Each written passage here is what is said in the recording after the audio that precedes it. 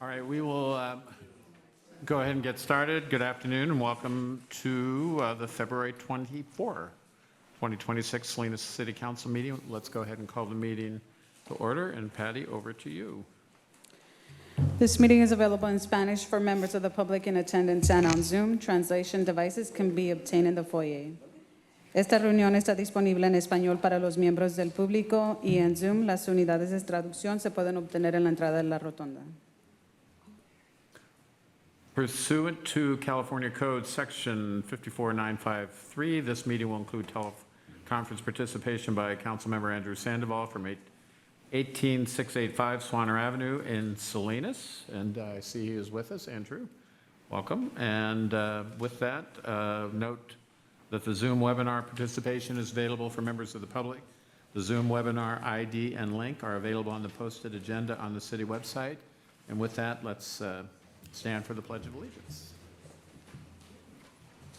I pledge allegiance to the flag of the United States of America and to the republic for which it stands, one nation, under God, indivisible, with liberty and justice for all. All right, thank you. All right, let's do a roll call. Councilmember Barajas. Present. Councilmember Barrera. Here. Councilmember De Rigo. Councilmember De La Rosa. Here. Councilmember Salazar. Councilmember Sandoval. Here. Okay. Acknowledge he's here. Sorry, Patty, there's no audio. Okay, We got you. we'll go ahead and take a look at that right now. I'll acknowledge Councilmember Sandoval on Zoom. Mayor Donahue. I am here. All Thank right, closed session has been canceled. However, open session was agendized for 4:30. So we will take a recess and we will convene promptly at 4:30. And we might even sneak in at 4:28 or 4:29. So with that, we'll take a break.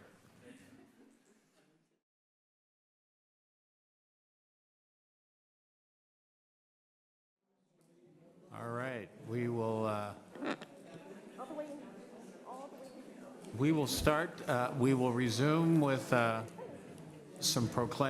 proclamation. I see there's even swag associated with this proclamation in the form of merchandise. So, Adriana, you're on, and we're going to start by recognizing National Engineers Week, and it appears the engineers have us outnumbered.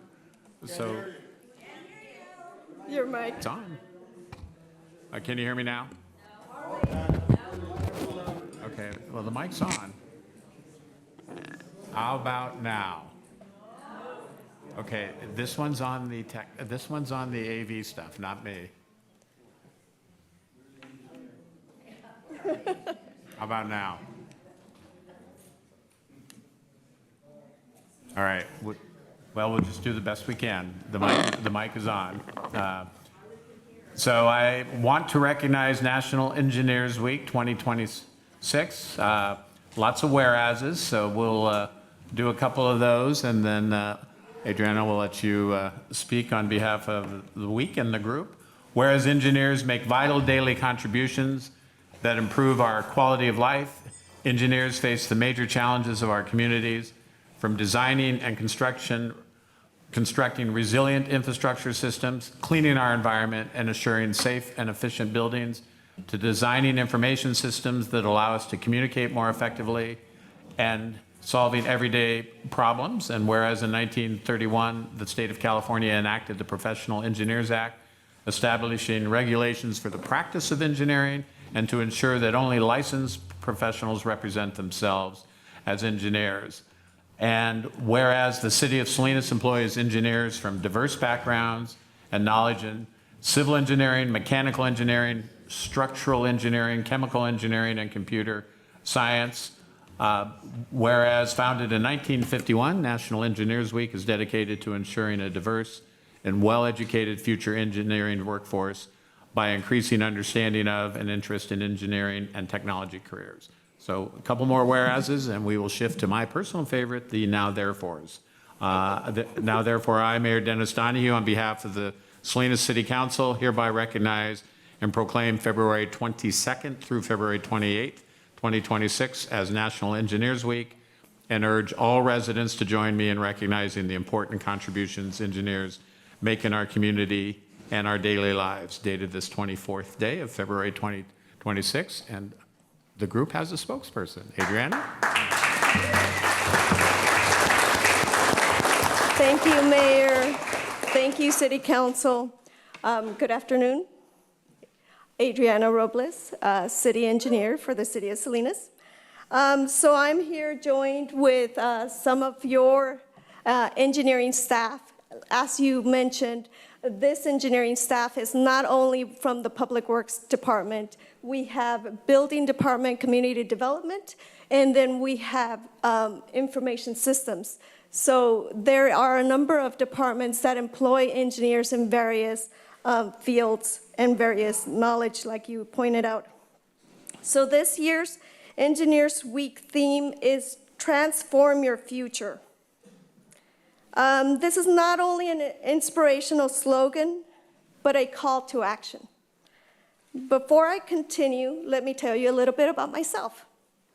I, like many people from this community, I come from a farm worker family. My father irrigated lettuce fields. My mother sorted potatoes and picked onions in Gonzales. Studying engineering, graduating with an engineering degree, obtaining a license that allows me to practice as an engineer transformed my future as your city engineer. The City of Salinas employs 24 full-time and part-time employees with engineering degrees. Of these, only myself and 4 others, one a part-time employee, are licensed engineers. So going with the theme, right now I'm speaking not only to the students and to our community, but I'm speaking to my staff. Transform your future. By studying engineering, transform your future by graduating from one of the many engineering fields. Transform your future by seeking your license. I know they hear that all the time from me.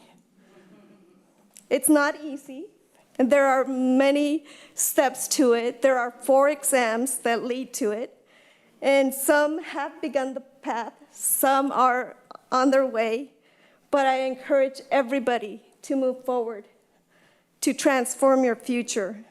Don't give up. Don't sit back and believe that you're done. Engineering is about learning, and it's about continually growing. Thank you. Okay.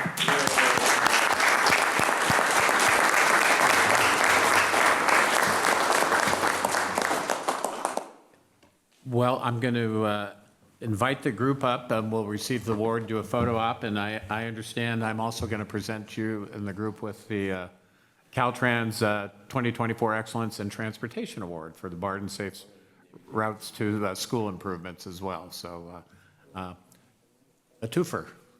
With that, why don't we have everyone to the front, and we'll take some photos and hand off the plaque.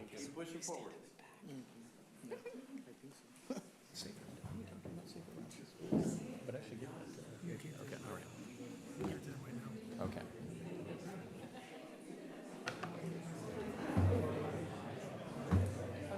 All right, so we're gonna have to probably squeeze it in tight.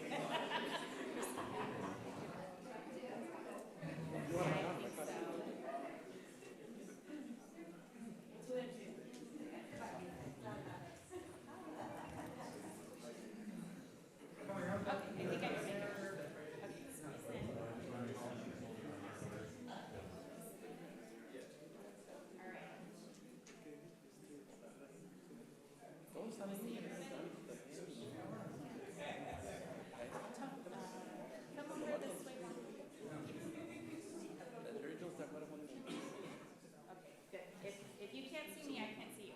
Okay, ready? 1, 2. I love Salinas. Amor. Yeah, amor Salinas.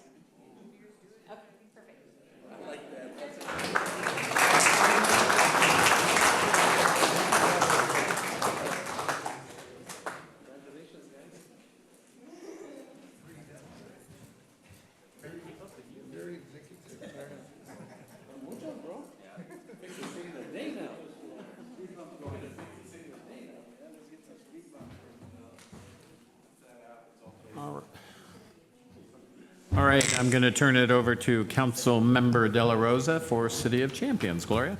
Yes, thank you. Good afternoon, everyone. This afternoon, I'm very honored to recognize a friend of Selena's, an outstanding woman that has given a lot of her time, and she has a big heart. And you've helped so many activities that you have done in years that you started, right? So I want to welcome Muriel Emery. Can you come up?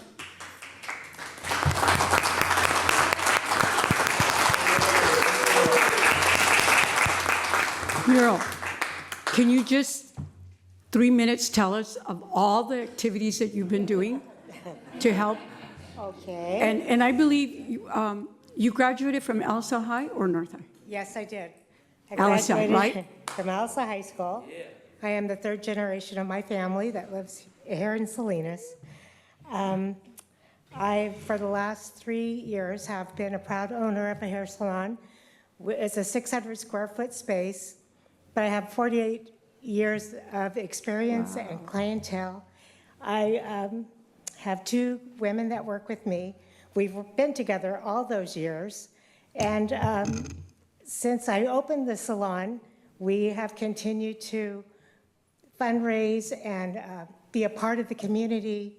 Recently, all 3 of us joined a Rotary. We've partnered with people like Meals on Wheels, the YMCA, Hitchcock Animal Shelter.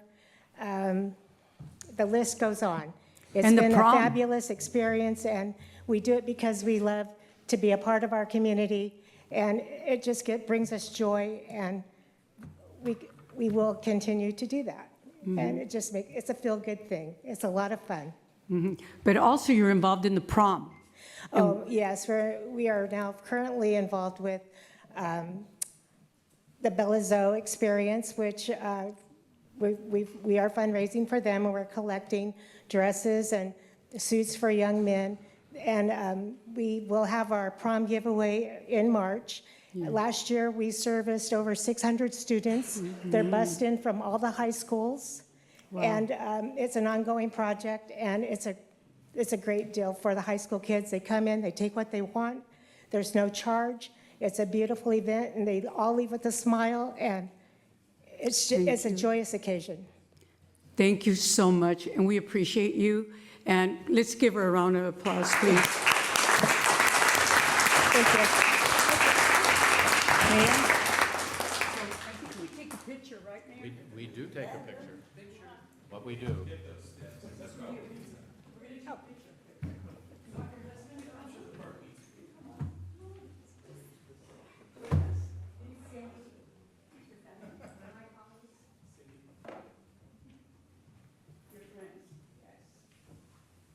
My husband, we just celebrated 35 years. You guys want to come right here in the middle? Thank you very much.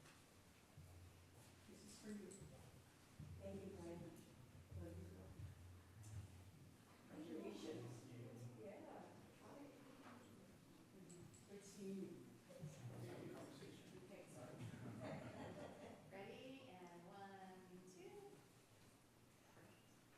Thank you so much.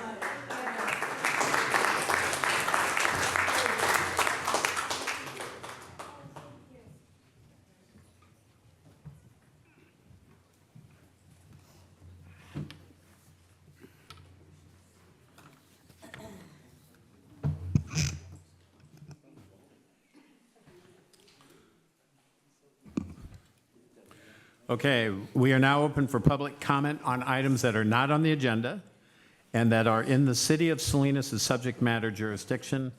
Comments on consideration, public hearing items, and the consent agenda should be held until those items are reached, and public comment will be 2 minutes. Each person who addresses the City Council during public comment shall do so in an orderly manner and shall not make any personal, slanderous, or profane remarks to any member of the City Council, city staff, or the general public. Any person who makes such remarks or uses threatening, personal, or abusive language, who who engages in any other disorderly conduct which disrupts or disturbs the meeting may be asked to leave the city council chambers. And with that, we are open for business. This is the day that the Lord hath made. Let us rejoice and be glad in it. Good afternoon, everyone. My name is Kimberly Bryant, and I'm just here to offer a prayer to our city. Father, I just want to thank you for the abundant life that surrounds our city. Our valley is just covered in beautiful, nurtured soil. Father, that you've rained upon in the last 2 weeks, just preparing it, Lord, for the seed that's going to be planted. Father, that it's going to grow into abundant life. Father, to feed the nation. Lord, I thank you for every farmer, and I ask you to bless them and look upon them with favor as they till the land, that they plant the seed and it grows up. Father, I thank you for all of the hands that come to harvest that growth, Father, to spread it out. Father, I just ask for blessings upon their life, that they would have healing in their bodies in whatever way that they need it as they work so hard. They work so hard with their hands, Lord. I just ask that you bless them and cover them, cover them. Father, we thank you. We thank you that we live in an abundant valley, a valley of growth and just beautiful soil. We take it for granted sometimes when we drive past it. We're so used to seeing it, but we're so fortunate that we live in an abundant place, a place of life. It's so life-giving, and we're grateful. Thank you, Father. Amen. Not a spectator sport. Good afternoon, Jose Garamond Villa Community. First, I want to thank all the guys that came to have coffee with me, Mr. Donahue, Mr. Mendez, Chief Acosta, Commander Magana. I believe Mr. David Jacobs was there. Thank you for coming. I appreciate that. Getting more communication through the public at this coffee thing is working out pretty good. I appreciate everybody showing up. I'd like to see more of you out there. Mr. Arrigo de la Rosa, Mr. Salazar, Mr. Baraja, Mr. Barrera. If you'd like to join me someday, it'd be nice. We can just talk about normal stuff. It doesn't be politics. We can just be normal people. Things come up. We can discuss them as human beings, agree to disagree, and agree, to disagree with each other all the time. It's a good thing to do. On a second note, I'm going to go back to the Montebella community. We are still needing a lot of things out there. Mr. Donahue, you were there, did a tour with us. Things are not getting done. Park's not getting closed. I don't know what to say. The lights have not been replaced that are missing. I don't know why it's so hard to do the simple things in our community. I don't know what it takes. I don't know. I've been up here every week telling you. What else can I do except come every week and let you know again that we're not doing everything 100%. Talked to Victor Baez today about the trees that need to be cut. So Benji, God bless Benji, our street sweeper, does a great job. God bless him. He can't do his job without the trees being trimmed, and it's been about almost 3.5, 4 years they've done it. So the truck cannot go through there and clean up the community. So debris stays there, and the dirt stays there, and we can't do anything about it. But hopefully we can all get together and become a city again and do things right. And I think we need to have an oversight committee to oversee the city council to make sure that they're doing their job. Because in some areas, I believe, in my opinion, they're not. God bless you all. Thank you. Have a good day.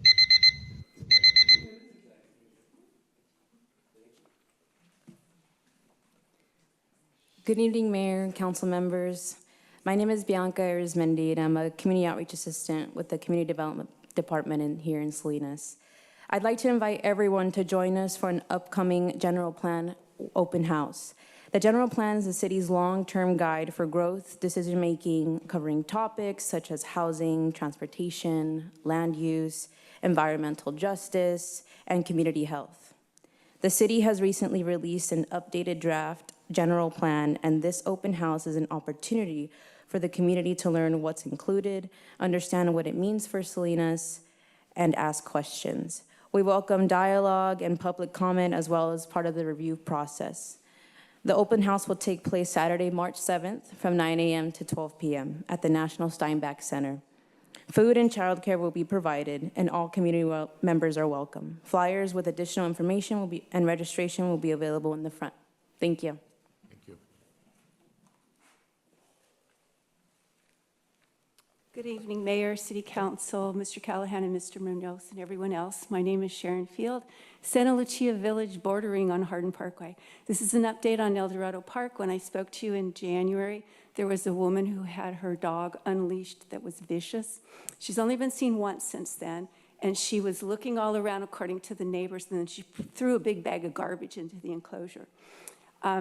The first week of February, Shannon with Best Lives was able to trap 6 of the kitties and 2 street cats and get them spayed and neutered.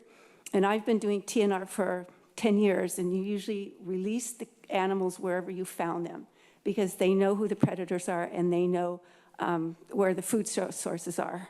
I did meet the other lady that's also feeding them, and we're both trying to clean up the park as we feed. We have not seen the 2 little tuxedo cats for almost 2 months, so we don't know if they got killed, if they got picked up by someone. But I want to thank Councilwoman Diarago for getting involved with the shelter. And I also want to thank Mr. Barrera for letting me come to his meeting last week. Thank you. Thank you.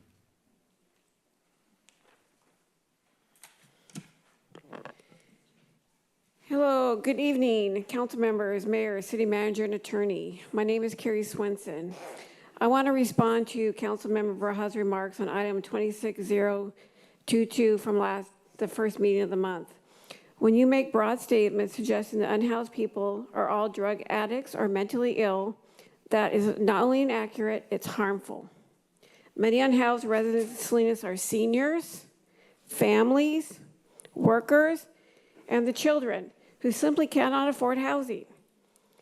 These are community members pushing the crisis by economic forces, not the caricatures your comments imply. You mentioned $57 million spent over 3 years for roughly 1,240 unhoused residents. Is that approach working? If the outcome is more displacement, more trauma, and more sweeps, then the strategy, not the people, is failing. Sweeps are not the solution. They destroy belongings, disrupt medical care, and push people further from stability. Every credible study shows that forced displacement makes it harder for people to exit homelessness. Real solutions, housing services, stability benefit all residents. When people are housed, neighborhoods are safer, public spaces are cleaner, and emergency costs go down. This isn't just about compassion, it's about effective governance and fiscal responsibility. Everyone wins when people have a path to stability. So I ask Councilmember Barajas, where are the long-term solutions? Where is the investment in permanent housing, mental health care, and substance abuse treatment? Safe parking, sanctioned camping, and real transitional options. Thank you. Hello, my name is Guillermo Rodriguez. I work for TrueConnect. It's a company for free phones, for public benefits free phones. And we have an issue or company because now we have an issue with the city because now you know the free phones, right? That's okay. Now we have to try to do our job, but the thing is, the city, they remove us because they say we don't have the permission to do our job. But the thing is, we went to try to see if you guys have any permission in the city, but you guys don't have any permissions. So I'm here to see what's the process to do our job. So I hopefully you guys have, we can open in the next agenda to see if we can clarify what's the process to get the permission for TrueConnect. Okay. Thank you. Thanks for your help. Thank you. Thank you.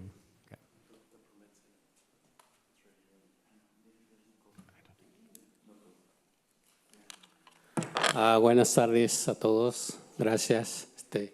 Yo estoy aquí para hablar un poco lo que ha pasado sobre el semáforo que está aquí en la Gavilán y la calle Salinas, aquí donde tenemos oficina como CCA. A mí me atropellaron hace un año, ¿sí? Igual, hace unos años atropellaron a don Sabino también, porque nos agarran cerca donde está la oficina. Y también hemos visto como 4 o 5 accidentes en carros, ¿sí? Entonces, yo vengo aquí para exponer eso, qué se puede hacer, qué podemos hacer ahí para evitar ese tipo de accidentes. No sé, algo tenemos que hacer. También he visto mucho al alcalde que camina por ahí, entonces creo que eso es algo que tenemos que hacer y vengo a exponer eso. Es todo. Muchísimas gracias. Good afternoon to all. Thank you. My name is Jesus Estrada, and I'm here to talk about the light that is in Gavilan and Salinas. This light is in front of my office, CCA, and 1 year ago, I was run over. A few years ago, Mr. Sabina was run over, and that's really close to our office.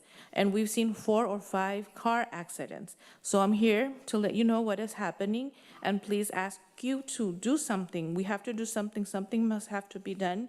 We have to find a way to avoid accidents. And I also see the mayor walks there often, so there's something that we must do. Thank you.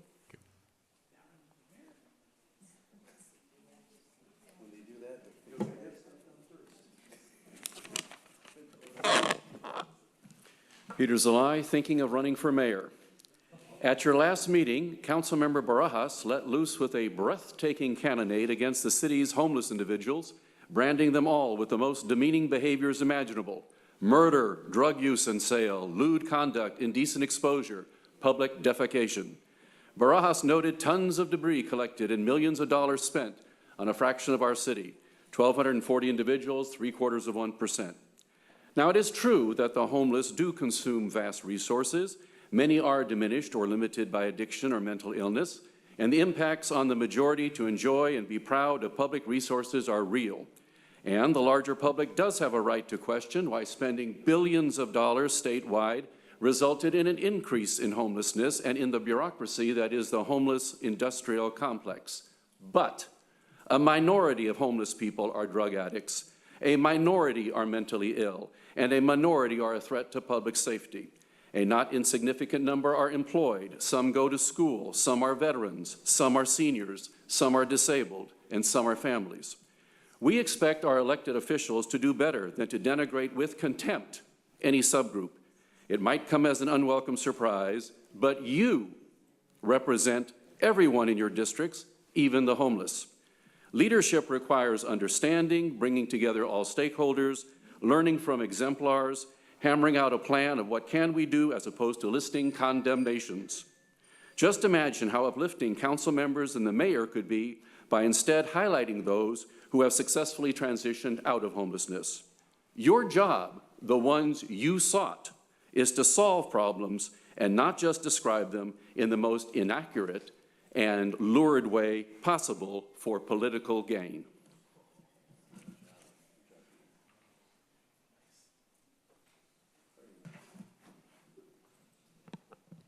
Hello, Council. My name is Daniel Munoz, AKA Cal Paradox. And this is for you, Jose Luis Barajas, not for anybody else, just for you right here. So I was going to start the speech off by saying how you were elected by the people in District 1. But in reality, District 1 was bought by special interest groups, and you're just their little lapdog. That's exactly why you vote against renters, you push for harsher crackdowns on the homeless encampments, and in your own words, you painted homeless residents as more of a nuisance than actual human beings. You've made statements about residents and fellow council members that are factually untrue, and you know it's true, you know you're lying. I'm here to let you know that I'm the one who served you with the recall petition, and you've been a villain posing as a victim for too long, Jose. This is what accountability looks like. District 1 deserves better. And to the rest of the council, if you keep turning your backs on the people of Salinas, your recalls might be next. This is not personal, this is democracy. Thank you. Good afternoon, everybody. I'm here with Montebella Development, Neighborhood Watch. We been having the same problem for a while now, since October till today. The gates keep staying unlocked past 7 o'clock in the afternoon.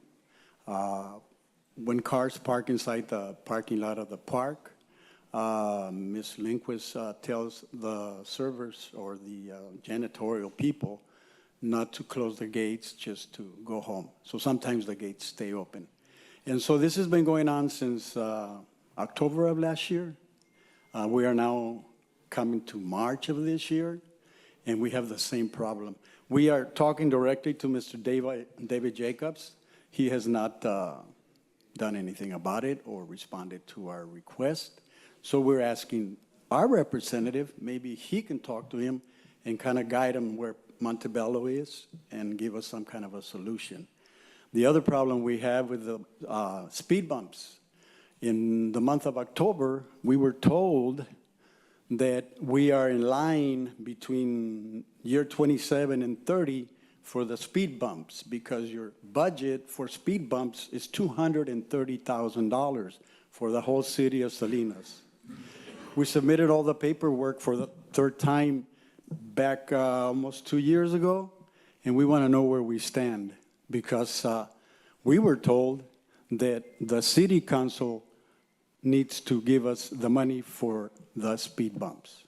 We have to ask the city council. We are asking the city council for more money for the speed bumps for Montebello. Thank you. Good evening. I want to say first that lady that has the hair salon, if she's doing your hair, Gloria, you look fabulous. I love how your hair's looking these days. You look great. And this nice lady, the engineer for our city, what a great story. I don't think affirmative action got her way cut in life. I think she worked her ass off. She didn't need a handout. She worked her butt off, and that's the American dream right here, and that's the great community we live in right here. Greatest community in the world, best city in the world. And, you know, I had these hats made, and I had them made with the thought of somebody that's been here longer than anybody up here. And I believe that it's the one person that can make a difference in this city, and it's Tony Barrera. I think that you have the ability to make Salinas great and take all the stigma to a red hat and say, Tony, you have the opportunity. You know everything. And I appreciate you, and I really hope that you can turn things around here. Mr. Barajas getting hammered. He's got mental health awareness sticking up out there. I'm 1-0. They were down for a few weeks. But here you are. You're getting held accountable. This Paradox gentleman, I was wrong about him. Called him out, called him a phony. But he's not. He's on to you. And we got this Protect Salinas bit. Our good old boy, Bruce. Salinas Valley Leadership. Bruce directly. Did you guys give up? I think really you got like 50,000 in negative text sent against your opponent there, but you got 20,000 in support of you here. Bruce is just lobbying all you people. He's just making a spectacle. In the meantime, you didn't give any of these money back, SVL, none of that. You're going to go sell him a parking lot for cheap. You're going to give him what he wants. You're going to give the people their water, aren't you? You're going to oppress your people, aren't you, Jose? Anyways, thank you so much, Tony. This is for you. Have a great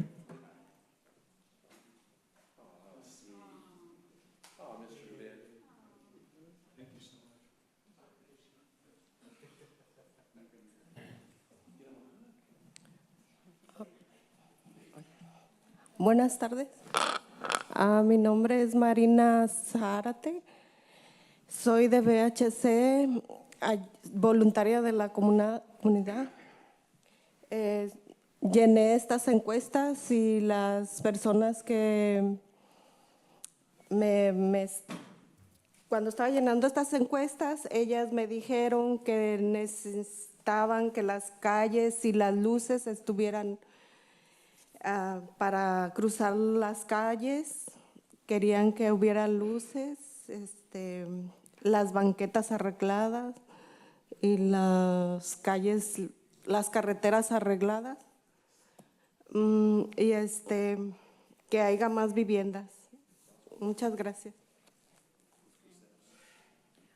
Good afternoon. My name is Marina Zarate. I'm with BHC, and I'm a community volunteer. We filled out the survey, and when we were filling out the survey, and I talked to people, most people said that they need better lighting on the streets, so it's safe to cross the streets. They need also better sidewalks, better streets, and more housing. Thank you. Good, thank you.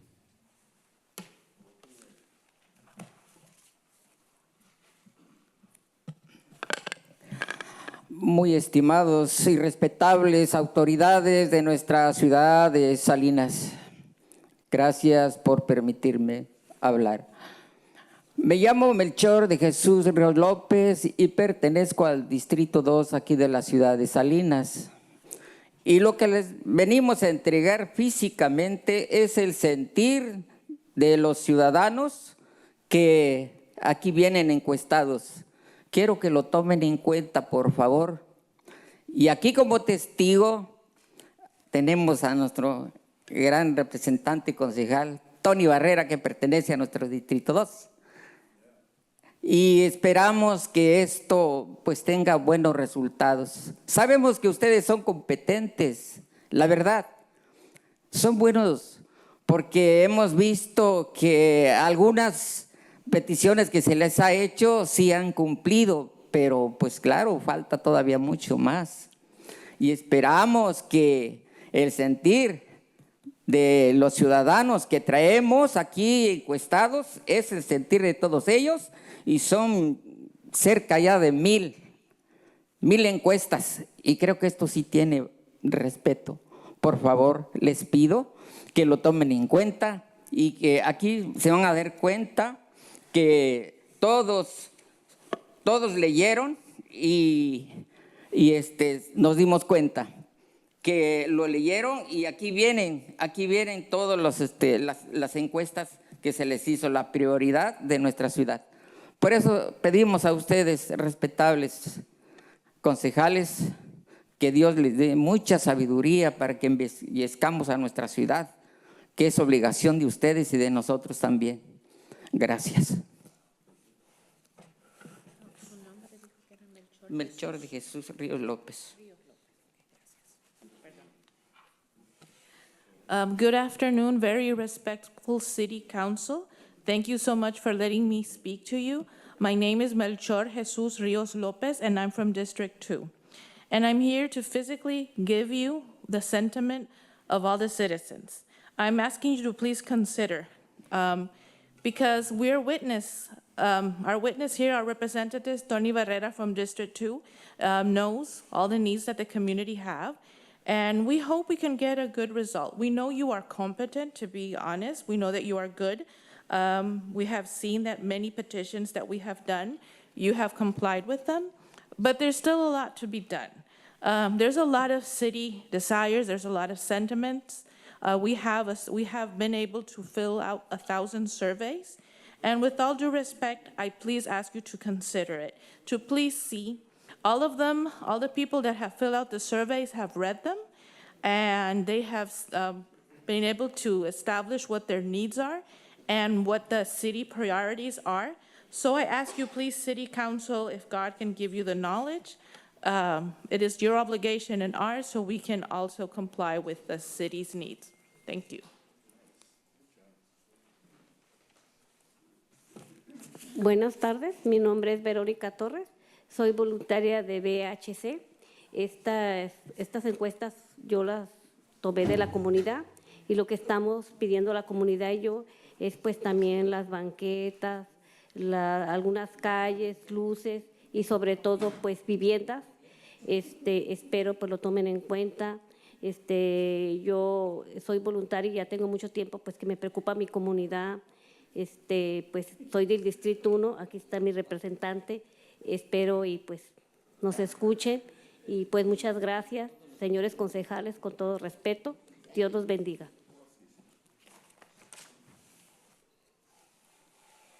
Good afternoon. My name is Veronica Torres, and I'm a volunteer with BHC. And well, I'm here, filling out also the surveys. And a lot of the things that the people have said that they need is like better sidewalks, better streets, more housing. So I also have my representative here from District 1. And I hope that you can pay attention to the needs of the community. And I hope to God that you hear us, and may God bless you, and thank you so much.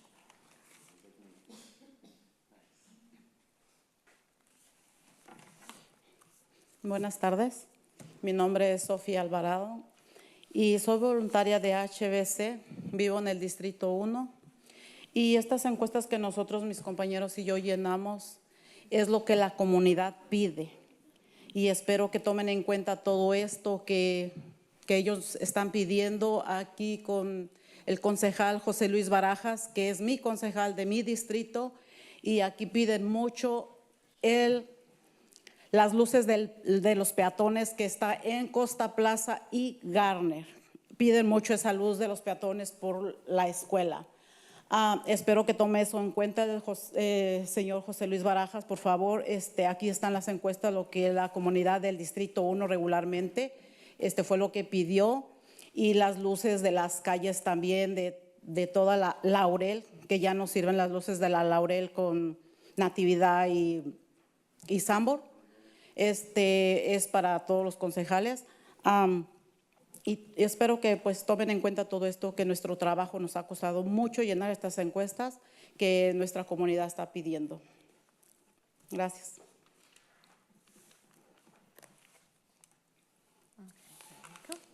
Good afternoon. My name is Sofia Alvarado, and I'm a volunteer with BHC. I'm from District 1, and we have a lot of surveys that have been filled by the community. And I please ask you to consider everything that the community is asking for. Jose Luis Barajas, you are a council member, and one of the things that they're asking is for beacon lights so the people can cross the streets in safety, mostly in Costa Plaza and Gardner because there's a school nearby. Jose Luis Barajas from District 1. They're also asking for more lights. The lights in Laurel and Natividad, they don't work, so we need more lighting there. And Sandburst, they don't work either, so this is for all the city council members. This has been a lot of work for us. It has been a lot of work to get all these surveys filled, and so we can voice the community's needs. So I ask you to please consider all the requests from the community. Thank you. Buenas tardes, alcalde Denihue y concejales de cada uno de los distritos. Mi nombre es Nidia Soto, estoy con BHC en el equipo de Vecindarios Prósperos. Estamos enfocados creciendo la participación cívica, desarrollando un liderazgo y tomando acción mediante el poder colectivo. Este es un ejemplo más reciente de nuestra participación y continuaremos con uno de los nuestras principales metas, que es participación cívica en la toma de decisiones de este gobierno. Estamos aquí para entregar en mano físicamente las encuestas, las cuales ya habíamos compartido vía electrónica en sus fechas límites. Queremos entregar 1,300 voces que demuestran las voces de nuestra comunidad que ustedes están representando acá, compartiendo 6 áreas de prioridad: vivienda, desarrollo económico, infraestructura, seguridad, jóvenes y personas mayores, servicios municipales. Agradecemos a la secretaria Patricia Barajas por su colaboración en proveer las copias para que nuestro equipo de Vecindarios Prósperos, voluntarios aquí presentes, pudieran hacer posible levantar sus voces con ustedes. Nos comprometemos en escuchar y documentar las prioridades de la comunidad para orientar el gasto público hacia que realmente mejore nuestra calidad de vida. Sabemos que la economía viene fundamentalmente local, de la mano de obra de muchos que estamos aquí. Entonces, pedimos que se tome en cuenta estas voces con el debido respeto que se merece. Dado que gran parte de este presupuesto es para nuestra comunidad, pedimos que en este año fiscal 2026-2027 las voces de nuestra comunidad sean tomadas en cuenta. Gracias. Thank you. Voy a necesitar las 6 horas de prioridad, pero te aviso. Okay. Good afternoon, Mayor Donahue, City Councils. My name is Nidia Soto, and I'm from BHC, and I'm with Thriving Neighborhoods. So what we are doing is that we are promoting civic leadership. We're also trying to promote collective action, and we're here because we want to have an active social participation, and we want to participate actively in the decision-making of the community. We are here to give you physically all the surveys. We have already sent them electronically before the limit date. We have the voices of 1,300 people of the community, and we have 6 priority areas. These are housing, economic development, infrastructure, security, youth, and elderly, and municipal services. And we also want to thank Patricia Barajas, because she gave us all the hard copies and made it possible to be able to get all these surveys. These are the voices of the community, and we want to participate actively with the budget. This improves the quality of life of all the citizens, and we know that this also improves the local economy, because these are the working hands that contribute to the economy of this city. And so we please ask you to listen to these voices, and we ask for you, please, in the budget of 2026, 2027, listen to the community needs for the budget. Thank you so much.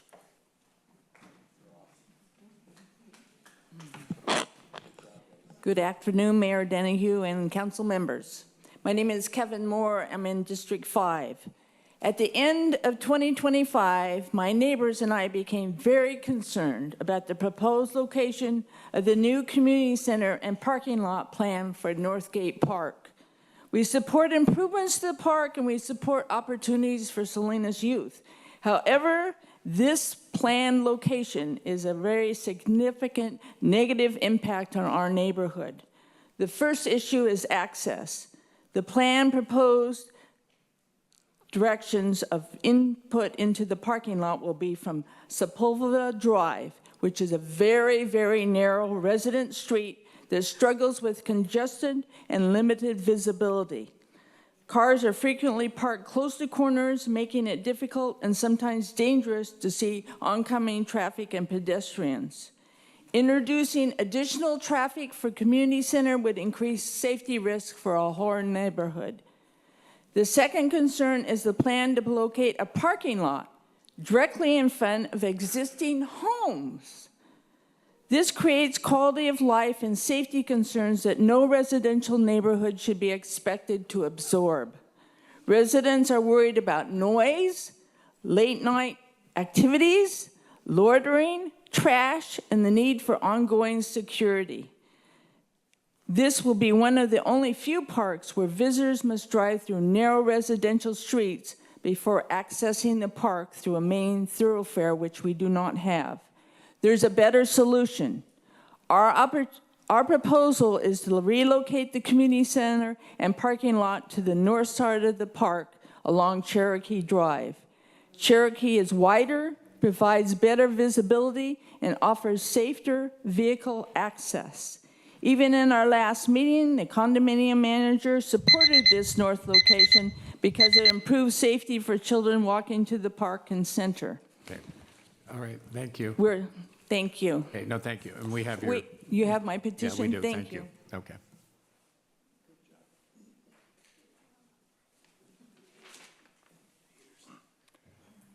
Good evening. Name is Eric Peterson. Mr. Barajas, have you decided yet whether you're going to try to do your job as a council member, or are you going to try to use what focus you have for your other overarching activities?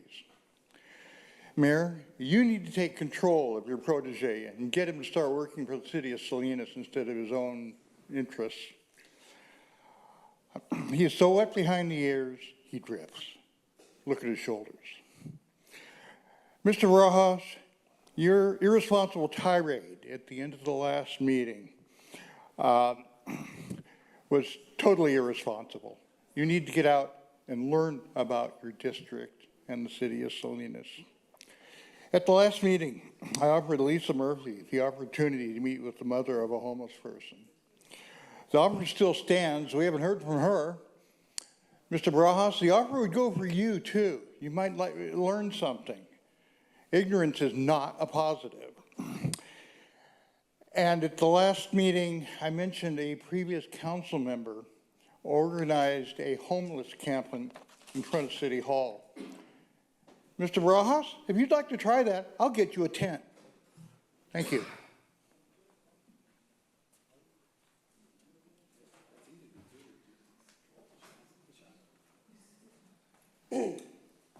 Wes Wise, Salinas Bonner County Homeless Unit Co-President, also Executive Director of HUGS, helping you get support, new nonprofit.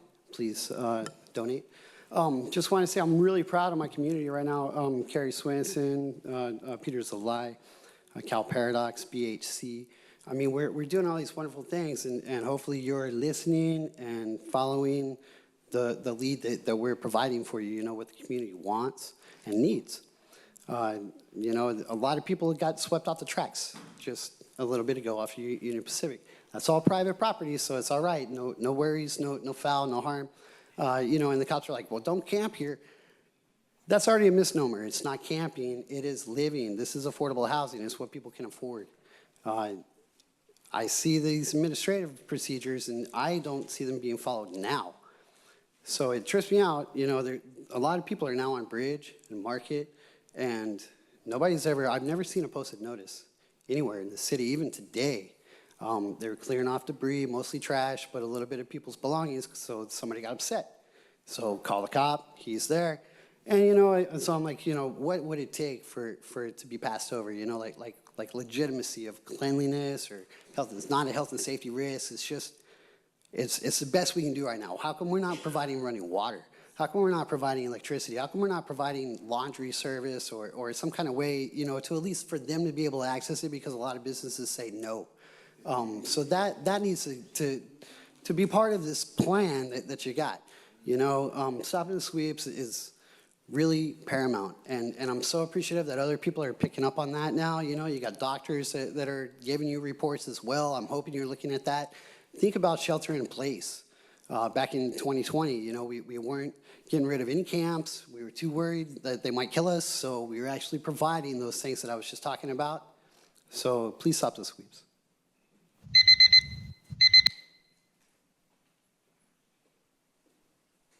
All right. Do we have anybody on Zoom? And it looks like, is it MJ? Okay.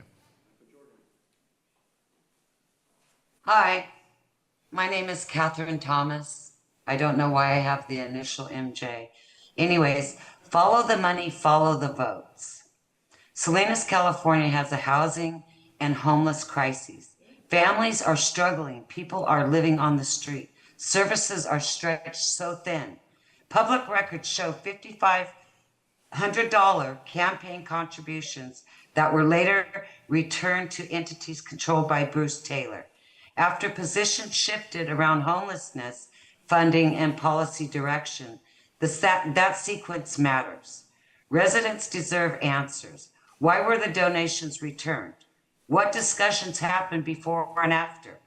Why is the homeless funding being reconsidered while enforcement spending moves forward? What measurable results justify the shift? If homeless is a priority, funding should reflect it. If housing stability is the goal, publish clear production targets and quarterly outcome data. Policy should not follow documented need, not political pressure. Salinas needs housing. Salinas needs transparency. Salinas needs leadership focused on solutions, not maneuvering. I'm tired of hearing people dying on the railroad tracks. What would Jesus do? This county is so greedy as far as our leaders. You're not working for the constituents as far as I'm concerned, and that needs to change. We're going to start working on recalling all of you because you guys have forgotten who you really work for. And as living here 62 years, it breaks my heart to see people living on a railroad track that has a sign, no trespassing. They should be immediately removed, homeless, mentally ill or not, especially on the tracks. Thank you. Thank you. All right. Christina? Oh, Marisol, okay. Okay, she wasn't on the list. Marisol? Hi. So I don't need to remind you all that we live in a country that prides itself on religious liberty, and a strong separation of church and state. The continuous use of our public time to be used to praise a deity is unacceptable. Either create a separate opening prayer time in which you rotate between different religious beliefs, or be prepared to have a line of Catholics, Jews, Islamic folks, or some of you might have heard there's a satanic temple as well, using up our limited time. Okay, we do not need that. This is public comment time. This is a time where we speak to you guys about what's going on in our local area, not to hear about someone else's religion. I also want to appreciate everyone who called Barajas out on his terrible statements on our homeless population, the people who need more compassion and care, and yes, more resources. We are clearly not doing enough as our numbers of homeless are growing. Also, thank you, Peter, for stepping up. You have my vote. We need new blood on that city council. We need someone for the people. Thank you. Thank you. All right. With that, we will go ahead and close public comment, and we will proceed to presentation items, and we are looking for the Youth Council.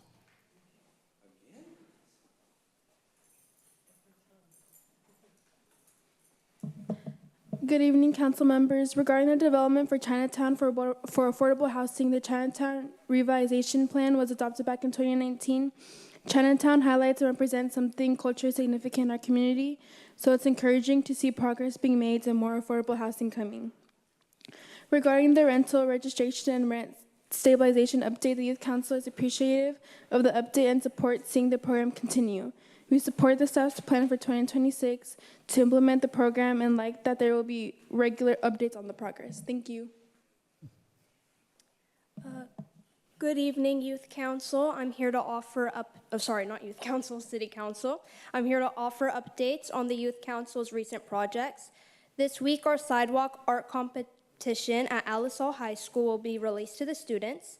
This project will be an art competition with cash prizes, and the winner's art will be installed as a mural at Alisal High School. The mural will be to honor the 60th anniversary of Alisal High School. The Youth Council would like to promote Pink Shirt Day on Friday at Northridge Mall from 4 to 7 p.m. Show support for standing up against bullying by wearing pink this Friday and coming to the event. Thank you and have a good evening. Okay, thank you. All right. All right, thank you. Next, we will receive we want to hear from the Hartnell College Foundation, and they're going to talk about the Salinas Valley Promise. And I see the good doctor in the house.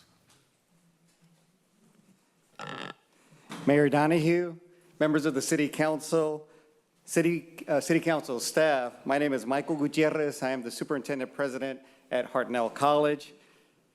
The mission of our college is to advance the economic and social justice of our students so that they can potentially earn a credential so that they can get a job with a livable wage so they can remain in our beautiful region. Or if they're transfer students, so that they can actually transfer to a university and earn a bachelor's degree. Nothing has shortened the time to completion so that they can be connected to jobs with livable wage and earn economic mobility like the Salinas Valley Promise Program. Thank you for giving us the opportunity to present on the program and also for your support. I'm going to call on our Vice President, Dr. Gail Pittman, to provide a presentation and show you the progress that we have made. Thank you. Thanks, Doctor.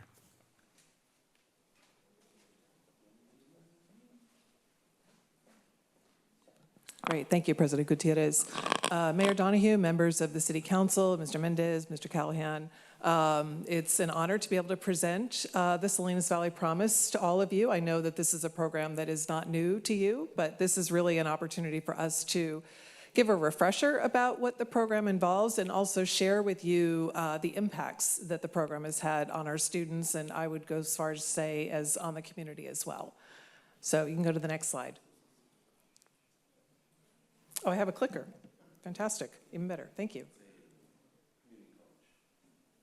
Okay, so you can see up here on the slide the eligibility requirements for Salinas Valley Promise. And I want to reiterate the fact that this isn't just an access program, isn't just an educational program. It really is a strategy to enhance educational attainment and economic mobility for our students and lift up the economy of our community. We know that earning a bachelor's degree is one of the most significant things that someone can do in order to earn a livable wage. And we also know that at the community colleges that we're the economic drivers in the CTE space. And so making sure that our programs are aligned with livable wage jobs is critically important. And Salinas Valley Promise acts as an engine to connect students not only to the college as a whole, but to those programs and then ultimately to the bachelor's degree and to livable wage jobs.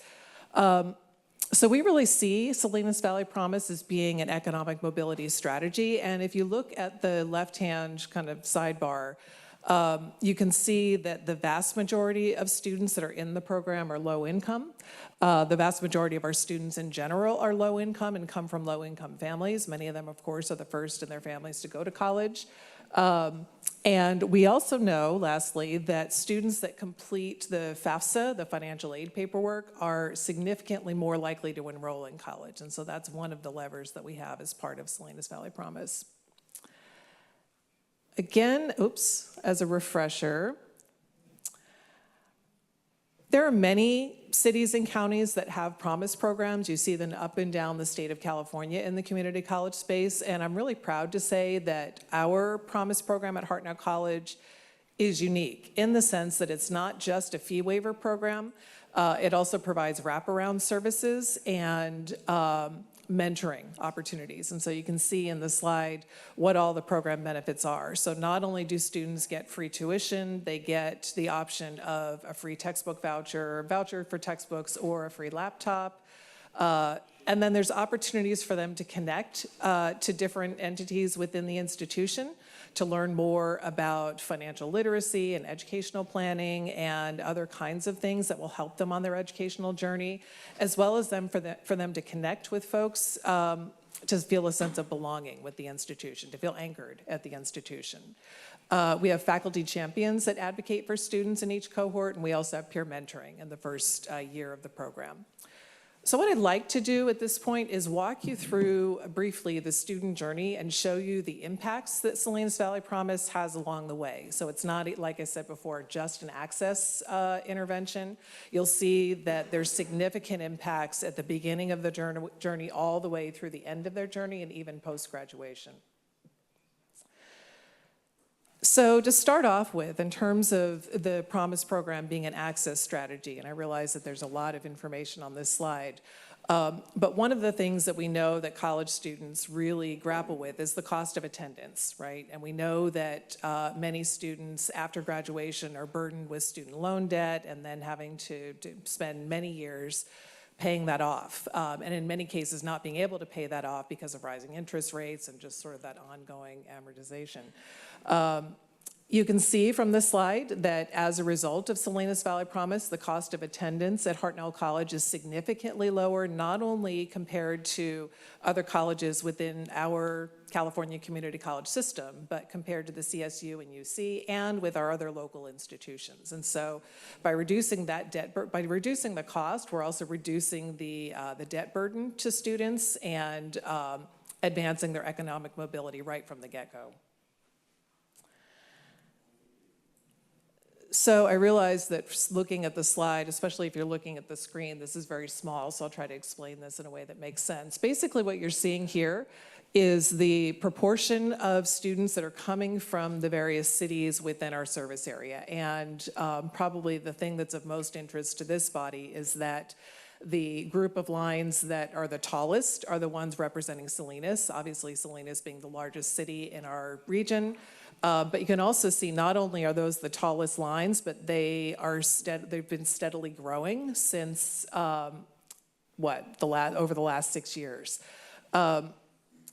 And to be even more specific about that, not only has the program enrollment grown exponentially over time, it's also increased the growth of our full-time enrollment. And so we know within community colleges that part-time students tend to dominate the student population, and that if a student is part-time, their likelihood of actually completing and transferring or completing and getting to a livable wage job is very, very low. So to give just a stark example, and this is not uncommon, this is actually fairly typical, but I'll give you Hartnell's statistic. The 6-year graduation rate from a community college for a part-time student at Hartnell is 6%. So if they go full-time, they are significantly more likely to stay in college, to complete college, to advance in their educational journey, and then to achieve post-graduation success. So Salinas Valley Promise really has been an effective vehicle for that. So what you're seeing here on this slide, so I just said a little bit about access, bringing students in, reducing the debt burden, and getting them to full-time. What you're seeing here on this slide is a statistic that we call persistence, and basically what that means is if a student starts in the fall, what's the likelihood that they're going to come back in the spring and re-enroll and actually come to class and then finish that semester? It's not uncommon to experience a drop-off from fall to spring. It's actually very common to experience a steeper drop-off from that spring over the summer to that following fall. And we're seeing that not only are full-time students far more likely to come back in the spring once they've enrolled in the fall, if they're in the Salinas Valley Promise program, they're also significantly more likely to re-enroll in the spring. And the difference in the two lines, the maroon line on the top and the gold line on the bottom, indicate the difference between our Salinas Valley Promise students and our part-time students. So I referred to the issues that our part-time students faced just a moment ago, and you can see that with the persistence. So if they're not coming back in the spring, it makes it that much harder for them to come back again that following fall or subsequently. So once a student stops out, of course, they're free to come back, but it's challenging. So if they can maintain that momentum and stay continuously through their educational journey, again, they're far more likely to be able to complete, and we see that with our Promise students.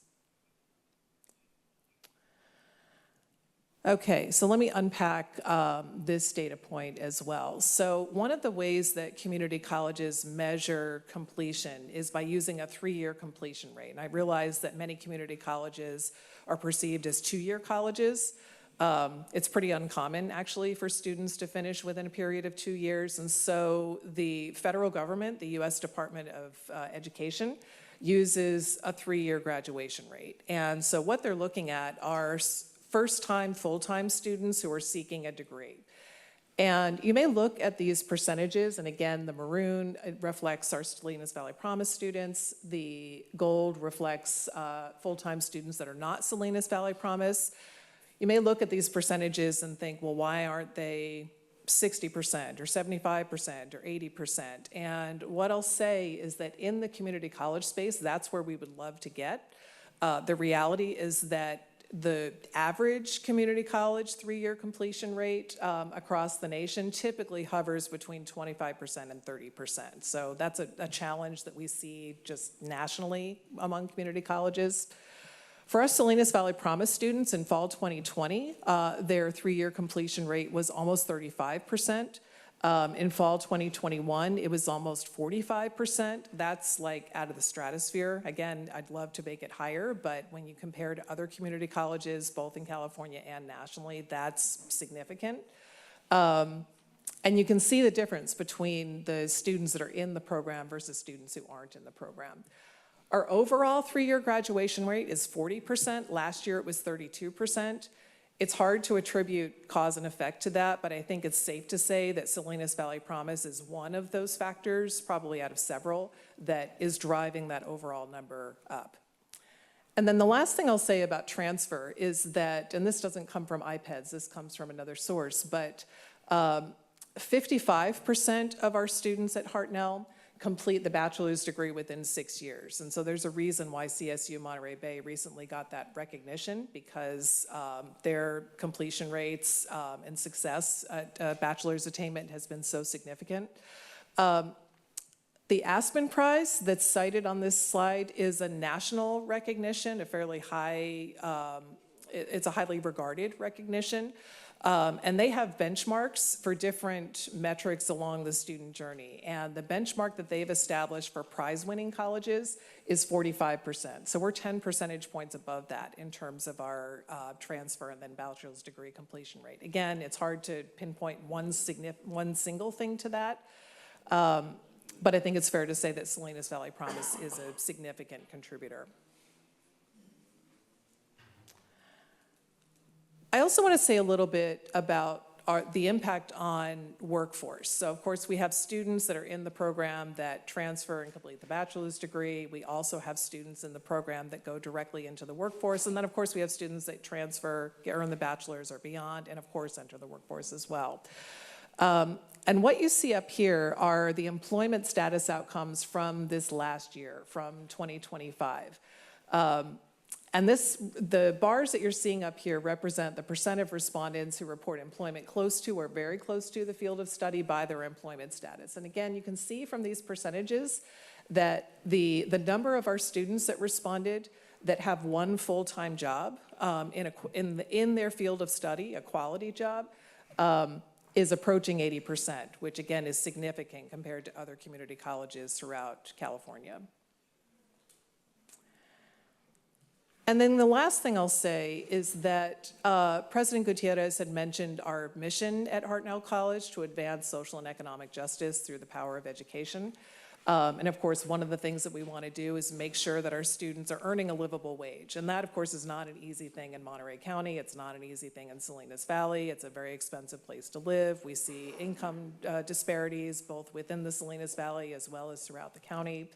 Having said that, what you see on this slide, and again, I realize the numbers are very small, is that about a third of our students are earning a livable wage directly out of Hartnell College. And then you see that gold area that is not quite a livable wage, but close. And it's not uncommon when students leave Hartnell, they get into their first job, it may be a livable wage or might be just below a livable wage, but as they stay in that job and they build their skills and they advance and so forth, they're able to reach that livable wage standard. About 1,300 students are in, the new students enroll in the Salinas Valley Promise program. That represents a little over 2/3 of our incoming student population. I think it's fair to say that this is probably the most at-scale effort that we have at Hartnell. And again, you can see the impacts on our students and the community. And so we're very appreciative of the investment that the city has made because you can see impacts all along the educational journey. What I'd like to do at this point is to pass it off to my colleague, Dr. Jackie Cruz. She'll spend a little time talking about the fiscal picture of Salinas Valley Promise and then give a shout out to our supporters. Good evening, council members, members of the public. I'll wrap it up. I'll be very brief here because I know we took up our 10 minutes. So I think one of the things I want to say is thank you to everybody that has helped us bring this program to life. When we dreamed it up, we thought that we would have 900 students. That was in our wildest dreams. And to know that we have over 1,300 students and over 800 of them are from the city of Salinas and the remainder from our Salinas Valley communities and the unincorporated areas of the Salinas Valley as well. Also with that, our budget from when we were serving 300 students to now hasn't increased that much. We've really used economies of scale. I think this is a wonderful thing. And it is one of the highest impact programs that we have. And what we do and the way we do it is we work together across sector to bring people together to support our students. They're our children, they're our sisters, our brothers, nieces, nephews, grandchildren, and so we are here for them, and that's what this program is all about. It's about a community-driven effort. And so you can see here that Hartnell College has actually committed general fund dollars, lottery fund dollars, and then the state apportionment of AB 19 dollars. And then we have a remainder of $439,000 that we have to raise every year to support the program. And so that's where the collective effort of those that want to support economic mobility, youth development, and workforce development come together to do this. We can't thank you enough. I want to mention this is the OG supporters of the Promise program. And also I want to mention we've increased our capacity at Hartnell College with some tremendous leaders. You heard Dr. Pittman, who loves data, you could tell. She's a data person. And we have, she's our Vice President of Institutional Research, Effectiveness, and Equity. We also have Sandra Guzman, and she's Vice President of Student Affairs. And then we have Dr. Gabriela Lopez, who is in charge of running the Salinas Valley Promise program, among many other responsibilities. So it's great to introduce you to some of the team, and thank you very much for your time today. We appreciate you. Okay, thank you, Jackie. All right. Okay, Councilmember Barrera.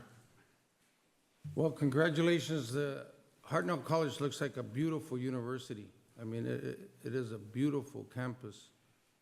What's the correlation with the Alisal Hartnell campus? What happens out there as far as, I know you're talking here, the quality jobs, 78.5%. I know there's a lot of folks that go to school because they like to work and they like to own their own business and improve themselves. What's the relationship with, how's the Alisal Hartnell campus doing? That's a great question, Councilmember Barrera. So the Alisal campus is part of Hartnell College, so it's actually, as the name sounds like, it's a campus. It's really an extension of Hartnell College, and that's where a lot of our CTE programs are housed, not all of them, but many of them. I don't know if any or all of you have had an opportunity to visit the Alisal campus, but it is a site worth seeing. We offer our robotics and mechatronics program. We have our construction management. We have auto tech. We have welding. It's really impressive to see the facilities out there. And what we're really committed to at Hartnell is making sure that the programs that we offer, whether they're CTE or non-CTE, are connecting students to good jobs, right? So we don't want to educate our students into poverty. We want to make sure that they are going to be prepped to experience a return on investment. So that's essentially their relationship. We do offer general education classes at the Alisal campus as well, so students can take math, English, et cetera, their general ed. But many of the CTE programs are housed there as well. You know, even, we are a big city, but at the same time, we have that small town feeling.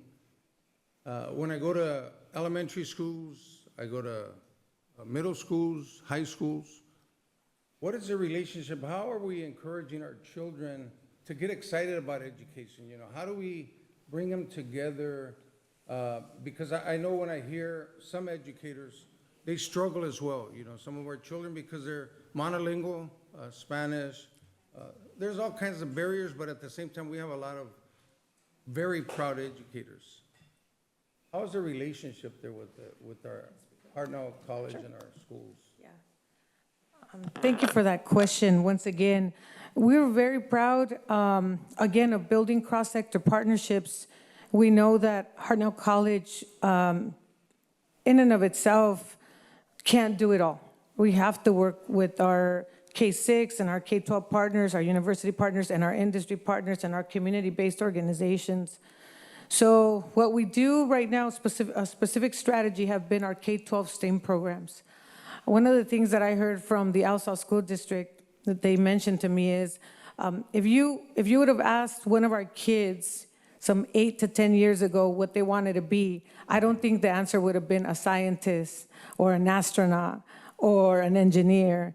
And we are working right now with 10,000 kids a year through our NASA coding and robotics academies.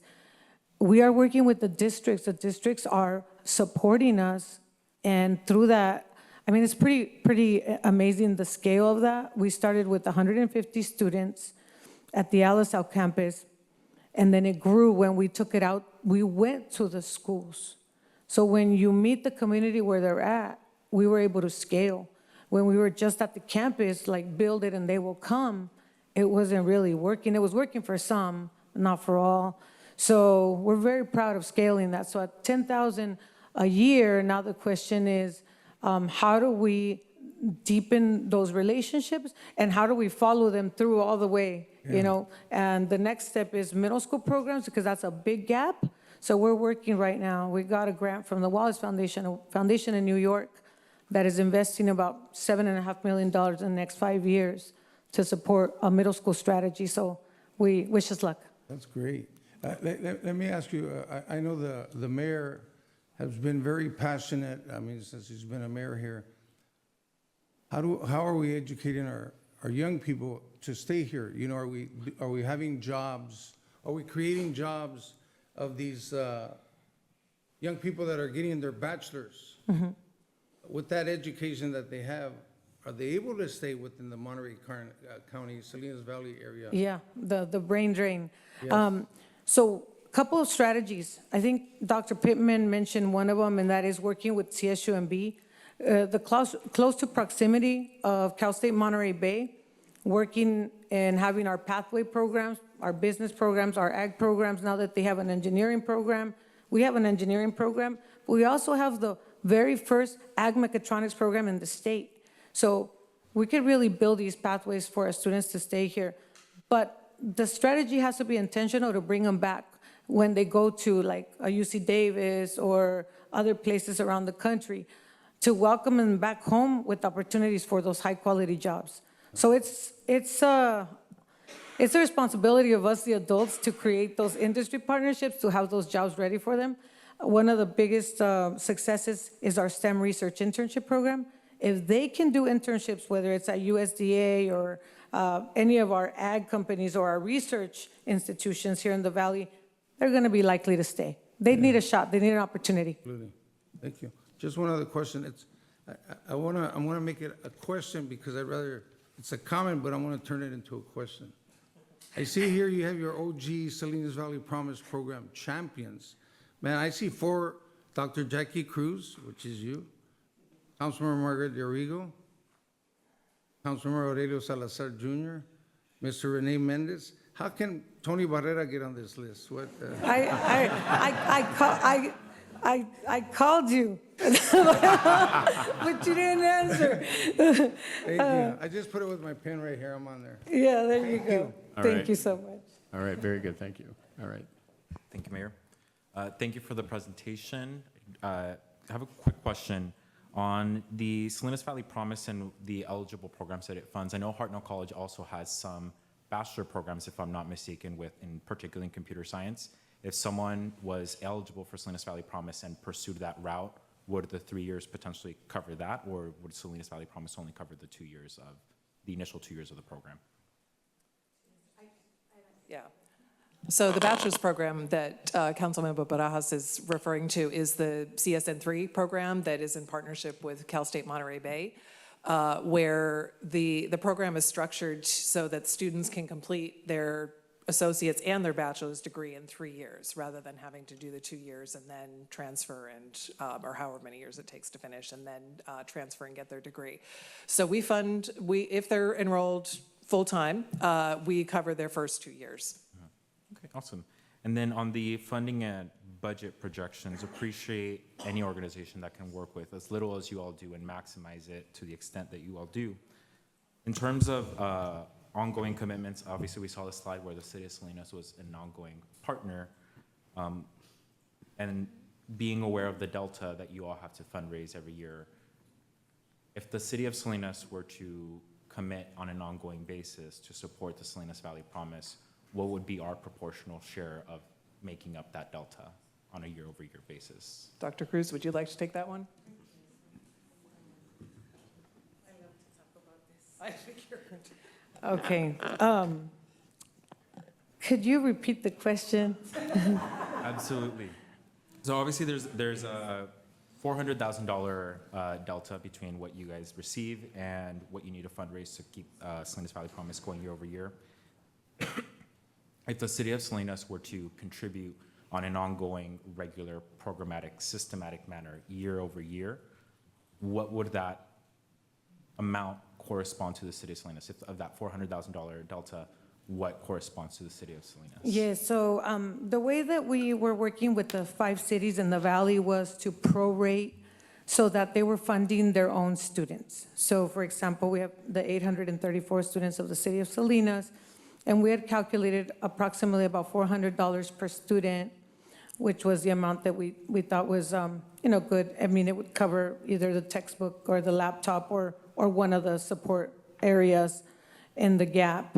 So that's how we were prorating it. But if you calculate that, it comes out to be a significant more amount than what I think we were discussing, but we understand the budget constraint. So our delta would be reduced by 150,000 of the 400 and something that's on there. So we still have to work with the other cities. And then we're also very lucky to have the county be matching $200,000. So you can see that now we only have a delta. If the city does support us, 150,000, we have a delta of about 89,000. So much easier to raise 89 than 400 something. Does that make sense? Yes. Yes? Okay. Thank you for that clarification. And last question would just be pertaining to concurrent enrollment and eligibility. Obviously, Hartnell just recently did that partnership with Gonzalez High School where students are able to enroll and get their degree in time. Would, for example, those students that get their degree at the same, their associate's degree at the same time that they graduate, would they still be eligible for the Salinas Valley Promise should Yes. they want to pursue a different career path? Yes, we don't penalize they're doing great of being a dual enrollment student, so we will not penalize them when they get to Hartnell for additional education. And then you had a question earlier about the bachelor's degree. We're also really proud that we have our first graduating class of the baccalaureate degree in respiratory care fully at Hartnell College. Our students are debt-free. They don't incur any debt in a very high-paying field of respiratory care. So I wanted to also mention that. Awesome. Thank you for that. That's all my questions. My last comment would be I've had an opportunity to visit all the Hartnell campuses, King City, Soledad, Castroville, and even the new nursing facility. And I was also one of the first kids that participated in the NASA program, actually, when the Alisal campus opened up. Okay. So thank you all for all the work that you do and continue to do. Yes. I can get you on there. But thank you. Thank you. Andrew, anything? Any? Just a big shout out. I did have a chance to tour the Hartnell Alisal campus and the diesel program that they're running out of there. Very inspirational. I had a chance to talk to some of the students and the impact of that program and the job possibilities. And I had a chance to speak to one of the young lady instructors who had I think if she could have her dream, it'd be to increase capacity for enrollment. So kudos to that. And I had a chance to tour. Maybe the next time I go back, I could try out you can do the simulators to drive tractors and things like that. So just a great campus and a lot of great opportunities. Thank you. Okay, thank you, Andrew. Okay. Anything over here? Sure. Go ahead. Me? Go ahead. Yeah. Okay. Jackie, to all of you, great job. I'm very proud of Hartnell. But you also have a program, and I just found out, that you go into the youth center. Is that correct? And could you tell us just a little bit? And also the prison, right? So, wow. Maybe other people didn't know about that. Can you tell us just a little bit?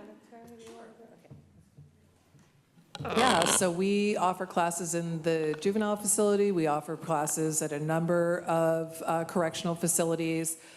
Collectively, that's referred to as our Rising Scholars Program. It's a growing program, so we're increasing the number of students that are enrolling and hoping to boost the number of classes. And it's a real opportunity for students once they, well, number one, for them to be doing something positive while they're incarcerated, but then once they're released, that they have some potential opportunities for them, and they have some education under their belt. We also serve a fairly good-sized portion of formerly incarcerated students and have services on our main campus for that.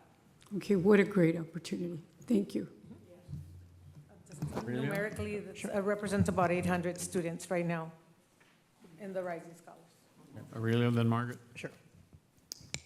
See, I want to thank Councilmember Barrera for asking like the toughest and probably the most important question, right? Which is the students that graduate, right? And them coming back.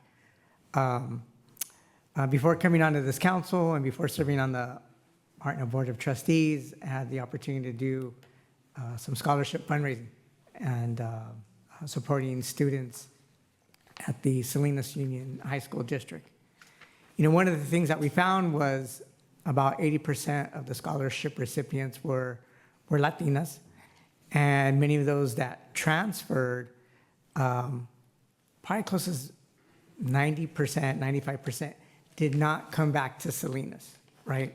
So I know that Hartnell College knows this, you know, students that come in through Hartnell College, transfer, albeit CSUMB or another CSU or UC system, we lose them. I want to bring up Bright Futures because I know that that is also a very critical component in the work that you're doing in terms of Hartnell being our educational institutional leader here in Monterey County. You know, with that being said, you know, Bright Futures, I think, is also equally as important because it also takes from that cradle to career model, which is what Hartnell is really about and which is what all of you are about. And I kind of wanted to lift that up under my comments because it's not just the 2-year, 3-year, you know, some students may be around for 7 at Hartnell College, but it's engaging the parents and the children when they're in the elementary school, following them along, making sure that all, you know, stakeholders are investing in our youth, getting them in, getting them out in Hartnell. And I think that's the real challenge that we have here as institutional leaders, albeit if you're in the educational system, public safety, law enforcement, nursing, agriculture, hospitality, you know, that big question, I think that's how we answer that big question that Councilmember Barrera brought up is like, how do we now also create and support these career pathways in these institutions that we have here? Now, if we were just up, you know, 1 or 2 counties, Santa Clara County, I think we would probably be having a slightly different conversation regarding technology and Silicon Valley, right? And we know what they're all about, and we know what careers that are available to people working and living in that area. For us, it's very different. So I really want to acknowledge the work that Hartnell is doing in identifying what our workforce needs are and providing those educational pathways, career certificates, programs, transfer agreements, and making sure that young people are getting out. And eventually we've got to get them back here and get them and their career started here. And that was one of the things I think some of you may recall me championing there. But I think it's something that as institutional leaders, we need to be proactive and build those relationships. I know that Hartnell, that's one of the art of building relationships. You guys have that mastered. And just want to acknowledge you for that work and building those relationships and supporting our local industries, albeit just a small business or some of our larger local businesses. So no comments, no questions, but comments, and thank you for your work and your leadership. Thank you. I just want to say one thing about Bright Futures, because that's another presentation, and you know, I feel like you are being so generous with the time. But with Bright Futures, we've been the anchor now since October 2024. And in that short period of time, we took the leadership of something called the Cal Kids program. And we have been able, with our partners, to be able to get over $11 million for scholarships for more than 19,000 kids because of the work that we've done together in a very short period of time. These are college savings accounts that newborns all the way to college have access to because someone helped them claim their college account. So that is not an easy task, but I think, like you said, it's a collective power, people working together to do that. Thank you. Thanks. Margaret? I'm assuming comments are okay? Yeah. Okay, I'm coming from a very biased lens, but, this is a community college unlike any other that I know of in the state, and I'm really proud of you guys. Sorry, my voice is going out. But I remember when we first had the dream about the promise, and Dr. Llewellyn, and I fought him with Jackie to make this happen, because I felt like there were so many amazing kids that were saying college was not for me. And we said, let's plant the seed early, and instead of saying, if I go to college, it's when I go to college, Hartnell will be there for me. And that's what we created, and it's happened. So I remember going out to the cities and trying to sell it, and it was hard at first, and the city of Salinas was tough. They didn't want to do it. But we said, these are your students, your future, your workforce, your future leaders. And we fought, and the city stepped up. And I'm grateful for that, and I think we will continue to support you as long as I'm around, because this is really important for our future of this entire community. So really proud of what you guys have created. Keep it going. Okay, I will just, I think the one comment I would make, and this has been a very, obviously a lot of positive things going on in Salinas in Monterey County, but I think it's important for everyone to recognize that Hartnell is a national leader and has national recognition because of these programs, and the work they've done extends well beyond the borders of this valley. And I'm a little more.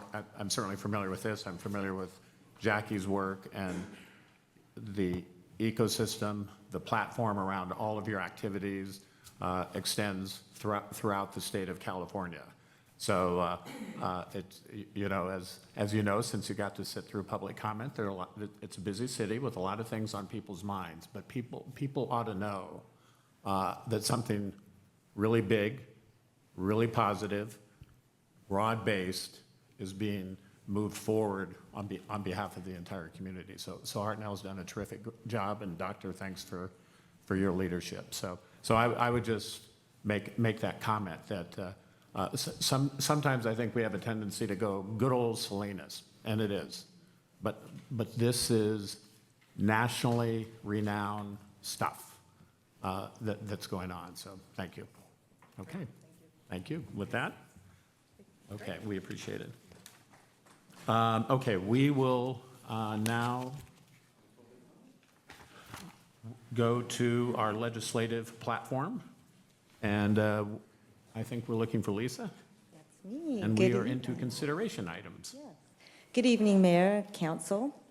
Lisa Murphy, Assistant City Manager. Tonight I have the pleasure of introducing our 2026 legislative platform. I believe it's the very first time this council would be adopting a legislative platform.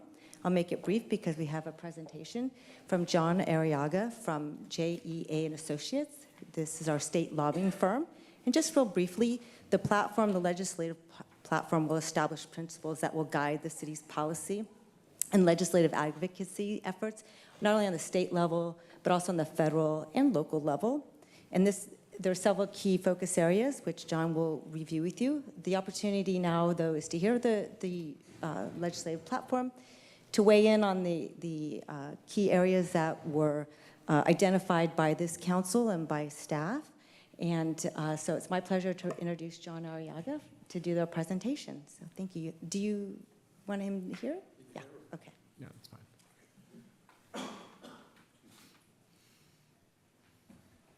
thank you, Lisa, for that introduction. And good evening to Mayor and City Council for the opportunity to come and speak to you briefly. I want to set the stage, first of all, for this legislative platform because it is a first for the city, and I've been working with the city for well over 20 years. And a number of the cities around not only this county, but Santa Cruz County and San Benito County, both the counties have put together their legislative platform a number of years ago. And I want you to get a feel for this because, the legislative platform is general in nature. So as we go through it, you aren't looking at it as, well, my project in my district might not be in there. It's purposely meant to be general. And let me tell you where it comes into play. Look at it as a tool in the toolbox for the city when it comes to legislation or propositions that might come up where you're at the federal or state level, where the council is being asked to support or oppose this issue. Here in California, the legislature, this is the second year of a 2-year session here in the California legislature. Every year there are a good number of bills that get introduced. And part of our job is to review those bills and take a look at those that might be important to the city, either in a positive or negative way.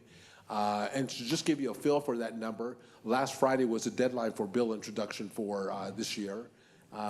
Prior to Friday, there were about 800 plus bills introduced already.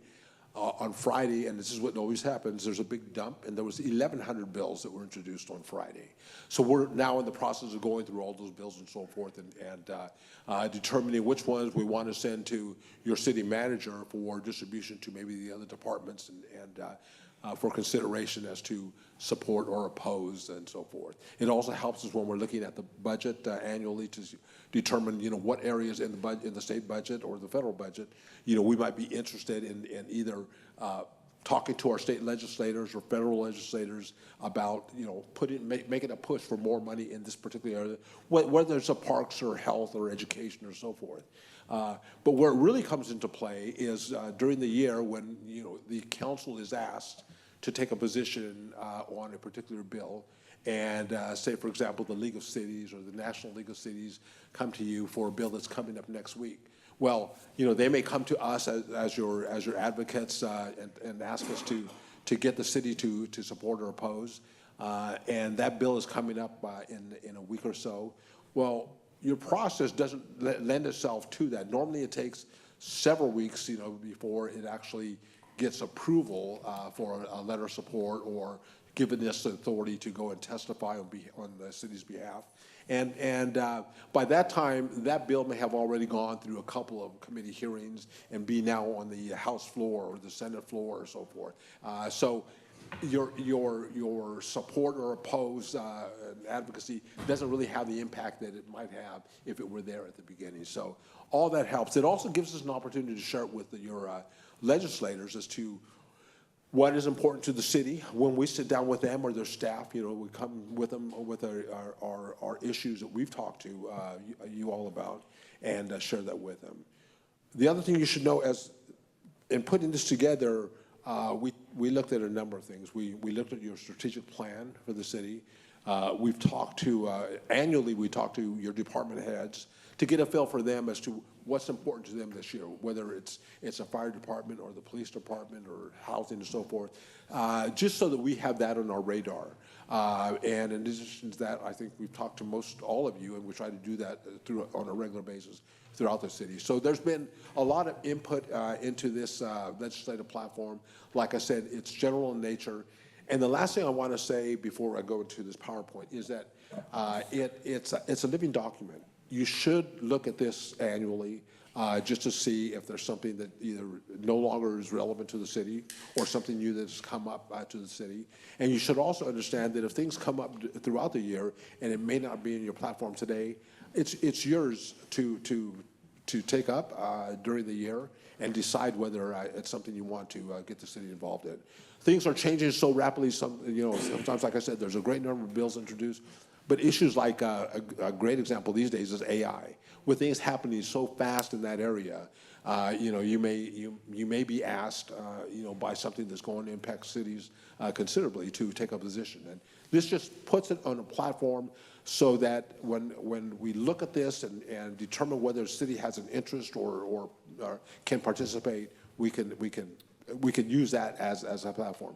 Of course, your city manager is our primary contact with the city, and in this case, but he or she decides that it's something that needs to be brought to the city council before we go out on a limb and support or oppose or testify, then that's usually the case that will happen.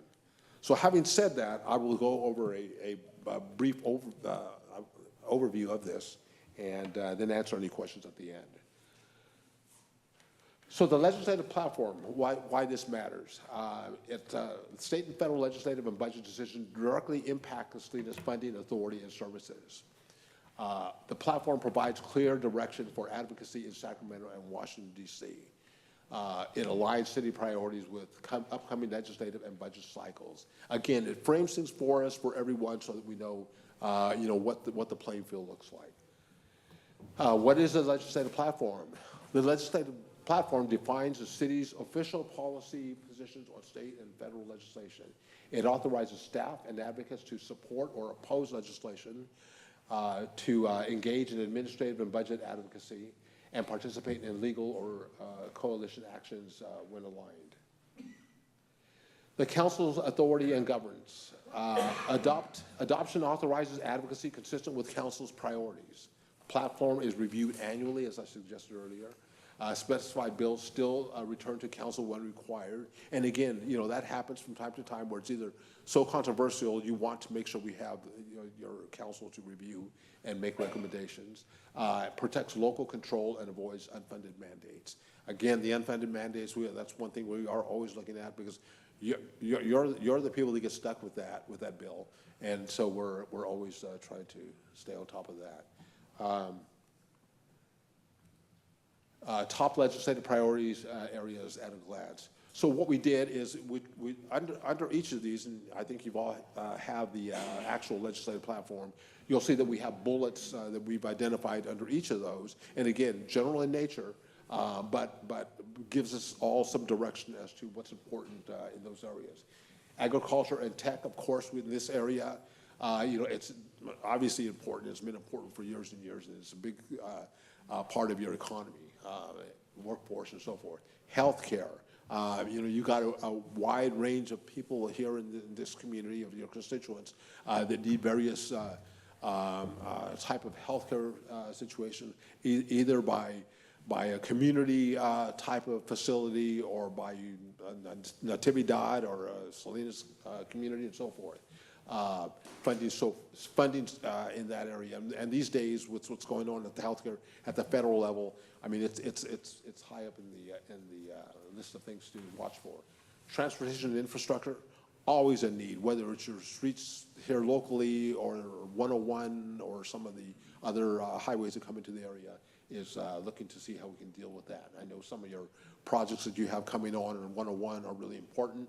How can we look at legislation that might be helpful or something that might hurt you in developing? Economics and community development is another huge area. Always looking for those opportunities and those to bring that type of business to the community.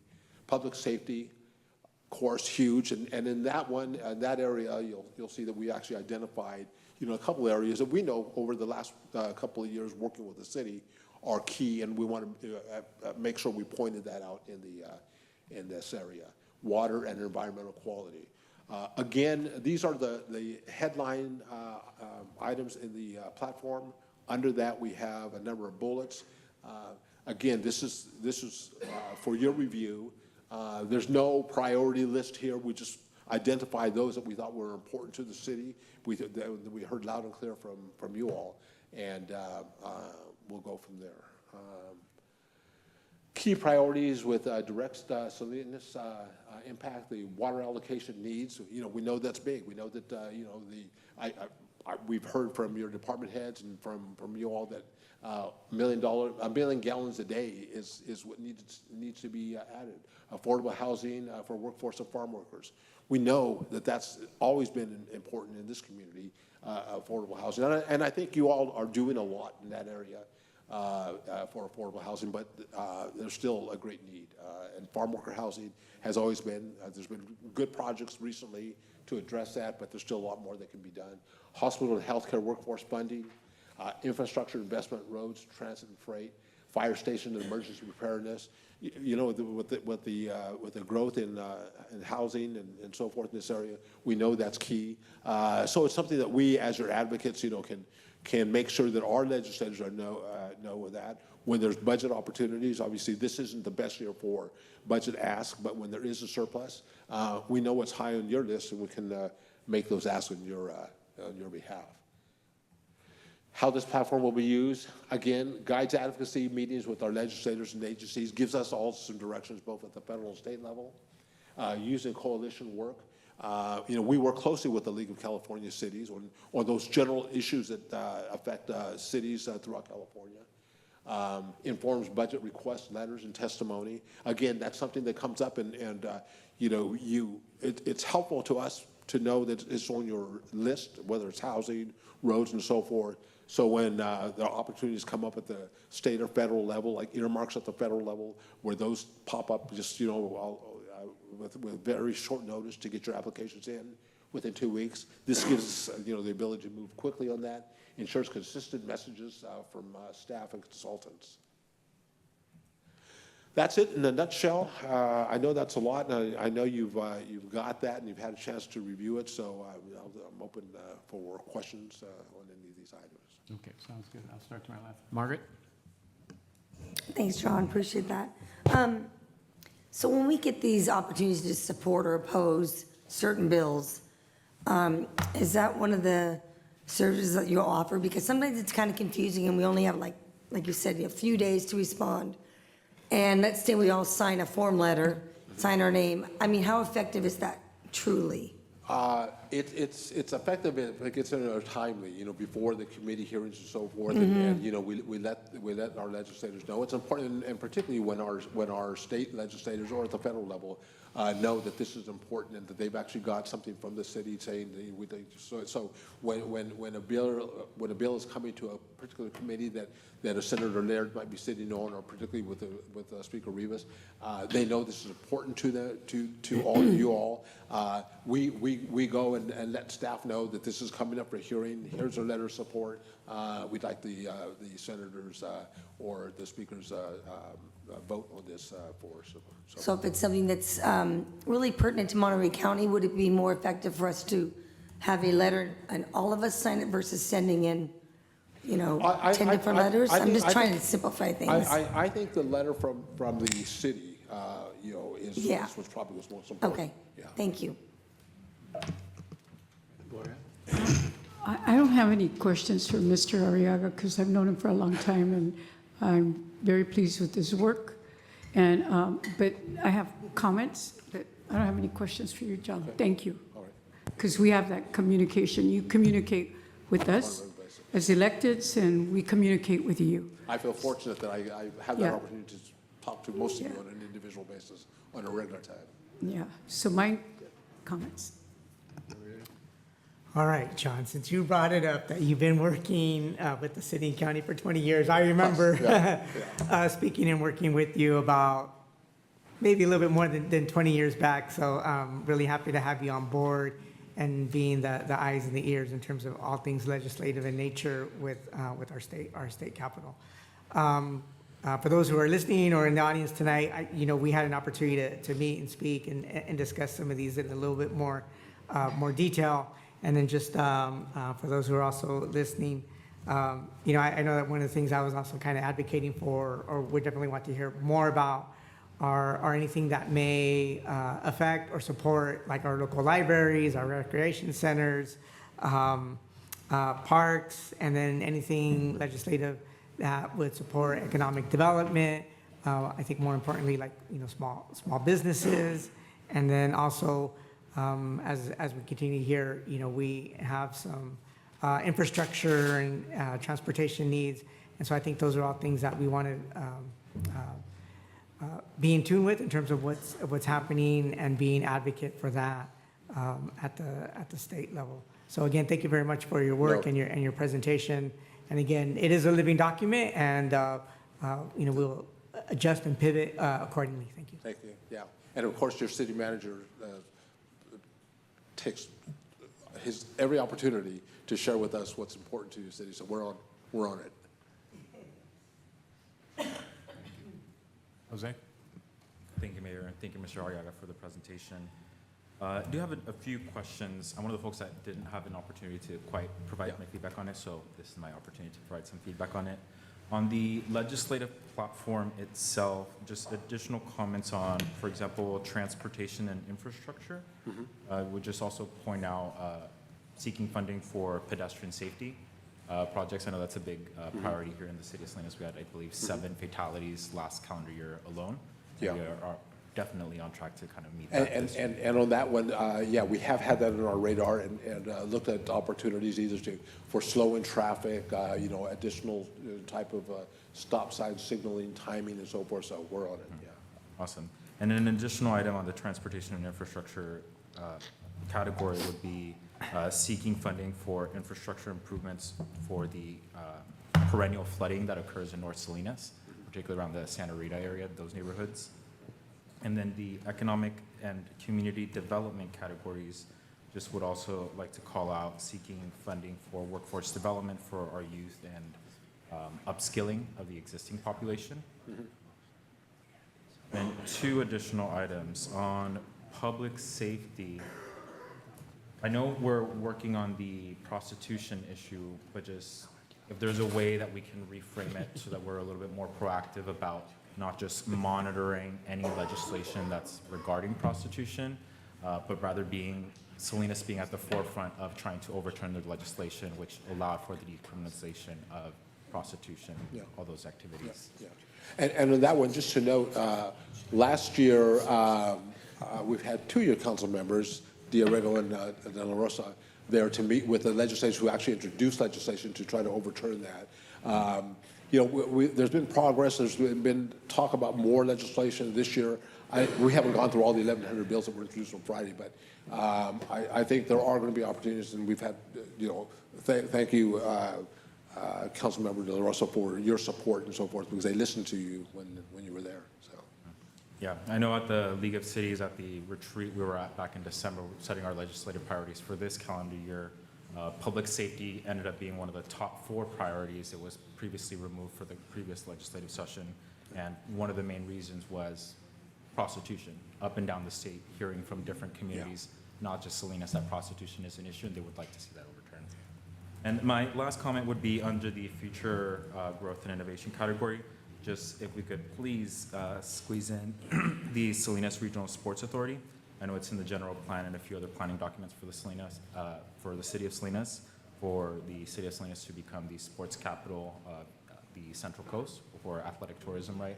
So continuing to seek out that funding to support the build out of the soccer complex and other sports assets. We were so happy when the speaker and back then Senator Caballero helped us with the soccer fields and the funding for that and so forth. And we definitely have that on the radar. Yeah. Awesome. Absolutely. Thank you. Aside from that, those are all my comments. Thank you. Thank you. Tony? Mr. Arriaga, good to see you. I'm here. Every now and then when I sit down with you in Sacramento and we do discussions, or even with the city manager, I guess my thought is, a lot of times you're very successful in getting funding for the city, and we want to thank you for that. I hear the word comprehensive. For many years, I hear that word comprehensive a lot. Well, 2 things that are standing in my mind as I'm listening to this, your topic here on funding in our, what we need to do, homelessness and infrastructure. And I'm going to ask Mr. Mendez as well.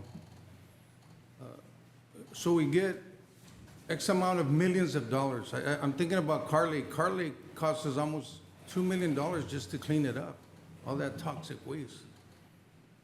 we as a local government, do we have something comprehensive where, okay, so we get all these millions of dollars coming in, which is great, but then the money dries out and we find ourselves, did we do a good job or does it still look the same? Yesterday I was at the meeting that your staff had, Mr. Mendez, the rent assistance program. There was a mother with 3 children, hardworking woman, she works in the fields. But she's had such a devastating time financially. She's homeless right now. She lives in her car, her children go to school, and she goes to work in the morning. Not a drug addict. She's not mentally ill. She's in a really serious financial crisis. My question, Mr. Mendez and Mr. Arriaga, homelessness, do you think we have here in Salinas, do we have something comprehensive that we can say, you know what, we got this plan together, we're moving on it, we got different governments working together to at least make a dent on it? Do you see that happening? You know, the whole issue of homelessness and everything that is incorporated, you know, under the umbrella of homelessness has been huge for the last number of years. Unfortunately, for some it's been political, but I think there are, I mean, from the governor on down, and in the past there has been some support for this at the federal level. But it's a huge problem, as we know, and California is, you know, probably the largest and so forth. You know, I think, you know, you have had your successes. I've seen from working with the city over the years, there has been some significant improvements done over there, and working with the county to do that. So, to answer your question, you know, I don't know if there's one thing you can point to. I think, but if you step back and look at what, and I do as an outsider. Not entirely an outsider, try to spend as much time as I can here. But I think you do have many successes, and you're on the right track, I think. Yeah. So if I can add to that, as you know, when we brought the conversation, and there's 2 items on today's agenda addressing homelessness. One is an investment of $1.1 million in the Home Key project at Fairview. So and the city applied for 3 Home Key projects, but based on items beyond the city's control, we had nothing to do with 2 of them falling out because of what happened with the provider and the state. So the city a few years ago went down this path where we were prepared to invest millions and millions of dollars. Yes, we get grant fundings and so forth to do that. So when you talk to me about plan, you have a shared center with the county. Whereas we've informed you next year, in order to keep it going, unless there's other funding, and this is part of what our lobbyists will help us work through, and our advocate, we are going to be bringing to you a contribution from the general fund to keep that open, to keep that maintained and open. So that's a lot of beds. We have Array, we have other projects. A few months ago, you got a presentation of all the beds that have come into production, and I get it that there's this perception that the city has not done it. I will tell you that this city has done more in Monterey County than any other city. Have we done enough? No. We also have another, and we can talk more about when we get to some of the other items that they're pulled, about what the city's doing yes, there's a lot about the encampments and moving them, but we are giving notices and we are trying to work with folks. We're working with the county, homeless providers, and the continuum of care to try to address this in a systematic way. So the council did give us directions to bring back to set up a homeless workshop summit or whatever. We will work with the county to do that over the next few months, where we hopefully will share more intentionally everything that the city has done. So in short, we are right now in a tipping point when it comes to the federal government. Vouchers are no longer available, and vouchers have been a primary funding source for the ongoing operation of these programs and centers. So today, for example, the $1.1 million of Home America Rescue Plan funds is for the operation of the center, not the acquisition of the center. The city already provided, along with the county, I believe $2.5 million, us and the county, $5 million to backfill the loss of funding from the state as it pertains to this home project. So is it enough? No, no. But has the city been doing something? Yeah. This city tried to stood up 3 home key projects. So I think I just want to put it in perspective when working with Mr. Arriaga, who's very adept at trying to move opportunities. We will continue to move forward. If this, the platform's adopted, we will continue to look for opportunities to provide, to submit applications, to submit letters of support, submit letters of encouragement, maybe set up visits to the state capitol to lobby, to advocate for the interests of the community. Yeah. So this is what this allows us to do, because a lot of times there's some real immediacy to addressing the state or federal government, and our council meetings don't always align. So coming before the council and getting authority to do it, this platform will allow us to move forward a lot quicker. Yeah. Now, it doesn't allow us to commit. I just want to be very, very clear with that. It doesn't allow us to commit money. It does not allow us to put, but that needs to come back to the council. To all of that, or accept a grant, appropriate money, appropriate general fund, all that needs to come back to the council. But this allows us to start the process. Mm-hmm. Well, thank you. It sounds like we're moving in the right direction. My other question, just as important, we're often criticized by the people that we serve, our infrastructure. How are we doing as far as funding for infrastructure? I know, I think the mayor said that looking at Abbott Street, only, what was it, like $1 million only goes so far, and then it takes a lot of money for infrastructure. My question, how's our lobbyists, Mr. Arriaga, how are we working together for more funding for our local infrastructure?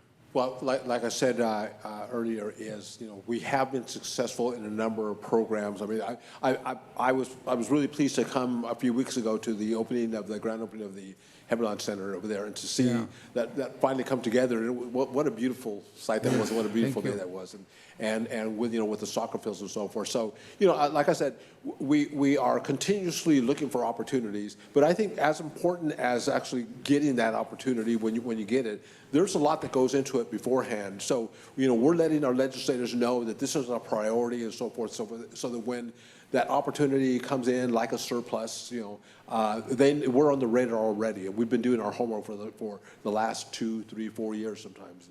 And so we will continue to do that. Yeah. Just one last question, and Mr. Mendez, you already answered this in an email, but I just wanted the public to be aware of this. Can you just share a little bit about this water allocation, which we need 1 million gallons a day of water? So that's probably a little too specific. But the idea is to work forward to take a little bit more advocacy and control ahead of our water future. We are the largest city in the area by far, so 160,000 plus residents. So there's just to put it in perspective, we have approximately 18 million gallons per day of wastewater, industrial and domestic, being treated, being put out. $14 million to Monterey One Water, $4 million to industrial capacity. So if you think about 18 million gallons of water per day, that's daily. That's a lot of water. So what opportunities does that afford us and present us? So this is a way of sort of capturing this and just beginning to say we need to do better in this space. And we are also, as I've been informing, we've been working from a staff perspective with a consultant to sort of bring sort of a water strategy and vision to the council, which will likely come over the next few months. So this is just a way of kind of saying, hey, we need to do better in this space, and we need to look for opportunities. It's harder to be able to identify what those opportunities might exactly be. To put it in perspective, we're a member of Monterey One Water. We're a member of the Salinas Valley Groundwater Management Agency, SGMA, so we have representatives of that. We also do our own industrial wastewater, and that's just a few of the areas that we're involved with water. By the way, we also need water for our future growth area. We need water to support our own community. Infrastructure plays a large role in this. So this is just the beginning to elevate this to more of a policy level of discussion. Mm-hmm. Thank you. Welcome. Andrew? Thank you, John. It was a pleasure to talk to you the other day. I did have some questions. My question was around the $1 million gallon allocation because, the city of Salinas only until recently has been discussing water. And, this is a legislative policy platform that is going to basically give our position to our state and federal partners. And so I think it's premature to be identifying, a specific allocation of water.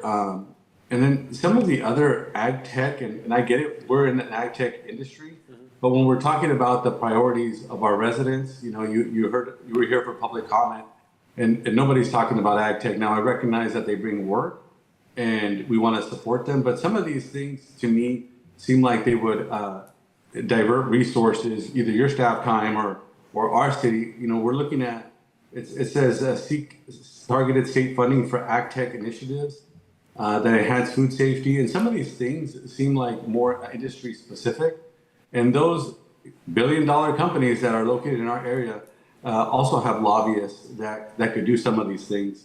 Promote international agricultural exchange and trade agreements. It sounds great too, but that's very industry specific. And I see a very small emphasis on, for example, small businesses. I do see a mention of it. It's like one line. It goes on to say, support state and federal legislation that provides grants and initiatives to support ag tech programs. It's just very heavy in the ag industry. And like I said, those folks have their own lobbyists, and ours should be a more broader approach. So those are some of my comments on the ag tech.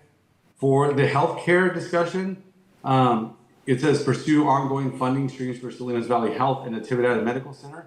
Both great organizations, but for example, Clínica de Salud is facing a lot of budget shortfalls because of our federal government.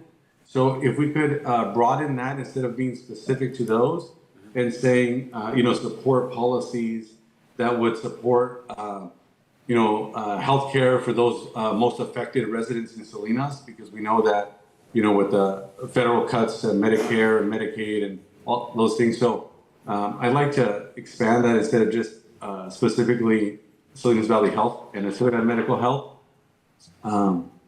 When we went, under transportation and infrastructure, because this is a state and federal legislative platform, it says secure continued Measure G and other state funding sources to improve roads.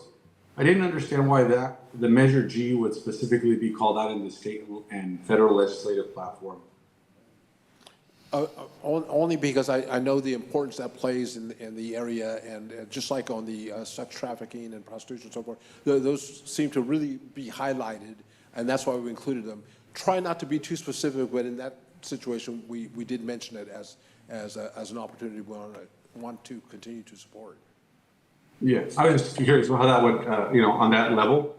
And then in terms of, because even though the state is currently having budget shortfalls, having this legislative platform is kind of giving the position of the city. And in case funds open up, I want to make sure that our residents' priorities are the ones that are being addressed. Sidewalks, streets, infrastructure, traffic calming, recreation programs. And one very specific thing on here that I find very strange. It says that for future growth and innovation, it says modernize the city's Welcome Center as a hub for tourism, business support, and cultural engagement. And that particular call out is a bit frustrating for me because I don't think anybody would see the Welcome Center as a hub for business support or cultural engagement. We have so many nonprofits, and that specific call out is a bit concerning because we have like ALSEL for the fine arts, we have Artists Inc. And so there's not really any focus on arts in our community.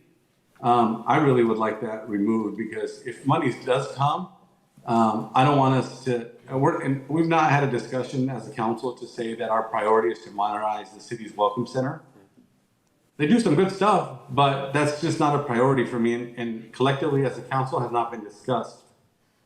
So maybe we incorporate that under that. I agree with you. The arts are huge to a community, and there should be more than that. So maybe we'll make that right. And then, really emphasize. I know we do have promote business and retention, but there really needs to be a focus on small business support.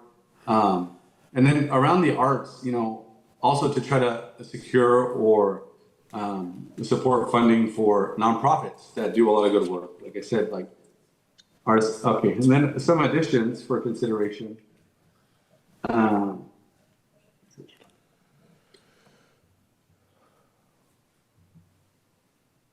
So one of the things that we're very proud of with the previous council supporting was our mobile crisis unit.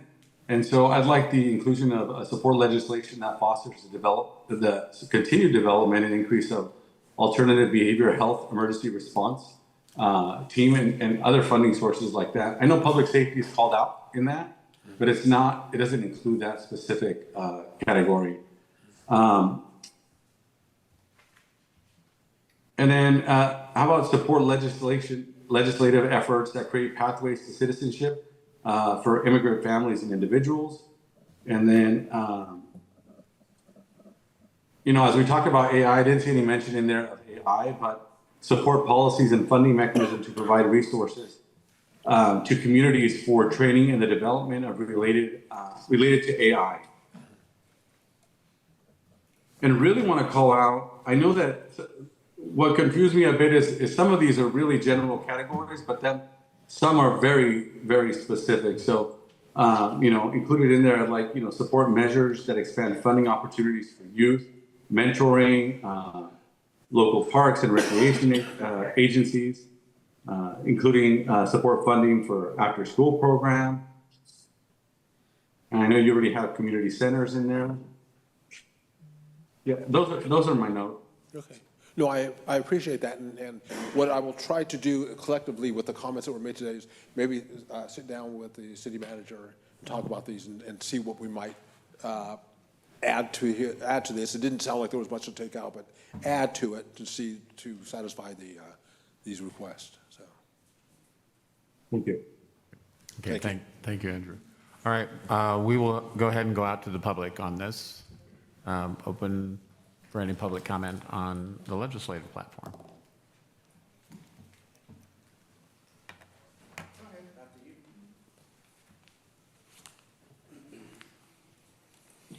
Good evening. Name is Eric Peterson. And so far this discussion has been pretty vague. I'd like to add a little bit of specificness to it. That being Senate Bill 875 by State Senator Scott Wiener of San Francisco. In the interest of full disclosure, it involves PG&E. I own stock in PG&E and know how sleazy they are. It also involves San Francisco. My daughter is in San Francisco and so a family member would benefit from this. But as I understand this bill, what it would do is detach San Francisco completely from PG&E. We've got Central Coast Community Energy. We still pay PG&E for using their lines. We still pay PG&E for sending us bills. We still pay PG&E for repairs and such. We've got Central Coast Community Energy. All they do is send us power through PG&E lines. PG&E was involved in the Moss Landing fiasco last year, the battery fire. You hear about the other company a lot more because PG&E fortunately wasn't as sleazy as they were. A few years ago, everybody knew when PG&E blew up part of San Bruno.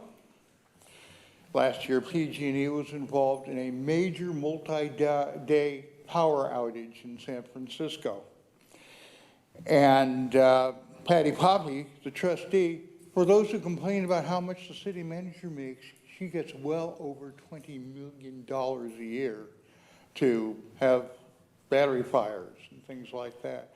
And I would like to suggest that Salinas endorse 875, because if we can get the same deal San Francisco is likely to get, we'll be better off. Thank you. Thank you, Eric. Good afternoon, Jose Ramon Villa Community. I got a couple things here that I think on this planning we should do is one, the water one thing and all the water treatment. Why haven't we started a water treatment program here for us? Not just for ag. We do everything for ag. Let's think about everybody else in the community. Let's put ag aside And this is why I think a lot of people don't come back to this area. If you're not involved in ag, you can't really get a job here, if you think about it. So I'm thinking, why don't we start a water treatment for us, for Salinas? I mean, we spend enough money on things we don't need. We're trying to give money away left and right to other divisions, other programs that we don't use. Why not? Let's take care of this city, guys. Let's take care of each other here. Why not let us make the money instead of giving them water away and not getting it back, and we're not making any progress? Why don't we do that? Why can't I be on the board with you, Mr. Donahue, with you and Mr. Barajas on the water board? I'd like to hear what's going on. It'd be nice to have someone from the public there. You know, other eyes and ears in there that can let the public know what's really going on. I mean, I would like to do that.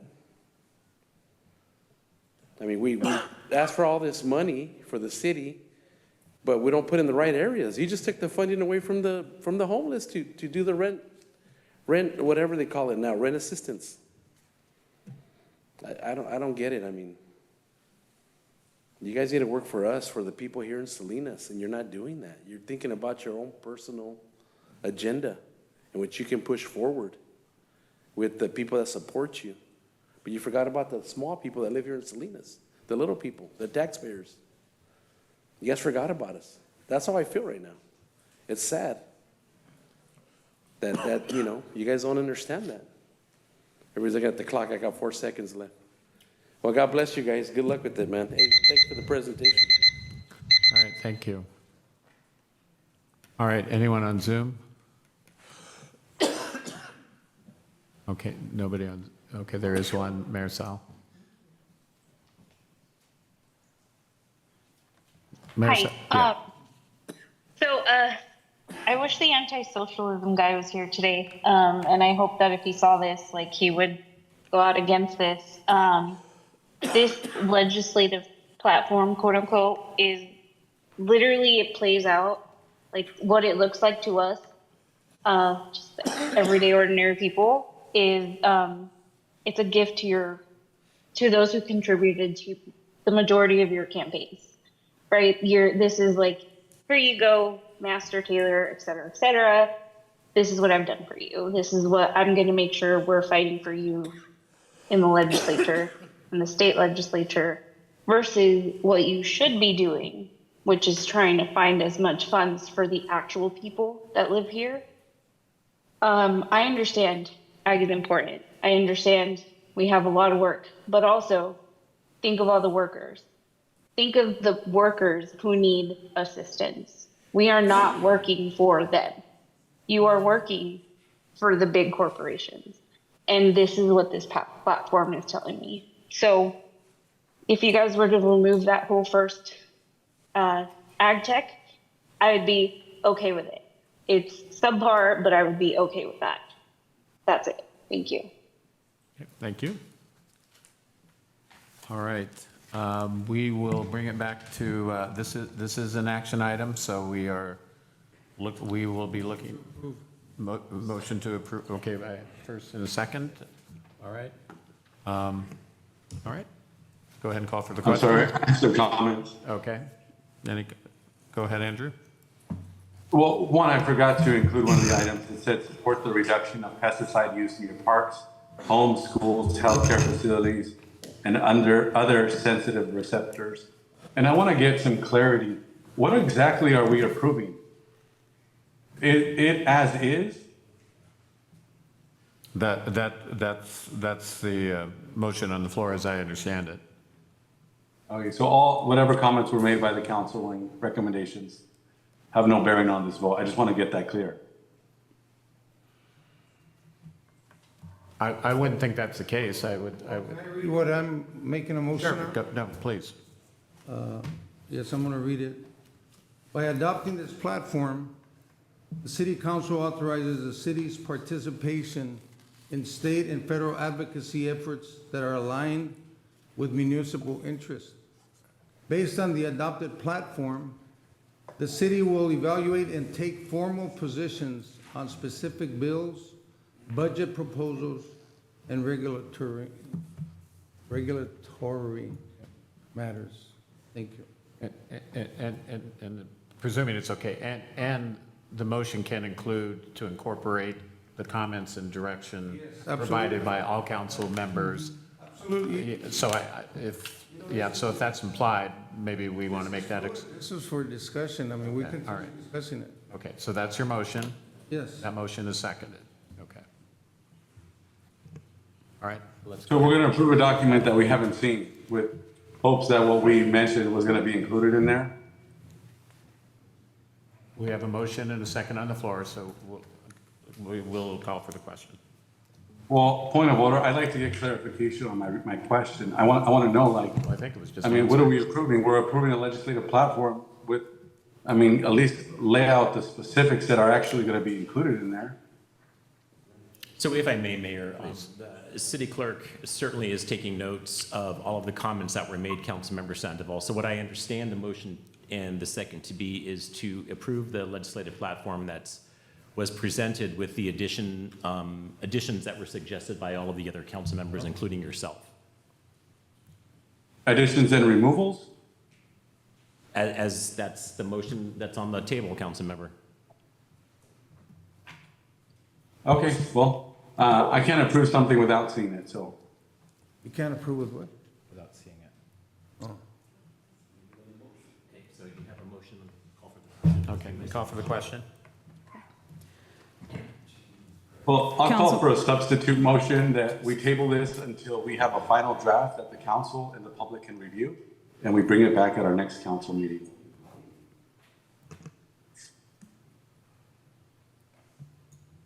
There's no second. Okay, no second. Go ahead and call for the question.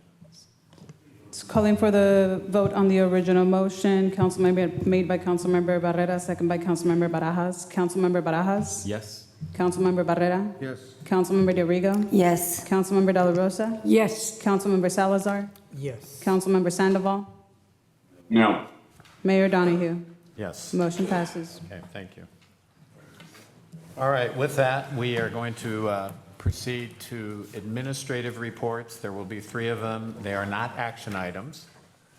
We will be receiving reports. And we will go ahead and get started with an update on pre-development activities for Chinatown. And it looks like we are looking for Grant Leonard, and we have found him. Grant? That's right. Good evening, Mayor and council members. Grant Leonard, Hartnell College graduate and proud employee of the City of Salinas, here tonight with our architects, TEF Design, to provide an update on the city's progress in Chinatown. So just very, very quickly, we have a packed PowerPoint tonight, so buckle up. We will be going over some background, some design precedents that have influenced the concepts you'll see, and then we'll do a deeper dive into 3 specific projects, and wrapping up with next steps. So very quickly, this is the city's action to implement the Chinatown Revitalization Plan, which was most recently adopted in 2019. Focused on a number of items to revitalize that neighborhood. It traditionally was a vibrant, thriving mixed-use district that's fallen into disrepair, and this is the city's efforts to bring it back. So one of the main obstacles has been a lack of private investment and disinvestment in Chinatown. So what you see here is the city has been actively trying to spur development by purchasing derelict or abandoned properties as listed there. And in 2024, we were successful in receiving a grant from the Association of Monterey Bay Area Governments and the state of California to take the next step after acquiring their properties to complete the pre-development work, to therefore streamline it for future development. And what you see on the top right is the current state of 45 Soledad Street, which is a vacant lot next to Victory Outreach. And on the bottom right is a picture last week of 34 to 40 Soledad, which is a vacant site next to Dorothy's.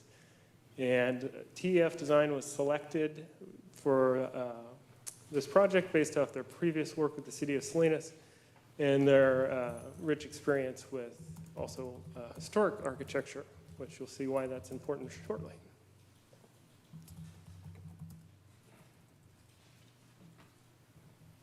So just to orient everyone, this is Soledad Street in Chinatown. The hash-lined areas are the projects we're talking about. bordered by Market Way. On the bottom of the screen, you'll see the railroad tracks. To the right is the Buddhist temple, and Victory Outreach is surrounded by two of the properties we're talking about, and Dorothy's to the top of the screen. And these were all formerly active mixed-use properties with businesses on the first floor, some component of residential. But over the years, they've fallen into disrepair or been demolished after fires. The only property that we're discussing tonight that's still standing is 37 and 39 Soledad Street, which is the Republic Cafe, and that features prominently in the Chinatown Revitalization Plan. So why did the city take this approach? Well, it's really to streamline the development process for future developers. If we did all of the legwork to get it up to a building permit, essentially, and a financing strategy, then it would be more attractive for the private sector or a nonprofit developer to come in and take the next step and develop the properties. So we also wanted to ensure that the community was brought along. There's a dedicated group of stakeholders in Chinatown. We wanted to make sure that they had not just a say in the process, but really a seat at the table in designing this project. And we wanted to ensure that it was a fully rounded, successfully designed, mixed-use, affordable housing project, served a variety of income levels from low to medium to moderate, served a variety of household types from studio to one-bedroom to family units to senior housing, and that it would have successfully designed commercial space on the first floor. We've all heard of mixed-use sites where the first floor commercial is vacant for years on end. We wanted to make sure that didn't happen here, that it was designed for success, and we could have business tenants on day one. On the previous slide, there was an image of a flyer for a public outreach meeting. This is a photo from that outreach meeting last year. Really, over the course of the project, we have focused extensively on meeting with the community stakeholders, like the Asian Cultural Experience in Salinas, the Downtown Salinas Community Board, the Chinatown Coalition, and also the neighboring property owners, Dorothy, Victory Mission rather. And also we were very intentional in meeting with affordable housing developers and private sector developers to ensure we were on the right path, that what we were coming up with would be viable and attractive to them in a future development bidding process. And where we've been in the last several months is finalizing designs and submitting applications for planning approval and completing any of the associated studies for that. And one of the major things to come out of this was the emphasis on the design, that the community wanted it to look right and wanted it to feel right, that this would be reflective of the history of Chinatown, the architecture of Chinatown, and that would be something that Salinas could be proud of. And with that, I'll hand it over to our consultants, TEF Design, to discuss the precedents that went into their concepts and then the concepts that they developed. Thank you, Grant. Mr. Mayor, City Council people, I'm very glad to be here. I'm Doug Tom, founding principal of TEF Design, and with me is one of my partners, Mariam Rostami. As a way of introduction to the firm, we're a firm of 50 people in San Francisco doing work in the Bay Area and the Central Coast, and extending in the state of California from Mount Shasta to San Diego. We do work, not only housing, but work for universities and other schools. We do public work, libraries, that sort of thing. Work for nonprofits and workplace design as well. As a way of personal introduction, I'm a native of Salinas, fourth generation. I graduated from Salinas High and Hartnell College. And even more, on a more personal level, my parents met at a dance in 1946 at the Confucius Church in Chinatown. So this project has a lot of not only professional meaning to me, but a lot of personal meaning to me. And so we've really tried to dive in, as Grant mentioned, to really understand what this community needs. Revitalization is really important to this neighborhood. It needs it. And we've been really thinking a lot about, and fortunately been working with members of the community to talk about some things that need to get integrated into a good design. And we'll go through them really quickly. Some of the design precedents we went through was looking at other neighborhoods, other ethnic neighborhoods, Chinatowns in California. Is it this one? It tends to move a little slow. Oh, there we go. Okay. And other housing projects in other similar kinds of neighborhoods as well. Sorry. Here we go.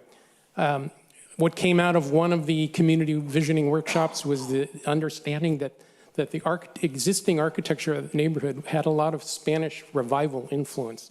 Clay tile roofs, stucco, those sorts of materials. You'll see in the bottom picture here is just a vignette of one of our renderings, which you'll see in a broader scale in a minute. We understand the importance of Chinese influence.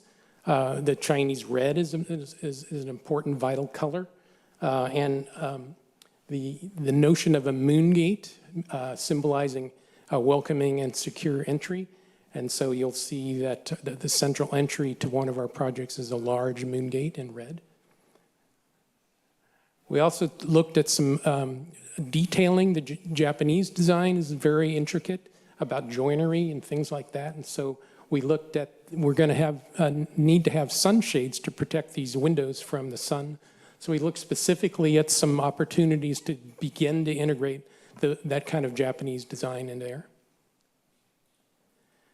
Lanterns in all Asian countries are a big deal. So we began to integrate some lanterns into this project as well. And then there are many opportunities in these buildings to integrate murals. So we actually reached out to a local artist, a woman named Bella Yang in Monterey, and we've inserted some of her murals, or some of her artwork as murals in our renderings that you can see here. I'm going to turn it over now to Miriam to talk very specifically about the designs.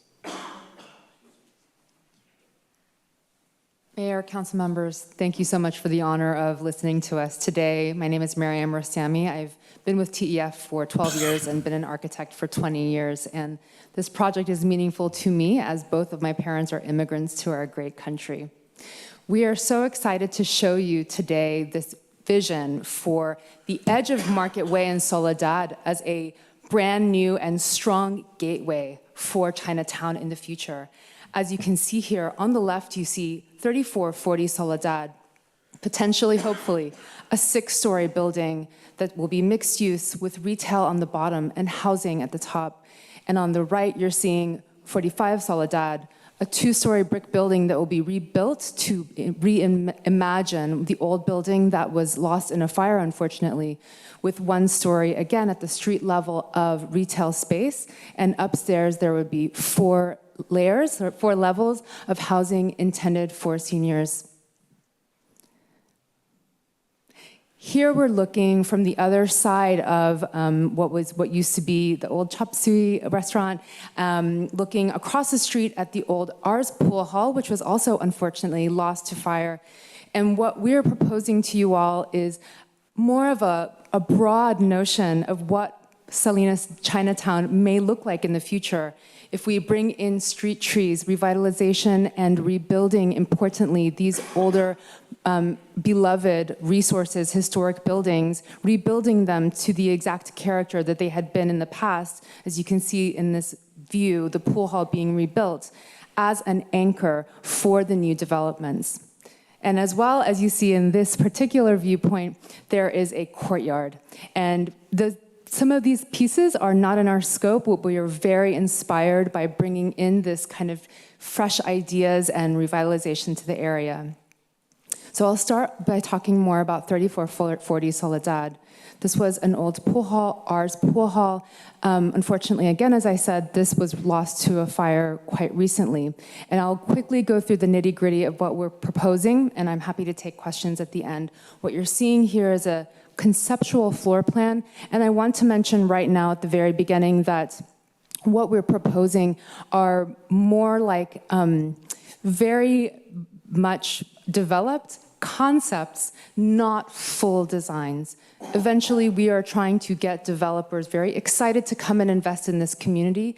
And so our responsibility is to maximize these sites, make sure we're providing the absolute highest number of affordable units that we possibly can here, and make it an exciting and beautiful place for developers to come and invest in this community. So here you're seeing in the orange some retail space. The light orange salmon color would be entry for the residents living upstairs. In the gray, you're seeing parking and some supportive space. Upstairs, there would be, again, 5 stories worth of housing. And I understand that it sounds like a lot, but in fact, what you're seeing is it's creating a courtyard around that orange building, which is the rebuilt old pool hall, to look like it had looked in the past, restored to its glory. Along in this courtyard, there would be play space for children, as well as landscaping and space for the community to use. Upstairs, again, this kind of the same C shape continues, and you're seeing a mix of studios, 1-bedrooms, 2-bedrooms, and 3-bedroom units proposed here at this location. What you're seeing here is a summary slide. Again, we're thinking we can fit about 55 residential units in this potential development. And as Doug mentioned, we're really trying to put in design features at the street level that are perceptible to our human experience. All of those details that hark back to the old glory of Chinatown Salinas, including the Chinese details, Spanish revival details, all of these kinds of things are going to contribute to the livelihood of the area. Here's another look at the same building, including you're seeing the lanterns going across. And again, looking from Market Way to where you would drive in to park, and where hopefully we'll have some murals in the future that really speak to the character of the community. Going on to 45 Soledad, and I know I'm speaking quickly, but I'm happy to get interrupted at any time. What we are proposing here is a quite small space. Again, in the dark orange, you're seeing retail space. In the light orange, that's more of the housing, the entry foyer, and some supportive offices for the housing program. Upstairs, this would be dedicated to older adults, and so there will be some supportive programs in the orange and the light orange, but mostly all only studios and 1-bedrooms. And this is how it would potentially look. Again, there had been a 2-story brick building in the past, and we would be looking to basically rebuild in the spirit of that old building, and then add an addition vertically in order to best maximize the real estate of the space. This amounts to about 30 units in this building. This is another view looking down toward 45 Soledad, and you're seeing this proposal of a vibrant retail space and potentially, hopefully, 8 palm trees. That 8 is a powerful number in Chinese culture, representing that gateway into the new Chinatown Salinas. This is one more view of the same building. 37, 39 Soledad are kind of one building, and this building is unfortunately in quite bad repair. And so at this building, we are doing both a historic structures report in order to clearly define what makes this building very special. And then we're going to stabilize the building so the community should know if you see it look worse in the short term with kind of boards on it, what we're trying to do is keep it from falling down, make it watertight, make it vandal resistant, and then we're going to come in, hopefully, and rebuild. And with this one, what we're going to do is take a very surgical approach. Thankfully, these resources have not been lost to fire. So we have to handle it with kid gloves. These are very important buildings.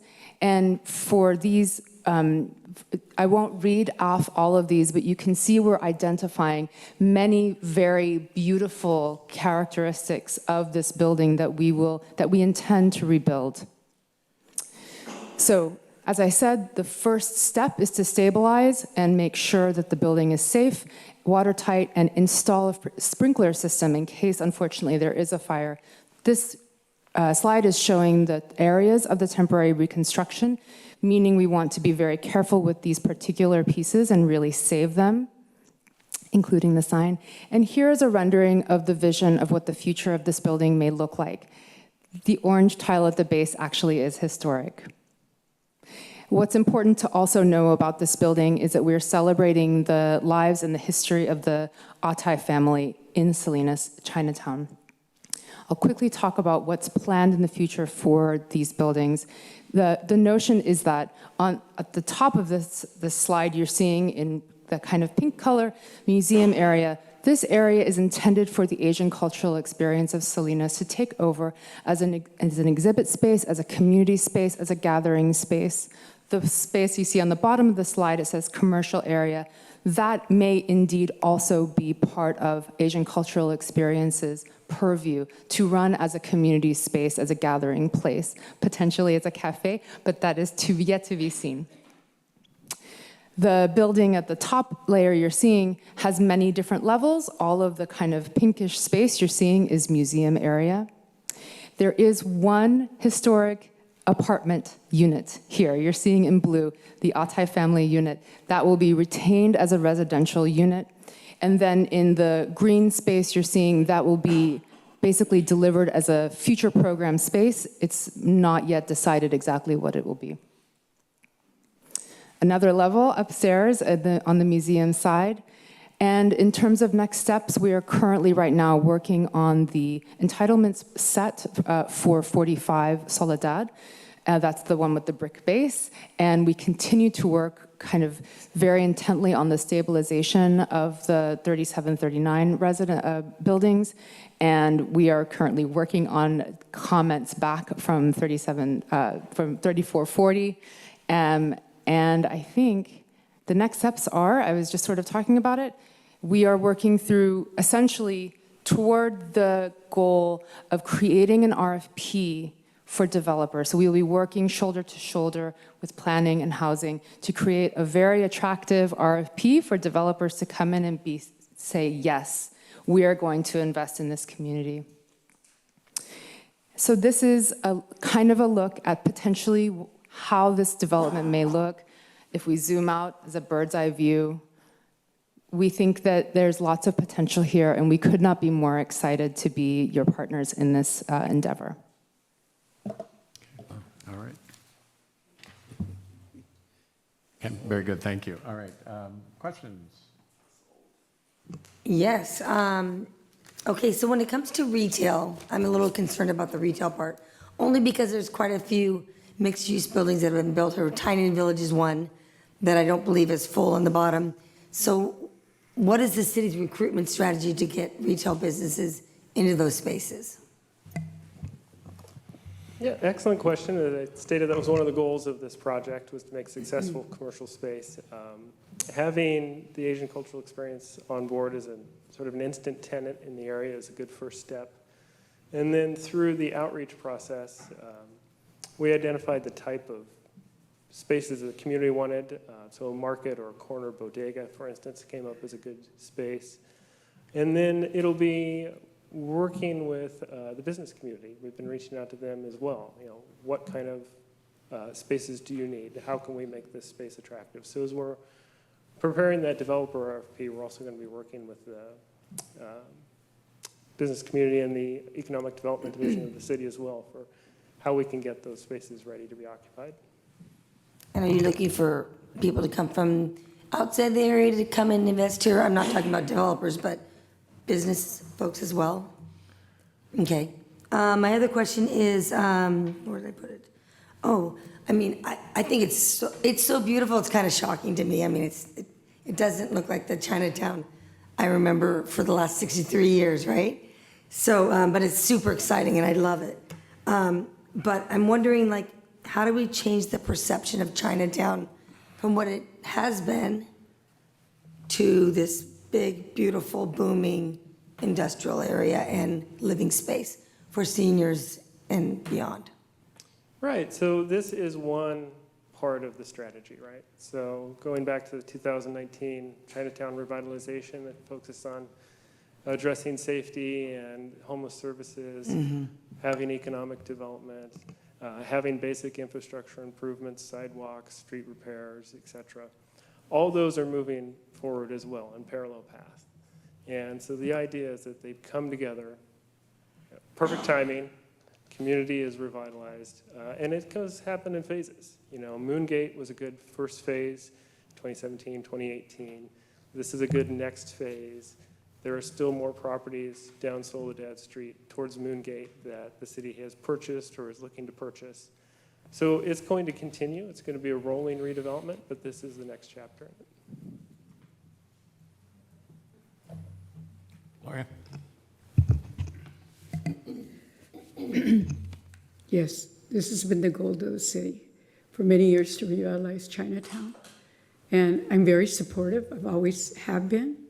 And I'm very emotional right now when I saw this because, wow, how beautiful. But in talking to community members in the community and investors, myself, to invest in redevelopment of Chinatown, the question to me has been this, and whoever wants to answer it, maybe economic development is here. But, okay, you want us to invest to revitalize Chinatown. But what is the vision of the city of Salinas right now? To have the unsheltered that are there now. And on the tracks, we have residents there. You want to redevelop that? So how many years do we have to wait for that to happen? To be able to work with them, to get them into long-term housing. So I don't know what to say. So can somebody answer that for me? Sure, I If we think, move this forward, which they're starting to, how many years will it take for development to occur? well, I don't know if I can speak to the actual years. Our community development director can help us with that. But Because we need to house them. so here's the thought, and this is part of the challenge that we have. We've been investing a ton of money, a lot of money, and not enough on trying to get housing.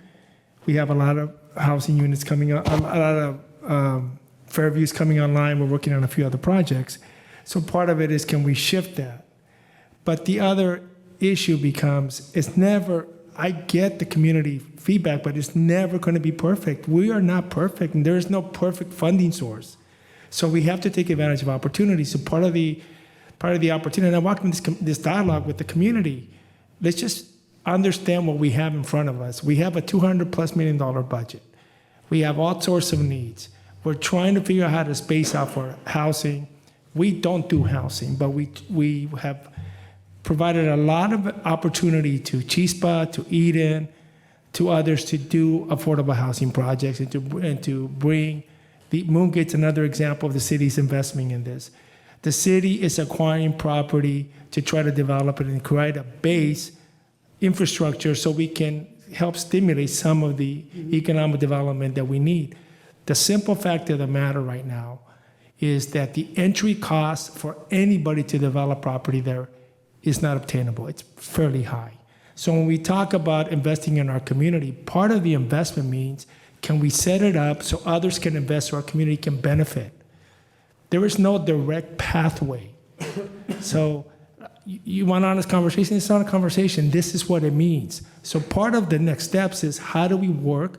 We've been working with Larry and everybody. The whole group is providing a lot of feedback on how we can restore, what do we need to save, how can we restructure. We now need to take this input and bring it to the council in our budgets about how do we invest and what do we invest.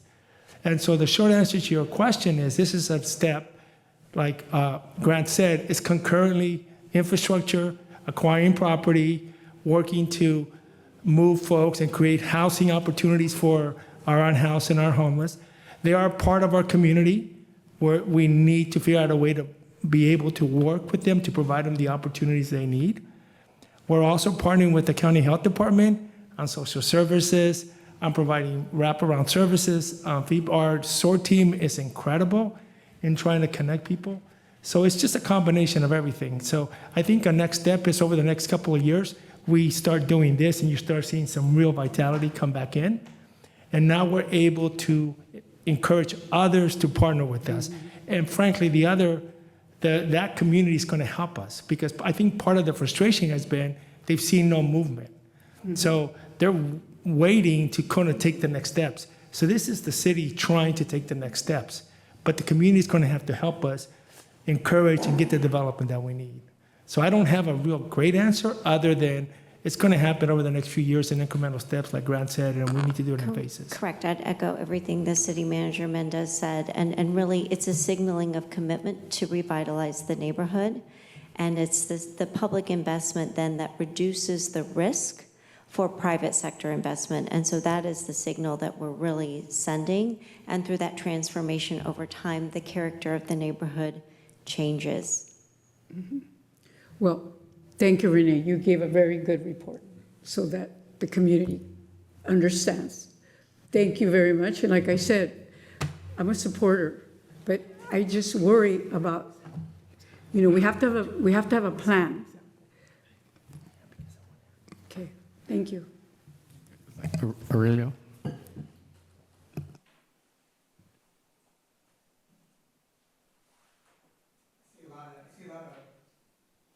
I see a lot of potential in this particular area, and there are a couple of questions and comments I have. In terms of questions, I'm just wondering if there's been an opportunity to visit, because it's always been my understanding that our Chinatown is the only Chinatown that exists between San Francisco and Los Angeles, and just wanted to ask staff if there's been that opportunity to go do a site visit and to take a look at the architectural style. And I'm wondering if we can go back to slide number 16, if staff can bring that up. And so, let's see, is it up? So in terms of, and I'll go ahead and speak to it. So if you take a look at slide number 16, in terms of the architecture, as I look at it, and I think the only recommendation I would add to it is, I'm just wondering if there's a way to incorporate more of the, like the swooping roofs, which is I believe it's a Chinese architectural style, or even like a faux, pagoda type style where it builds up. Having looked at my fair share of housing plans, this almost looks like one of our regular housing, projects, right? With the mixed use, retail on the bottom, office space at the bottom, and apartments, condos on the top. That's one feedback that I have. And then also, and I don't know if this is like what's going to be put out when we start looking for those who might be interested in developing this.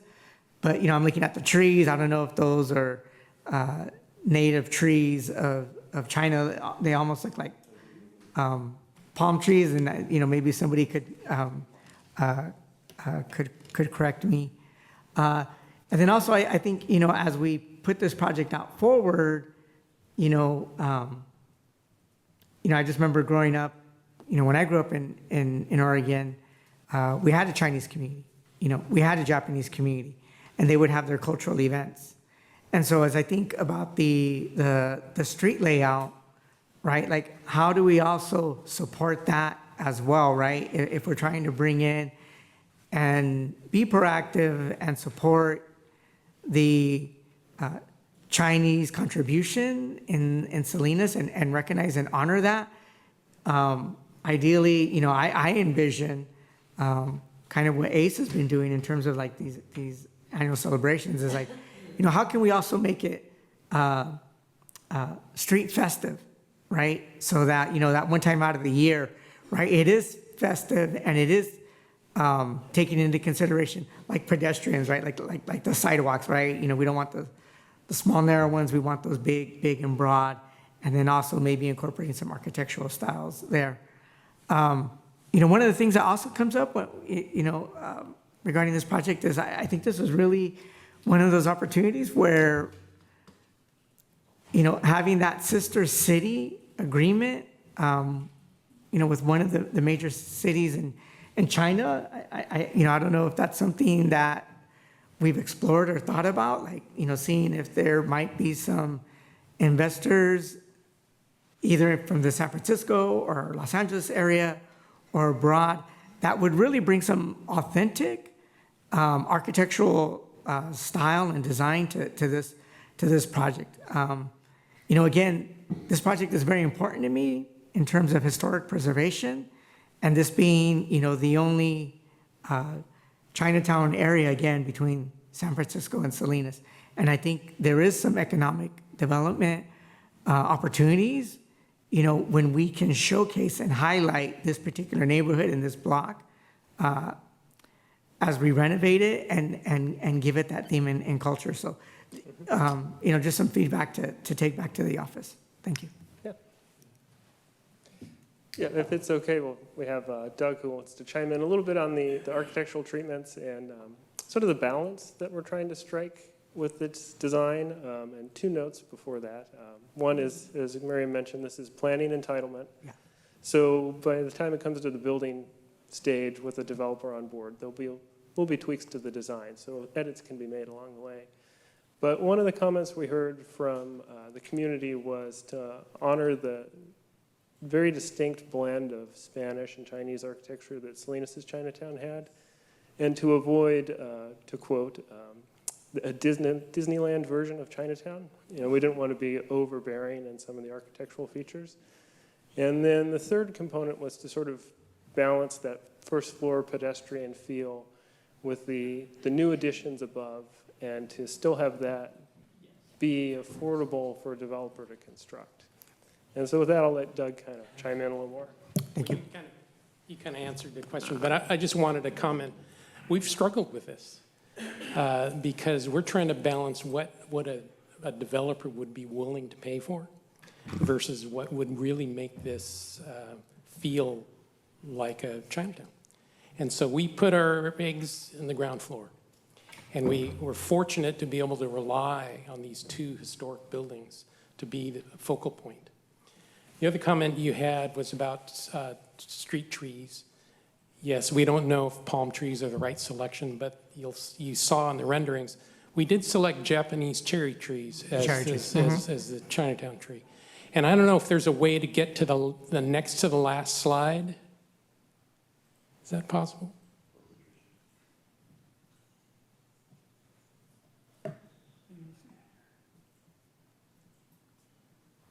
One more back, or I can do it. There. You talked about an opportunity for festivals and things like that. Miriam mentioned it, but you can see above 37 Soledad, it's a vacant lot right now. In our imagination of making a place for festivals, that's a town square. Town square. And it's an opportunity to potentially connect to the right to the Buddhist temple. And they have their Oban festivals there. But we imagine that town square, farmers markets, all kinds of festival activities, which will be activated at 37 Soledad by the ACES Museum. So we're beginning to try and think about placemaking, is the term we use, to enrichen this street. And when you really think about it, and you guys know this consolidation of these lots represents about a third of this street. So it's quite significant. It's going to have quite a significant impact. Thank you. Jose? Thank you. Thank you for the presentation again. I had an opportunity to see it at the Housing and Land Use Committee. Want to start off with a quick comment before I get into my questions. I know a common thing that was brought up, particularly at the beginning of the presentation, that really stood out to me was this notion of this building was lost to a fire, this building was lost to a fire, this building was lost to a fire, this building was almost lost to a fire, so we need to stabilize it, and we want to prevent future damages. Of all the sites mentioned here, on the project map on slide number 5, if I could have staff support in pulling that up, 34 and 36 Soledad Street demolished in 2025 after a fire. 38 Soledad Street demolished in 2025 after a fire. 45 Soledad Street also demolished in 2017 after a fire. And all of these fires were not natural fires. It wasn't a random storm event that happened. These were all human-caused fires that were caused by the homeless population in that area, which just speaks to the gravity and severity and the need to act quickly to help preserve some of these historical assets as they are. In terms of maximizing these sites, that was also something that really stood out to me from the individual that's the architect, that when you give your presentation on maximizing these sites, the city of Salinas is currently undergoing its zoning code update. Are there any changes you would suggest in the zoning code update that would help make this a more palatable site for a developer down the line?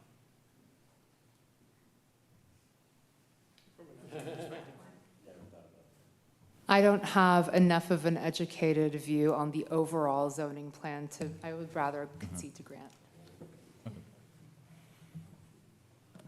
Yeah, so, this site is fortunate to be close to the ITC, the train station. So it has some incentives related to being close to a transit center.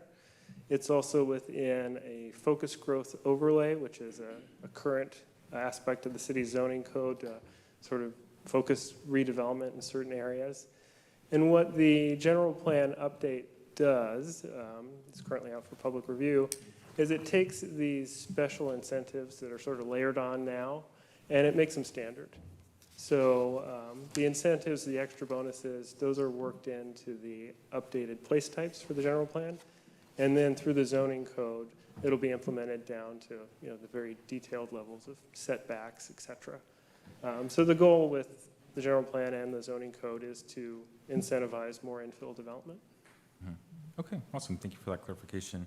And if the team here tonight isn't necessarily building these buildings per se, at what point in the process do we kind of lock in those housing numbers, the different affordability levels? At what point does that happen? Does that happen after the RFP process and after a developer is selected, or is that at some point in this pre-development phase? Correct. So what's being locked in now is the initial concept, planning, entitlement. When the developer is selected through a competitive process, say over this summer, we return to council in the fall with an agreement with that developer, they'll go through a process. They'll value engineer, they'll look for financing, they may come back and request a minor amendment to the approved plan to change the density or the unit count. And then the final mix of affordability is going to be based on sort of their funding source. Certain funding sources are tailored towards seniors, certain funding sources are tailored towards low or median. One thing we did do is ensure that the designs are consistent with the California Tax Credit Authority standards, so it's sort of primed and ready for tax credit funding. Awesome, thank you for that clarification. And then of the approximately 85 units across the proposed development, how many parking spots are we planning on incorporating into that? Yeah, so parking is a tricky issue here. Because of the incentives for being close to transit, actually 0 parking is required. We are proposing a minimal amount of on-site parking, primarily for ADA access or for employees of the businesses, so they could park safely and then walk into the business. What we see as a major opportunity for parking in Chinatown is along Bridge Street. There is a property that's currently owned by PG&E and Chevron. It's under environmental remediation. It's in the aerial, you might have seen it to the left-hand side. It's currently covered in gravel. It cannot be redeveloped for housing, so we see it as a prime opportunity, once it's through its remediation, to be developed into a modern parking lot with the standard rain gardens and landscaping, et cetera, and that's right adjacent to these properties. Okay. And then in the facility in which, or the site in which ACE is proposed to be in and host a museum, what does that exactly mean? Are we leasing the building to ACE and they're paying a rent, or are we handing over the building to ACE as a gift? How is that going about? Right, so as a condition of the purchase of 37 and 39 Soledad Street, The city was required to bring the building up to code within 10 years and then enter into an agreement with ACES for the development of a cultural resource center / museum. So the details of that obviously have not been worked out yet, what kind of lease terms it is, et cetera. We're in the first phase, which is stabilizing, bringing up to code, and then it'll be a negotiation process between the city and ACES on the lease. Will the negotiation process begin once the developer is selected, or will it continue through this pre-development phase? So it's an important distinction. Currently, the path forward for the Republic Cafe and Lotus End 3739 is to have the city do the redevelopment. Because it's only one unit of housing, it's not really an attractive asset for an affordable housing developer. So we're moving forward with the assumption the city brings it up to code, does the completion, and then partners with ACES. The other two properties, 45 Soledad and 3440, would be out for a developer. So pulling that through a little bit further, would this facility be managed or under the purview of library and community service or housing community development, since it's a cultural asset and somewhat serves as, you know, a public-facing public facility, and it's also a quasi mixed-use development because there's also the housing component to it? Yeah, all good questions to be worked out at the moment. I can just say that we're looking at it as a public-private partnership between the city and the museum, and future programming will be determined and future leases will be determined. Awesome. And then last question is comparing Republic Cafe to the Lotus Inn. One has historic designation, the other one is eligible for historic designation. It's my understanding that the city staff needs formal direction from the city council to pursue that historic designation. Is that correct? That's correct. So the Republic Cafe 37 Soledad was designated nationally as a historic landmark in 2011 when it was still privately owned. For whatever reason, lost to the annals of history, 39 Soledad Street was not pursued at the same time. What we've done here was part of our background studies was to do the diligence and determine that 39 Soledad Street is eligible as a nationally historic landmark.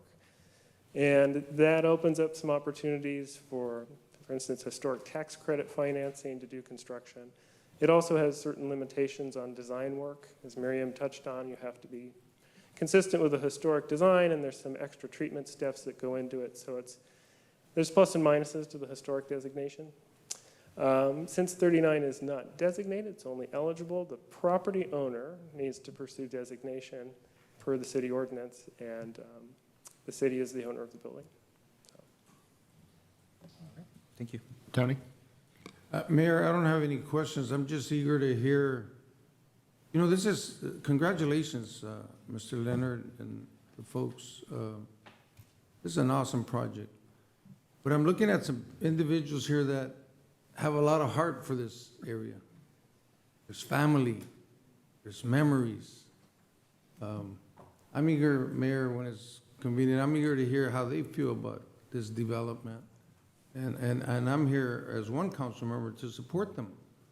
Because, you know, a lot of times we can be up here and say something looks great, but when we don't involve the real stakeholders, the ones that actually grew up in that area.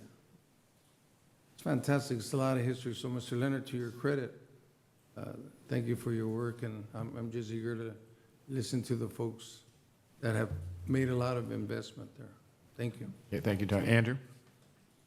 Yeah, as we look at the housing on the top and the commercial at the bottom, I know that Councilmember De La Rosa mentioned that some of the units in the other development aren't fully being utilized, and I think the property that Ray Harry did along Abbott Street also, there was some concerns or there was some efforts to consider having more residential units.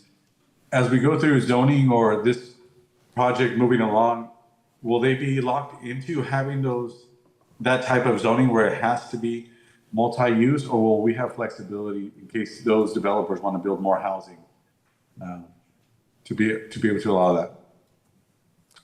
Yeah, excellent question. As currently proposed, it is ground floor commercial, not ground floor retail, and that's consistent with the Chinatown Revitalization Plan, which is really to bring back Soledad Street as it was, which was traditionally ground floor commercial, and then residential above. And what we're trying to do is to make sure that it's not left unfinished. For instance, in tax credit financing properties, often the first floor is not finished. Tenant improvements are left after the fact, so that's an added burden on the tenant. We don't want to have that here. We want to make sure that the commercial space is fully finished and ready to be occupied. The other thing we're looking at is making sure that a variety of uses could go in there. It could be, for instance, incubator space for small businesses who are ready to get out of the kitchen table where they do their work and they need a little office space for a while. They could have small office units, or incubator space for restaurateurs who are ready to take that next step from home occupied kitchen or food truck and have a brick and mortar. So it'll be an interesting approach to flesh out what finally moves in there, but we want to make sure that there are options and that they're primed for success. Okay. All right. Just before we got to the public, and I think I want to echo what Tony said. I think we certainly want to hear from the community that provided some of the input. My question is, and the design is terrific, and it's pretty easy to get excited about all this, is that and maybe this is for, I think it sounds like the city's hope a developer will come in with one fell swoop and take a look at the entire project. My question, given, your experience, David, and the firms, is it likely that somebody will come in and look at the whole thing, or is it building by building by building? Do you have any experience how these types of visions might come together? Is someone likely to come in and do the whole thing and realize the vision? Because because then you may end up with maybe somewhat of a piecemeal look, as opposed to the desire of, hey, can we do the whole thing that's very consistent culturally, design-wise, and that? Because I think design is absolutely, I think you're right on the money, the value and the beauty of design in terms of making it attractive, but then how does investment follow that? Right, so I think from an affordable housing perspective, not necessarily the private sector, but assuming an affordable housing developer bids on this and is selected, one thing they'll want to look at is the more units, the easier to finance. So they might want to bid on both 45 and Soledad Street together, because that makes their project more attractive to financing. Alternatively, you might have a proposal where one person wants to just do the senior housing and they have a stronger proposal on that, and a different developer wants to do the multifamily across the street, and you have two different developers. It'll really be interesting to see what comes through the development process, the request for proposals. Let me have David answer that question also. Yeah. I agree. There's likely to be a developer who wants to come in and do the whole thing. But we could also see someone like what Grant just said, want to pull out the senior housing on the brick building. No, the housing element's absolutely critical. That's not necessarily the same developer that is mixed use, or right. And then just given the financial realities of the day, what are we most likely to encounter? Our personal experience is likely of one developer come to, but you don't know. Yeah, no. I completely understand that. I just was curious what your experience has been for this type of project. Okay, good. All right, with that, let's go ahead and go out to the public, and any comments from the public. Good evening, Osega Remote Bay community. I think it's a great project, great presentation. Taking too long to build. I believe it's a part of history we need to preserve. I don't know why we can't find funding. We have a lot of intelligent people in the city that can get funding. There's a lot of people here that have a way to get grants. There's historical grants you can get through the state and the federal government. Have we looked into that? Anybody up here? Have we done any of that research? We have experts that can lobby this. We have people in the city that can go out and try to sell to somebody and say, hey, you know what, we got this beautiful Chinatown we want to build. Can you help us? Has anybody done that? Are anybody here up here trying to do that? Council members? Anybody? Mr. Mendez? Mr. Donahue? Have we tried? We have a great part of history here, and we're not really embracing it. And if we're looking for parking, why don't we try to buy the old Gutierrez restaurant in the corner? I'm sure it's for sale. Buy that, make a 5-layer parking garage, and you can make money there too. I know you're not making money on the one down by the theater. I don't know what happened there. It's either bad judgment or they don't know how to utilize it correctly. But there's a lot of things we can do. We owe the community this. We've been talking about this too long. I went to those meetings. They're great meetings. We talked about busing everybody from Caltrans or wherever the bus station is there and bus them and let people walk, build a pathway they could walk. But we need to fix the housing. We need to take care of the homeless, unhoused. We need to do that first before we do anything else. With all that money we spent, I don't see that we got anywhere with it. We need to address that first. That way developers can come and say, hey, we're going to do Salinas. They got their stuff together. Let's get it together, guys. It's time. God bless you guys. Good night.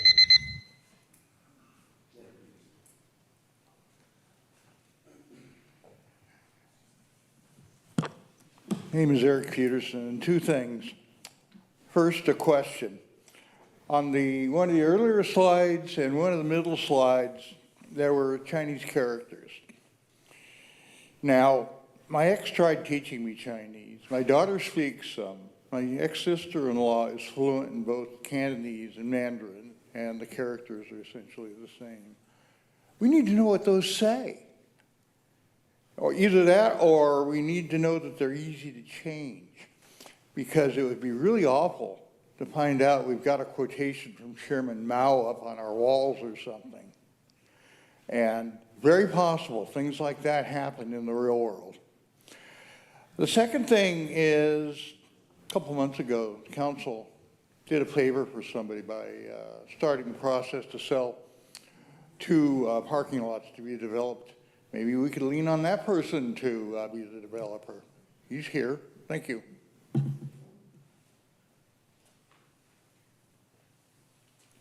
Good evening. Larry Hirahara with from Salinas Chinatown. I had some friends here that came in support of myself. So what I'm going to say is we patiently waited to make comment, but we're not nearly as patient as we were in the Chinatown Revitalization Project overall. But what we would like to say is we would like to express our support and appreciation for the city of Salinas on this revitalization project. We fully support that on several levels. We appreciate on several levels. The first level is the engagement and the community feedback. We've been very involved with that, been involved from the very beginning through all this project. And also the other part is the resources that the city of Salinas is putting into this, especially the Republic Cafe. That's going to be the kickoff point, and the Asian Cultural Experience of Salinas is committed to create that museum within that building as soon as the city brings it up to code. And the other part is that the project itself is quite large, very impressive, and we hope that, and it's understood that this is a pre-designed situation where the developer has to come in and develop this. So we're going to try to work with the city as well to collaborate to try to bring in desirable developers. And the other thing too is that within the Chinatown area recently, if you're not aware of that Union Pacific has become very aggressive in their anti-encampment program, and they've got boulders all along the railroad tracks. So that's going to put an impact on Chinatown as well. And we want to work and try to come up with a solution that would help with the homeless situation. So we're very much supportive and in favor of this particular project. Thank you.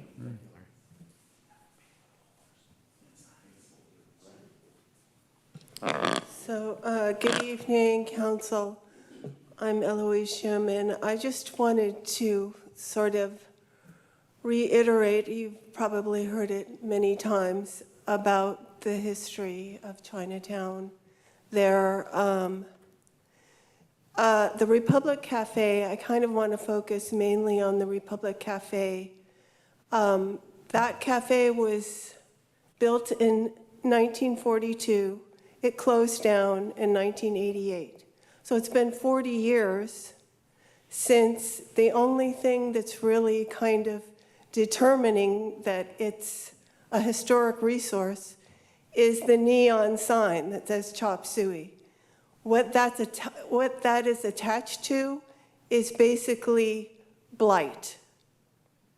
And I think it's an affront to the sensibilities, to the Atai family, that it has taken so long to do anything with it. And I really think that the Republic Cafe should be properly preserved with a proper architecture that's different from all the rest of it, and that it should have the original intent for the museum to be on the bottom floor, and that the Atai family should really have some, memorial there in the museum. So, thank you. Thank you. Good evening. My name is Tommy Yamashita. I'm the Buddhist Temple president. And I'd like to express my appreciation to the council, mayor, and the whole team putting this plan together. I think it's wonderful. It's a start of trying to revitalize Chinatown. Our temple, we just celebrated 100 years. We're the anchor in the whole Chinatown community. And many of our people that used to live all along there, it has tremendous historical significance to our temple, former temple members and so on. So it is very important to bring it back. Okay, and I'm there almost every other day cleaning the streets. I see the homeless people all the time. I know the kind of problem that we have. And people say, well, we got to solve that problem first. Well, I think you're going to have to kind of do this concurrently. So maybe doing this project will be an impetus to really tackle the homeless problem, take care of these people. And these people, they're in terrible shape. They got drug problems, they got mental problems. They really do need help. Buddhism that we ascribe to, it's all about compassion, right? So we do need to take care of them, but hey, let's get the community back up again too. So again, thank you very much for leading this effort. Okay, thank you. Okay. All right. Anyone on Zoom? Okay. Sure. Yeah. I'm sorry. My name is Roseanne Rosso. I live in the District 5. Can you speak up just a little bit? I'm sorry. That's My okay. name is Roseanne Rosso. I live in District 5. I came for another part of the meeting. It's the first time I come to a city council meeting. But I was just curious, and forgive my ignorance, when they were showing the development, and it's a beautiful job, where is the Dorothy's Place and the Victory Outreach among those buildings? And they're going to continue to be there? Can I ask you just to address the council? I'm sorry. Yeah, no, it's public. It's public comment. So Okay. just your comments. So and is the Dorothy's Place and the Victory Outreach right among those structures that are being redeveloped? Uh, I mean, isn't that what draws the homeless? One of us will pick that up in our final comments on that. But typically, it's just public comment as opposed to a Q&A. So if you have some comments, that's what the purpose of public comment is. But your comment is you want to know the answer to that question. So, Right. okay, and we'll answer that. Okay. Great, thank you. All right, let's go to Eduardo on Zoom. Yes, hi, can you hear me? Yep. Okay. My name is Eduardo Esparza, East Salinas resident. Good evening, buenas noches. It's time we address the elephant in the room. This council is out of touch with the heartbeat of our streets. For too long, we've allowed stagnation to define our historic Chinatown. We are here today because they feel they are ready to hand over the experience for this project. People who don't just see a problem area, but see a cultural landmark waiting for a renaissance. It is time to develop a revitalization plan that finally honors the Asian community and diverse history that made Salinas what it is today. Now let's be clear, the presence of our unhoused is not an excuse to hinder this project. Homelessness is a challenge, but it is not a barrier to progress unless you choose to make it. It is the city's fundamental responsibility to find ethical, sustainable solutions. We should be leaning on established experts like Wes Weiss and our local nonprofit groups. By working with those already on the ground, we can create impactful change for our unhoused wild, simultaneously moving forward with the cultural development with neighborhood deserves. The city of Salinas has been ready for more an inclusive approach for decades. Our community is a mosaic of cultures, yet the Asian influence in our city's foundation has been consistently under-showcased and undeserved. This isn't just a new idea, it is a long overdue debt we owe to our own history. To await any longer is to tell our citizens in that community that their heritage isn't worth the investment. There should be there's no valid excuse to reject this project. To do so would be to prioritize the status quo over innovation. Let's stop discouraging unique ideas and start showcasing the communities that built us. Let's give Chinatown the future it's been waiting for. Thank you. Buenas noches. Thank you. All right. All right. Okay, we will come back to council for any final comments. There is no action on this item. We're receiving the report. So any final comments from council? Andrew, I'll start with you. Any final comments? No, I think it's a good plan. I'd like to, I'm glad that our staff is looking at possible future developers because that needs to be a priority. I mean, these plans are great, but we need to make sure we secure somebody who's really interested in developing that area. Thank you. Okay, thank you, Tony. Well, it seems that's a go. We're excited about the project, and I'm just happy for the people that have invested years and years there. And so it's exciting. Thank you. Thank you, Jose. Thank you, Mayor. Just thank you for the presentation. Excited to support the project and see the true revitalization of Chinatown. Even though in my short 27 years in the city of Salinas, I've seen Chinatown really change drastically over the past couple of years. Even though the progress may be slow, the progress is still being made, and I hope we're able to, within my lifetime, see it fully built out. Thank you. Okay, thank you, Jose. Margaret. I support the project wholeheartedly. Thank you for your comments and your support as well. And just cautiously optimistic this is going to go through, and I would like to see it done in my lifetime as well. So I think it's really exciting for Salinas, and it shows that we are making progress, even though people may not see it. Thank you to the staff, and thank you, Larry, and the entire ACE community. And it's been a long time that we've talked about revitalization, and I also hope to see it in my lifetime, and I truly support it. So it's exciting. Really? No final comments, just looking forward to the next presentation regarding this project. Thank you. Well, when you get to be my age, you really do want to see it within your lifetime. So I'll certainly echo that. I do want to answer your questions. Yes, the answer is Dorothy's Place. one of the views where the trees were looking across the street, that's where Dorothy's would be. So so those two entities, and that's why I think you've heard some concern about relocation of services and housing and that type of thing. But that's the answer to your question.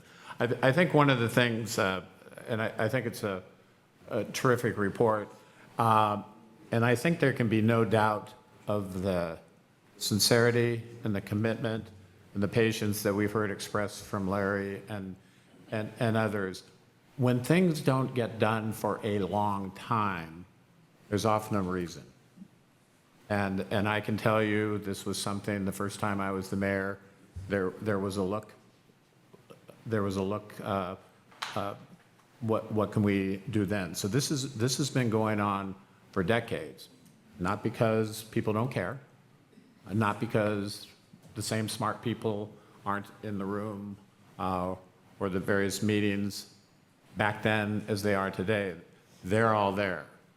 Sometimes things are difficult. Sometimes there are particular events. I know when I ran for mayor the first time, and I still remember the council chambers being filled and everyone was optimistic, and who knew we would have, whatever you want to call it, a great recession, a mild depression, whatever it was, it brought everything to a standstill. And who would have predicted COVID? So there are other things that often happen. I think it is to everybody's credit, they have stayed with this, they have persevered, and they have believed that this type of project and approach can be possible and realized. And you know, David, to your point, and I'm very fortunate. Yes, we have pursued sister city relationships. I still remember the trip to Yueyang with the Chinese community here. So we have pursued those things, and we certainly take very, very seriously and are very excited about the cultural diversity that is present in this community. So to get this done really would be exciting. But sometimes things just take a while. But I can assure you, having spent a lot of time over the years with the Chinese community, I can see why this is personal to you. And you mentioned the Attai family. When you really go through the history of those buildings and you make the connections with the various families and they tell you the stories, whether it's meeting in a dance or what their families did, it's exciting, and it really, I think, touches a real nerve in all of us. But the thing I want to say is sometimes good things take a while, no matter how hard people try. And there will be, and I appreciate the comment about Buddhism and compassion. The one thing I do know, along with this is a city with lots of people with great hearts and want to do the right thing. But I think concurrently is the best approach. One does not exclude the other, but it's really time to see if we can get this done. And like I say, and I notice others with gray hair, we would like to get it done in our lifetime. So that would mean it's accelerated and moving. So I appreciate everyone's comment and the hard work, and we're going to take another run at it. And this time it looks pretty darn exciting. So with that, thank you. There is no action. The only action we're going to take right now is a 7-minute break. And the reason it's a 7-minute break is I know people cheat, and that ends up being 10. But it's a 7-minute break.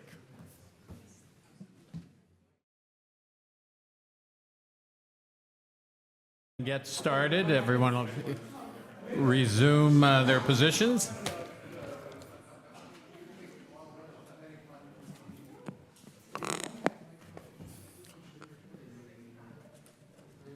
Okay, we're getting close, Orlando. That's right, yeah. I'm making a mess up here, so I can't find it. There it is.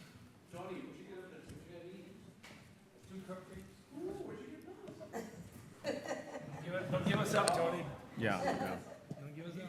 It's hiding the good side.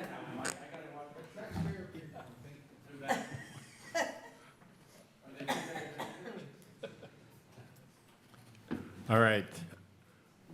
Orlando, we are going to talk about rental registration and the rent stabilization final program data and 2026 implementation activities. All right. Good evening, City Mayor, council members, and members of the public. My name is Orlando Reyes. I am the Assistant Director for the Community Development Department.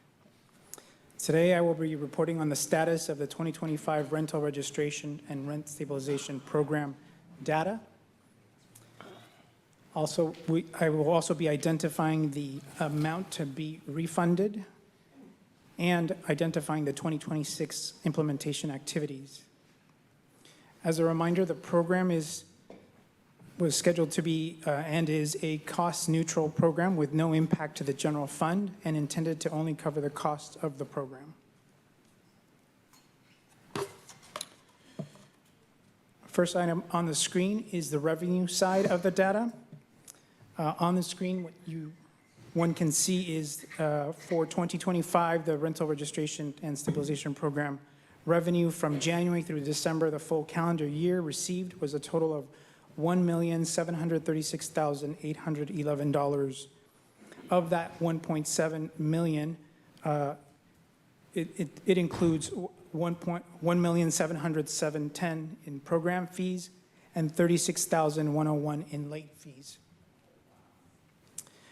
The number of units registered that yielded this program fees in the first quarter of January through March 2025 was about 7,800 registered units. As the year progressed, there was a little bit of a slowdown in the second quarter from April to June in terms of number of registered units, but by the end of calendar year, we had a total of 12,938 units registered. And you could see that on the column there, second column on the screen. Of those 12,938 units, 3,990 were total rental registration registers, and 8,948 under the total rental stabilization. That represents a 45% participation rate. The following slide is a summary of the expenditures. Now, after having seen the revenue, we're looking at the expenditures and the calculation of the surplus. So in 2025, the calendar year expenditures are $602,922. That's inclusive of $520,040 in program expenditures, that's staffing program costs. It's inclusive of $205,203 in loan repayment to the general fund. This loan was originally provided to start up the program prior to collecting any revenue, any program revenue. And then there is $122,321 repayment back. This was a grant that was utilized, this was a grant utilized to offset the program expenditures. That's $122,321 for a total expenditure of $602 as shown on the screen. When you take that amount against the amount received, which was $1,700,710, that amount excludes late fees because late fees are not reimbursable. So you take the revenue against the expenditures, that yields $1,097,788 as revenue surplus for refund. Now that we know what the refund amount is, the methodology on the ratio associated with it, with this numbers. So on the screen, what you'll see on the far left, it's taking the revenue surplus amount against the revenue amount. So the revenue surplus we just spoke about in the previous slide, that's $1,097,788. You take that amount against the revenue amount, $1,700,710. That gives you a ratio. That ratio is 65%. That ratio, by the way, 65% is shown there. When you look at the full number, it's like 65.54, blah, blah, blah, blah, blah, blah. So that's rounded up to 65. But that represents the amount of excess, cost. So another way to see that is 65% is the amount of, that was over-collected. If we were to take the opposite of that, 65, which is 35%, if the fees would have been at 35%, then the amount, instead of $45 for the first fee, it would have been $15. Instead of $170, it would have been $60. That's all to say that this math is reflecting the overcharged amount. That backs up into the number that we saw earlier, the revenue surplus amount. The following shows the refund process timeline for 2026. So what is outlined in the dots up on your screen, from March all the way through July, what we see is in the month of March, we would be confirming name and addresses of the issuer or the drawer, the person who issued the initial payments, so that we can ensure that the refund is addressed and mailed to the respective recipients.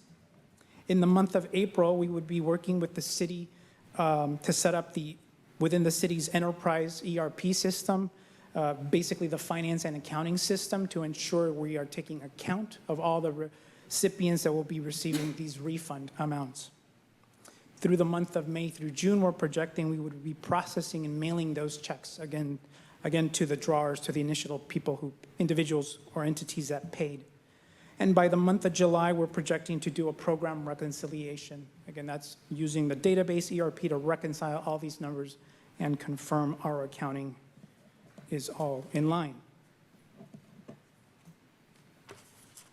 The following slide shows the 2026 program implementation strategy. So now, taking into account all that we've learned, the bullet points up on the screen show the first one is that to align with the projected 2026 budget, again, what we've been showing you is the 2025 data. So to align with the projected 2026 budget, the 2026 fees have been adjusted. In this case, the residential rental registration fee is $29, a drop, again, from the 2025 numbers. And the rental stabilization program fee reflects $112, again, a reduction from the current fees. The additional strategies include expanded outreach, what we've heard from the community, and as we're actively working through the program, is to continue the outreach via notices, via workshops, and community partnerships. This is to both landlords and tenants. Continued update to the websites to provide more clarity, accessibility, and ease of navigation. We'll continue also in-person support, identifying cleaner and clearer scheduled office hours so that we can address those that come to the front desk.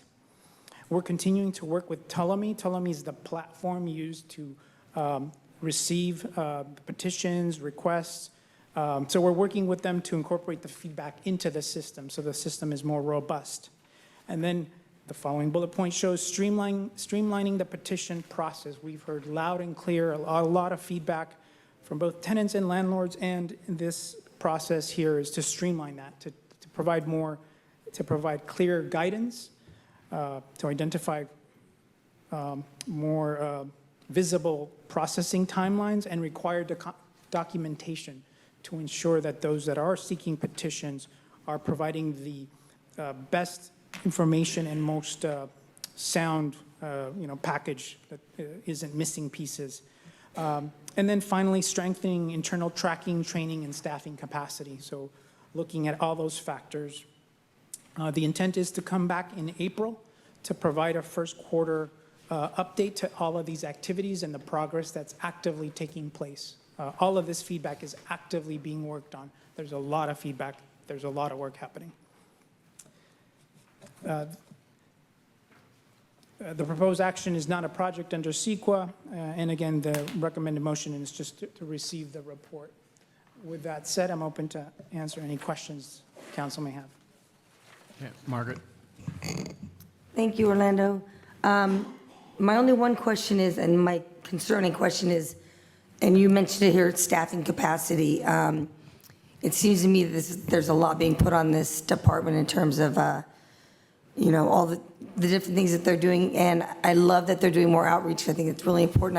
I want to make sure, I don't think we have the staffing now, but are we considering increasing staffing to make sure that we serve the community properly? That might be a Renee question. Council member, working with our community development director, we are assessing staffing. You will have a look at mid-year, kind of where we're at, and also as part of our new 2-year budget. So one of the things that we're trying to do is try to be cognizant of our capacity and our workload, and being timely to the extent we can with these rebates and everything like that. So great question. We'll be bringing back in contact with the mid-year and the new budget, which frankly, we're just a few weeks away from the mid-year and a few months away from the new budget. Thank you. Gloria? Thank you for the great report, and I don't have any questions. Thanks. Jose? Where'd Aurelio go? I was going to look. Thank you, Mayor, and thank you for the presentation. My question is, you just mentioned that staff will be coming back in April to provide an update. Is that correct? Correct. How regularly, aside from the April update, does staff plan on coming back to council to provide updates on this? Is it just, are we looking at April just because we're expecting something in particular, or is it going to be like a quarterly? Okay. That. And then in terms of the 2026 program implementation strategy, one of the points is streamlining the petition process with clear guidance, processing timelines, and requirements for documentation. Correct. When do we tentatively expect to publish that or release that? As soon as possible. We're working through it now. There's a lot of logistics in addressing the feedback we're receiving. So we want to make sure we're intentional and clear in that process. Okay. And then in terms of updating the web pages for clarity, accessibility, and navigation, how are we going to be testing that out? Or do you all have a group of tenants that you're working with or landlords that you're working with that provide feedback on a regular basis? Yeah, thank you for that question. So we've been working with our partners, stakeholders, really to get feedback from both the landlords, tenant advocacy partners, and it's their feedback that's helping inform these changes. And with that, we will also release it back to them so that they could see the changes, the before and the after, based on their feedback. Mm-hmm. And then in terms of the program expenditures and the cost of administering the program, total program costs, expenditures were $600,000, but if I recall correctly, we also allocated somewhere around $300,000 for the legal support component of this to have an independent hearing officer for some of the petitions. How many times did we tap into that, and is staff recommending any adjustments to that contract for professional services?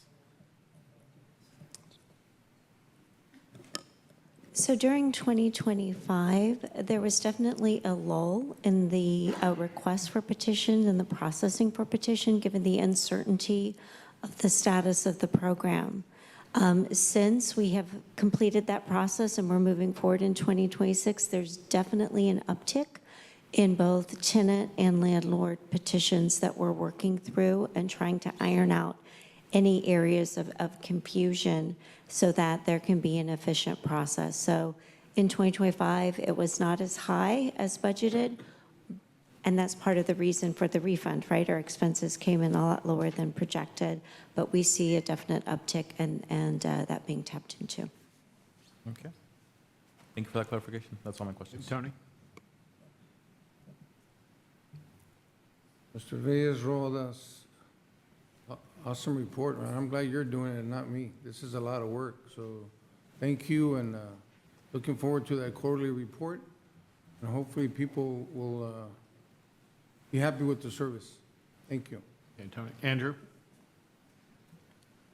Yeah, thank you for all the information. I just want to echo Councilmember Villarrigo's comments. I'm just concerned about the staffing. As we've heard not only from tenants, but also from landlords speaking about the lengthy process to file a petition or things like that. And I know we're working on streamlining them, but I really want that department to be fully staffed, considering this is going to be up for election. And the more and more questions we get as we get closer to that, we want to be able to staff that department to make sure we're answering all the resident questions. So I look forward. You said April, Renee? Is that what you said? Correct. Yes, the quarterly report will be in April, but you'll get a look at staffing and capacity as part of the mid-year, which is coming probably the second meeting in March, and then we're going to have a pre-discussion on the budget because we're going to pivot to a 2-year budget before we bring the full budget to you. So you'll have a few looks at kind of from a staffing perspective over the next several years. Okay, so I mean, just best case scenario, we look at March, April. I mean, if we need to make adjustments in staff, how quickly would we be able to staff that if we needed additional staff? As quickly as we can fill them, but plus we could also look at external third-party partners to help us with this, right? So I don't know. Okay, yeah, as we look at I don't know if a community development director can kind of clarify and share a little bit more on that. Thank you. So right now, currently, we do have one program staffing vacancy, a community development analyst that we are actively interviewing. We're through the recruitment and the interview process, so we hope to have that position filled. We are also, given some of the volume that's going to be created through this refund process, having conversations how to best staff on a temporary basis that increased volume and focus of data entry to make sure that we can process the refunds on a rolling basis in a timely manner. We've given kind of the worst case scenario in terms of the timing. So we're also looking at how we can tap into interim temporary positions to help address spikes in volume, okay, as great. well as tapping And, into our community partners. Okay, great, thank you. And Renee, I don't know if this information is already readily available or you'll bring it back as part of staff recommendations, but I think the last time we had a discussion about this item, we talked about looking at comparing jurisdictions that already have these plans, these programs in place, and what that staffing level looks like. So I don't know if you already have that or if you could provide that to us Yes. prior to the next discussion. Yes, they have been looking at that, so we'll be prepared to provide sort of some of the survey and what we found. Okay, thank you. Okay, thank you, Andrew. All right. Let's go out to the public.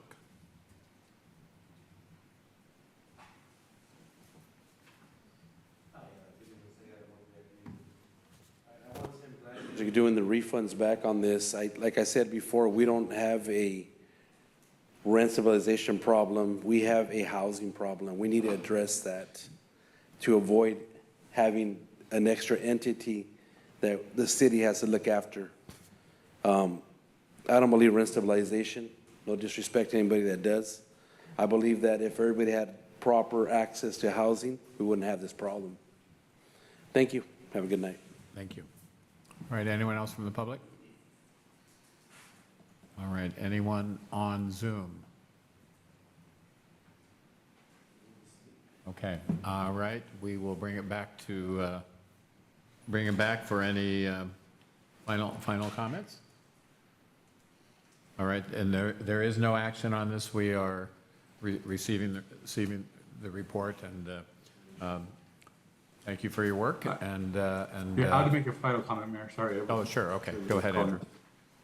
Yeah, I just want to note that there was an article in the Californian. I think this is the second consecutive month where the Californian compares rental prices for 1 and 2 bedroom units, and we are historically $50 cheaper than we were the previous year. So take a look at that article. Okay, thank you.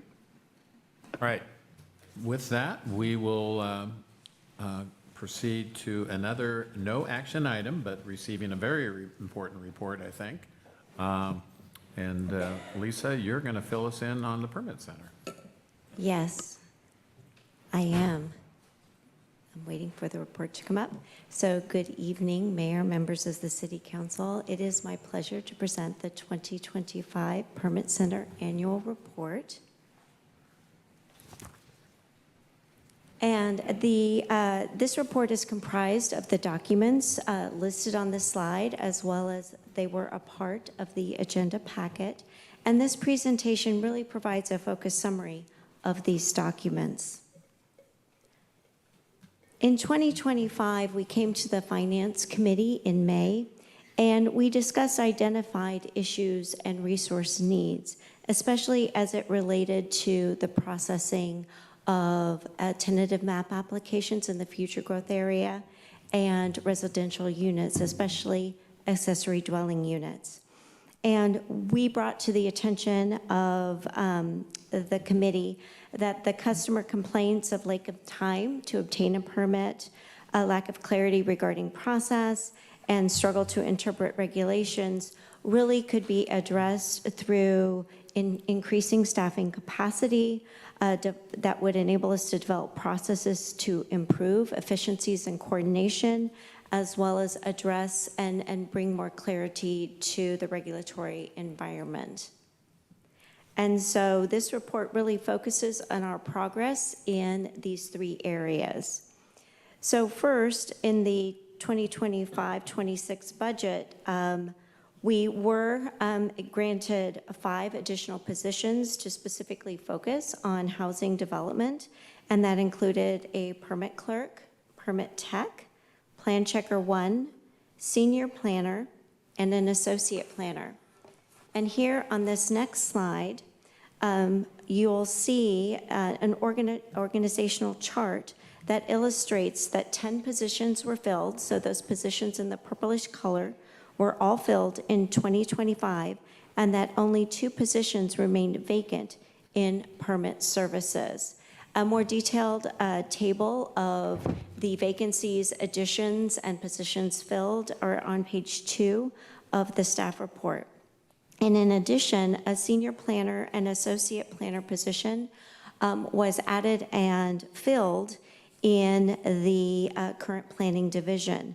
There was a second senior planner position that we were unsuccessful in our recruitment, so we came to the council and requested, and it was approved that we swap that position for a management analyst, again, to focus on the coordination and efficiencies of workflow.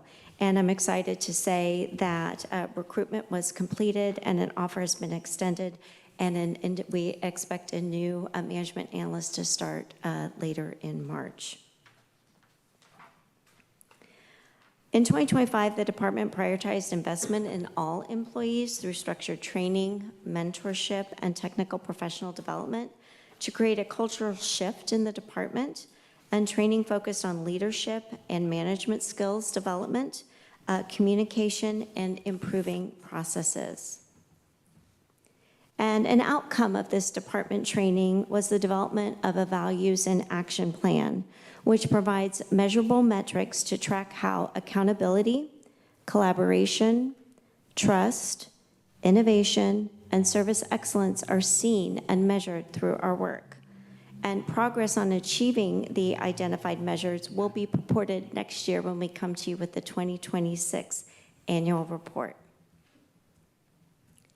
The next several slides focus on workflow tools and improvements being implemented to facilitate the processing of ADUs and future growth tentative maps.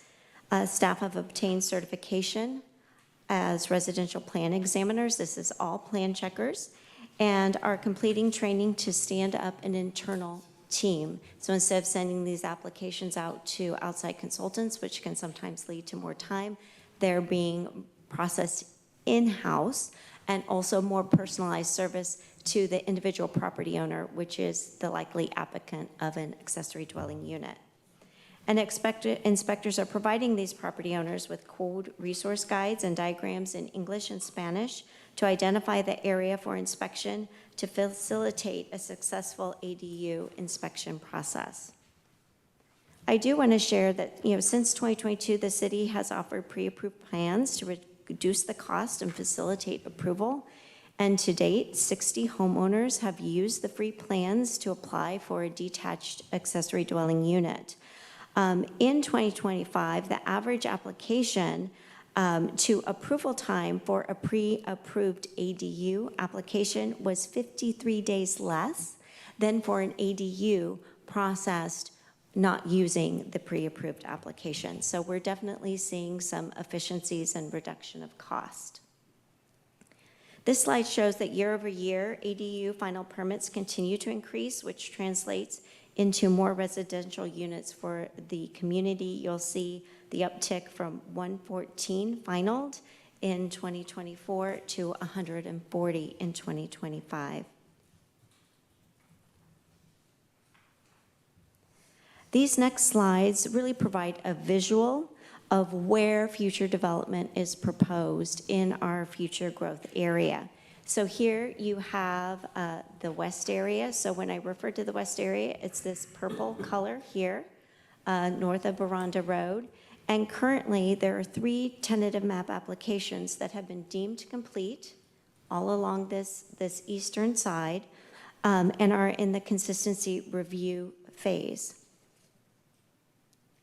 In the central area, which is the middle kind of gold color, there is 1 tentative map that has been approved and is in the site plan building permit and final map application phase.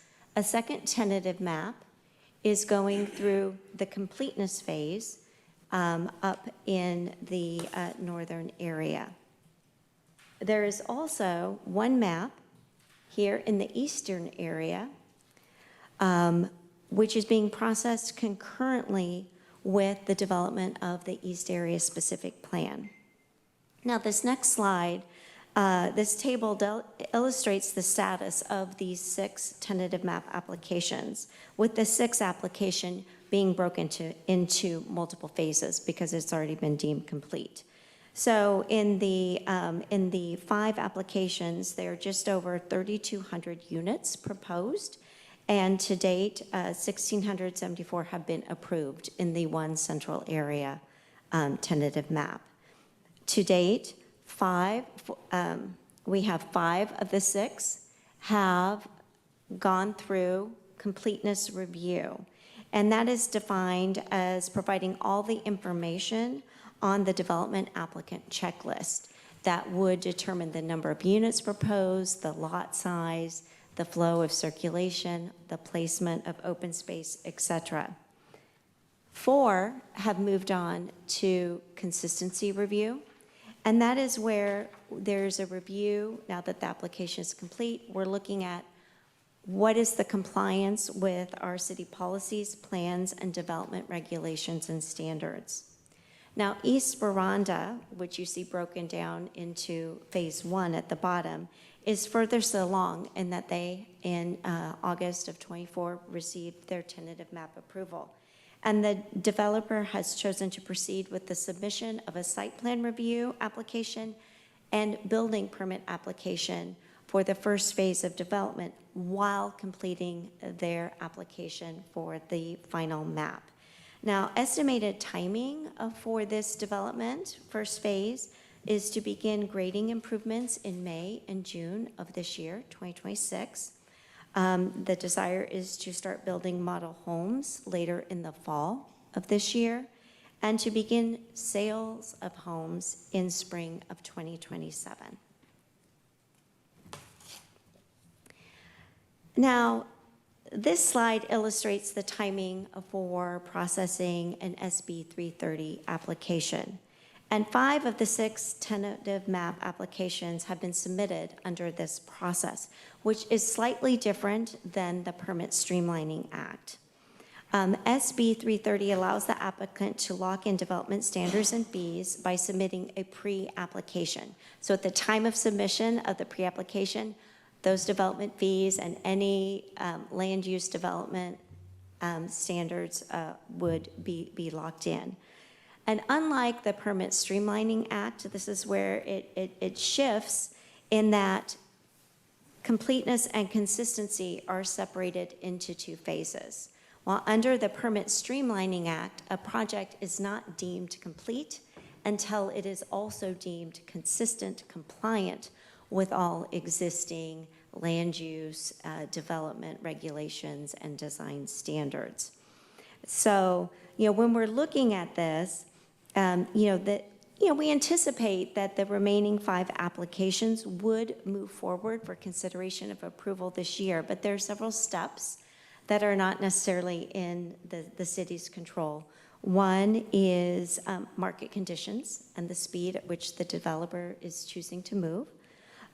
2, as part of CEQA compliance, there will be, and consistency, the compliance with all of our regulations, including the Subdivision Map Act, there will need to be several studies, environmental as well as engineering studies that are provided before we can complete the consistency review. And so a lot of the timing is contingent upon receiving that information and being able to complete the CEQA checklist. In terms of efficiency and workflow and how we are managing these applications, it's through cross-department collaboration that a future growth area GIS dashboard has been developed. And this serves both as a communication tool and a milestone tracking system to enable departments to monitor project progress, to help troubleshoot issues which arise, and to better forecast staffing and resource needs to come alongside and meet the timing of the developer and their desired goals for approval. And with that, I'm going to turn the presentation over to Angeline Anzini, our Chief Building Official, to discuss the processing of building permits in 2025. Good evening, Mayor, Council.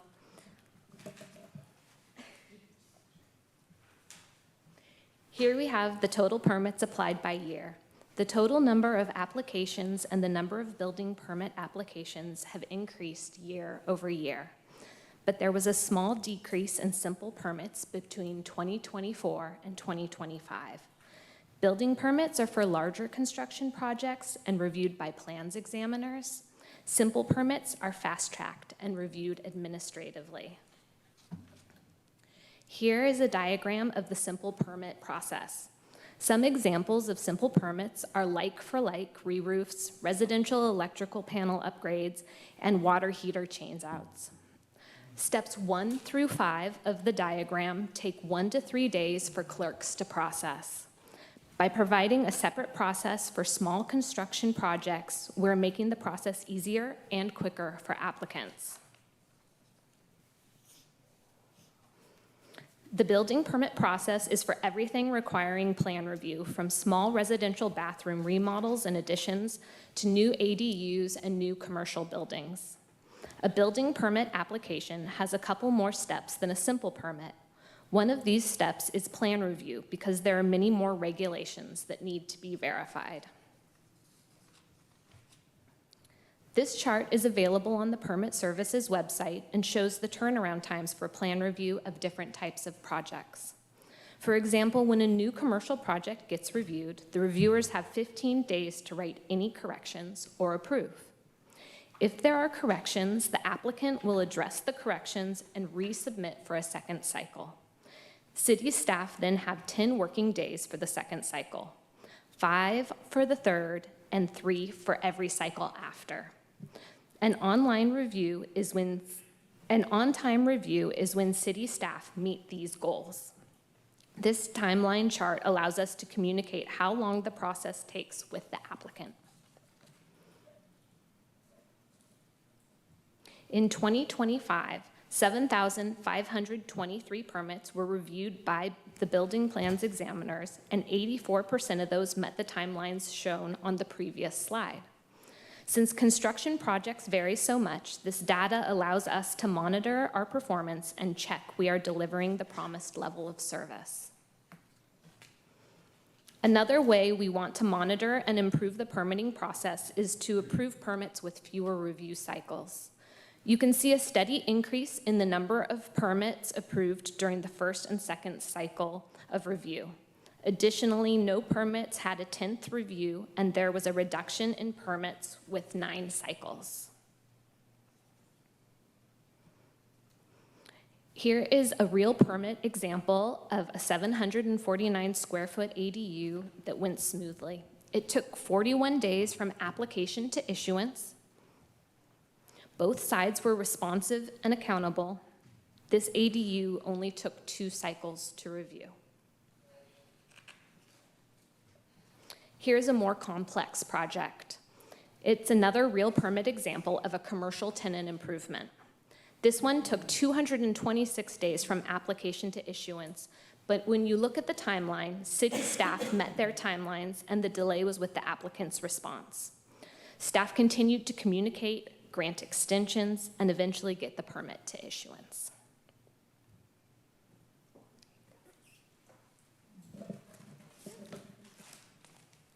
Thank you, Angeline. So the third area that was identified was a complaint hurdle focused on the challenge of limiting and conflicting regulations. And so in that area in 2025, the focus has been on updating the 2002 general plan, and Vision Salinas 2040 introduces a new land use classification system of place types to provide more flexible development opportunities, especially for infill development. In addition, in 2025, we started a comprehensive zoning code update, which has been broken into 3 phases. And the overall objective of this zoning code update is 1, state compliance. That's very important, but really to also provide clear, objective standards that streamline development review. So it's very clear from the applicant and the staff side what is being requested and what meets that standard.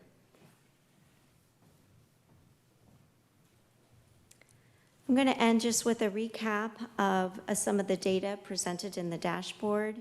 As you'll see, we have some division highlights.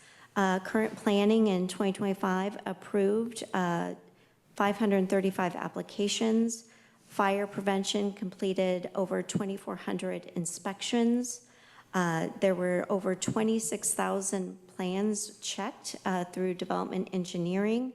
Code enforcement completed over 2,800 inspections, and 323 customers were provided small business support through our Small Business Navigator. Specifically in permit services, as noted by Angeline, on-time plan reviews improved, increasing 23%, and inspections continue to increase, especially residential inspections, and they increased by 13% from 2024. This slide presents all the phases of a building permit, showing year-over-year data for the past 3 years, and you'll see that there's been a 19% increase in the number of final permits since 2024. So that means occupancy, and especially since about 80% of our permits are residential, that means more units for our residents.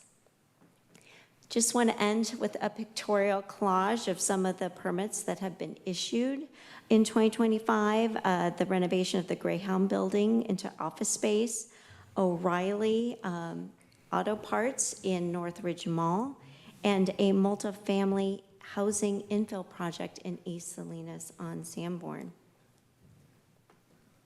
Final buildings include our wonderful Hebron Family Resource Center, Raising Cane's in Northridge Mall, the Monterey County Social Service Department. We have the track and field facility at Palma, as well as a new Planet Fitness on South Main Street. So that concludes our presentation. I do want to take a moment to recognize all of the Permit Center community development. I mean, and this goes across divisions and departments, efforts toward continuous improvement and culture change, and to really focus on communication and how we can improve, how we communicate internally as well as externally. So I really want to recognize staff for those efforts this year, as well as recognize the efforts of Angeline and her team, Oded and Karen and Christina, for all the work they put into preparing this report. So thank you. All right. Go with council with questions. Andrew, if you're there, I'll start with you. Any questions? Thank you.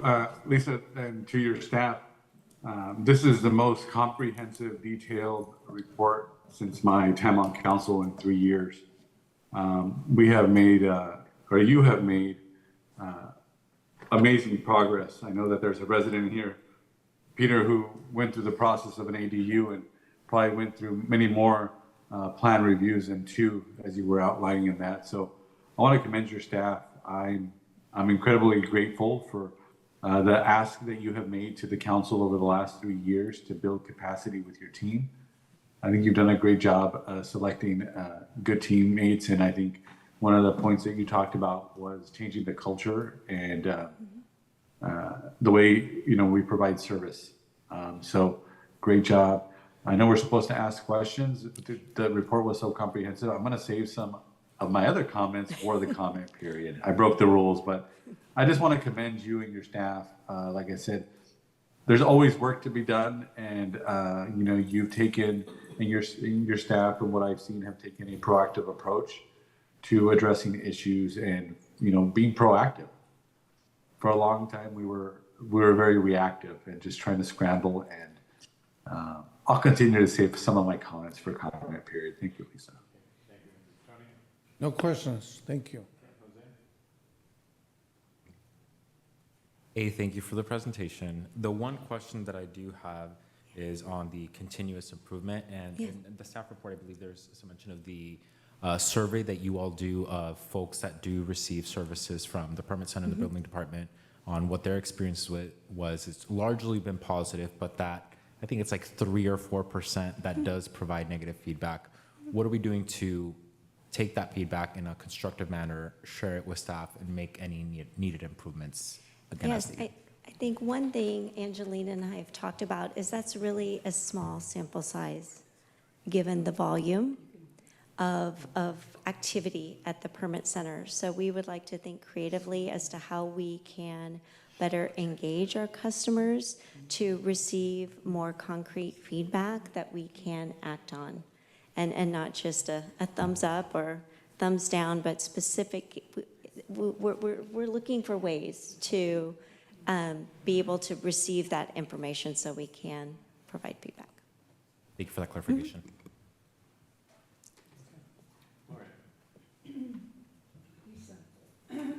Sorry. Lisa, on the staffing. Yes. The group, did I see it right? I know it's late.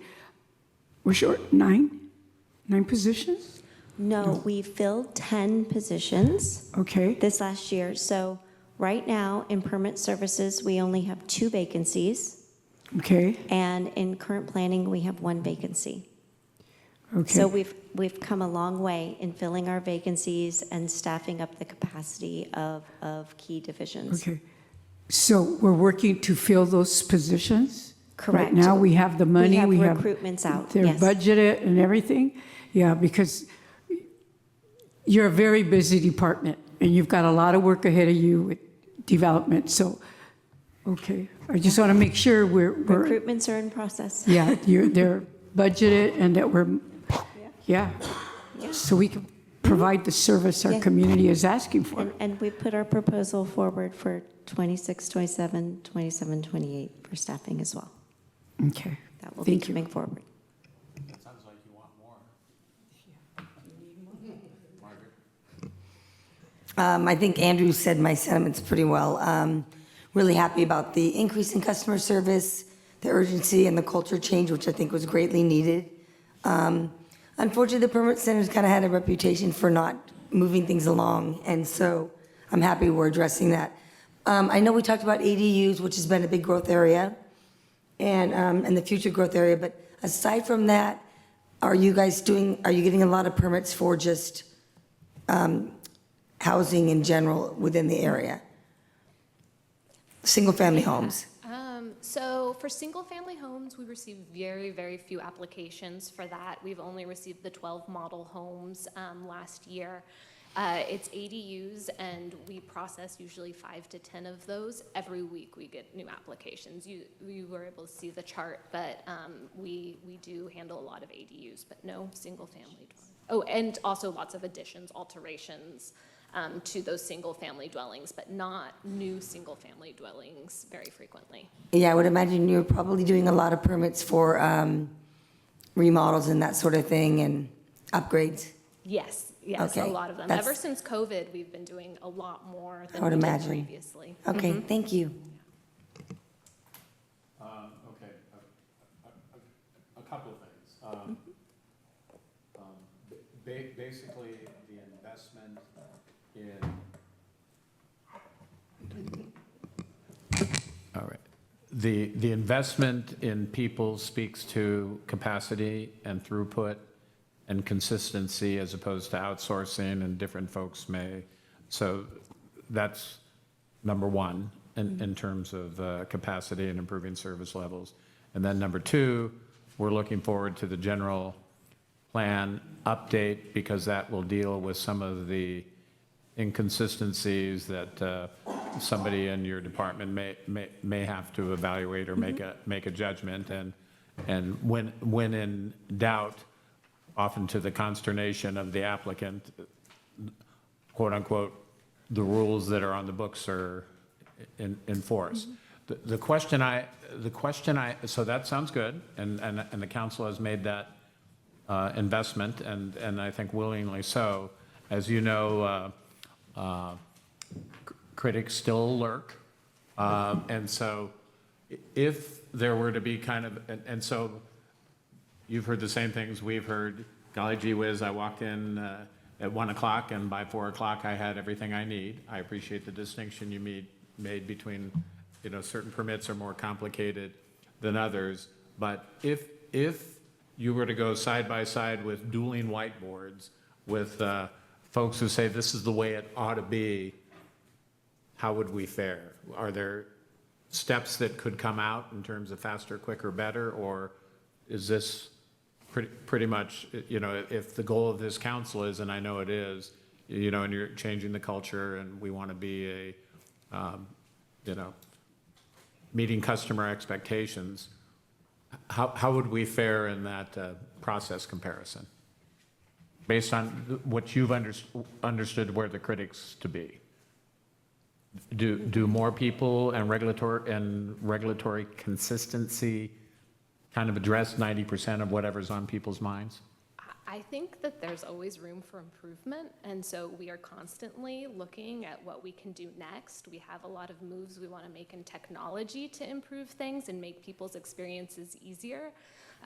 Being regulatory, people aren't always happy following all of the rules, but we do want to make this as easy of a process for them as possible. I think people are generally, when you look at that customer service survey, I think people understand that we're doing our jobs and we're trying to help keep their buildings safe. We're trying to help them have a good investment. People's homes are usually their biggest investment. So I think the community sees that and appreciates the work we're doing. And with just the 4% negative responses, I think we're doing a good job of it, but we still need to keep improving. No, and fair enough. And I think the heart of my question is, are we structurally set up to be as efficient as possible for your purposes and the expectations of customers? You like the approach? Our current approach? Yeah. Yes, I do. Yeah, like so I think we're on a really good trajectory. Okay. But we still are heavily reliant on outside consultants. Okay. So we are trying to inch forward, working within the means of the city to gradually increase staffing capacity based on actual development applications that we forecast coming in. Because keep in mind, we're a fee for service. The building permit, plan review, it's a fee for service. So we have to project what the wave of development is going to be and anticipate so we can have staffing resources aligned to meet that demand.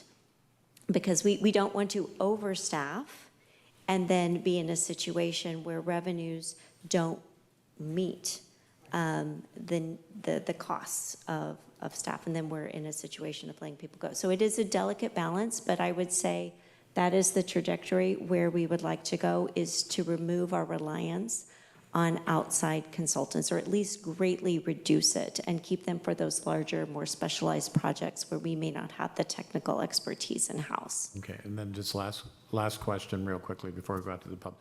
And you and I had this conversation the other day. When people go permit center, they tend to just kind of lump it all together, and there really are three distinct areas. Could you just quickly comment on that? Sure. So when you think of the permit center, it's a physical location. And so the permit center services are comprised not just of permit services, which is the building permitting side, including the issuance of permits, plan review, and inspection, but in many cases, an application is starting with a land use entitlement or permit. And so they're starting through our current planning division, and they need certain approvals before they can even begin the building permit process. And overlaid on that, we have to interface with fire to make sure proposed development is meeting fire code, as well as work closely with development engineering to make sure all those regulations are being met as well. So we really have to work together as a team to be the permit center. And, you know, Okay, all right. No, I appreciate it. I think that's important to it's not a one size fits all, so to speak. So I think that's important for everyone to understand. All right, with that, let's go out to the public for any comments.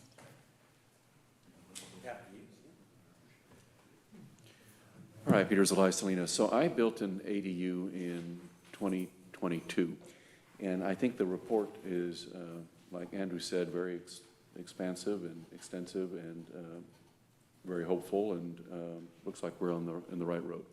However, I know that anybody can put together a PowerPoint and make it look good, and I'm a little skeptical.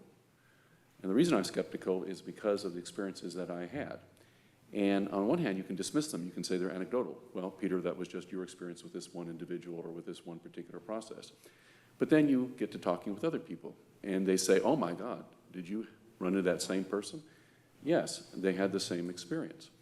And so then you go further. And so you pick up the Monterey County Weekly, and then there's a story on there a few weeks ago about housing in our area, and there was a little sentence in there, I think I sent it to you guys all, where it said that the permit center of Salinas is known for being disruptive to the process, to being obstructionist. And so it sounds good, but are there really changes that need to be made with certain individuals? I'm not going to name anybody, but is there the internal and external oversight? Is there the retraining? Or maybe people need to find a new job, or maybe they need to be put on a plan of improvement, or maybe they need to be fired. And so, you know, I don't know if all this glossy talk and glossy PowerPoint gets to the real point where an individual coming in like me, I had never built an ADU before. I was extremely stressed out, and I got my permit in 60 days. I'm glad it's down to 41 or whatever it is right now. But that's because I'm a persistent bastard. And I went down there and I made sure I got my permit. But the city was no help. It was no help. It was an obstruction. Thank you. Hi, good evening. Jose Monterey community. I only have one thing to say. I've been in the permit center last year, and at least I hope it's getting better, because it wasn't good at all. I've been there with different people trying to get permits, and some of the people you have there are not, I want to say, what's a word without being disrespectful? They're not user-friendly. They're not friendly with other people. They don't know how to engage or talk to another person respectfully. And I don't think it's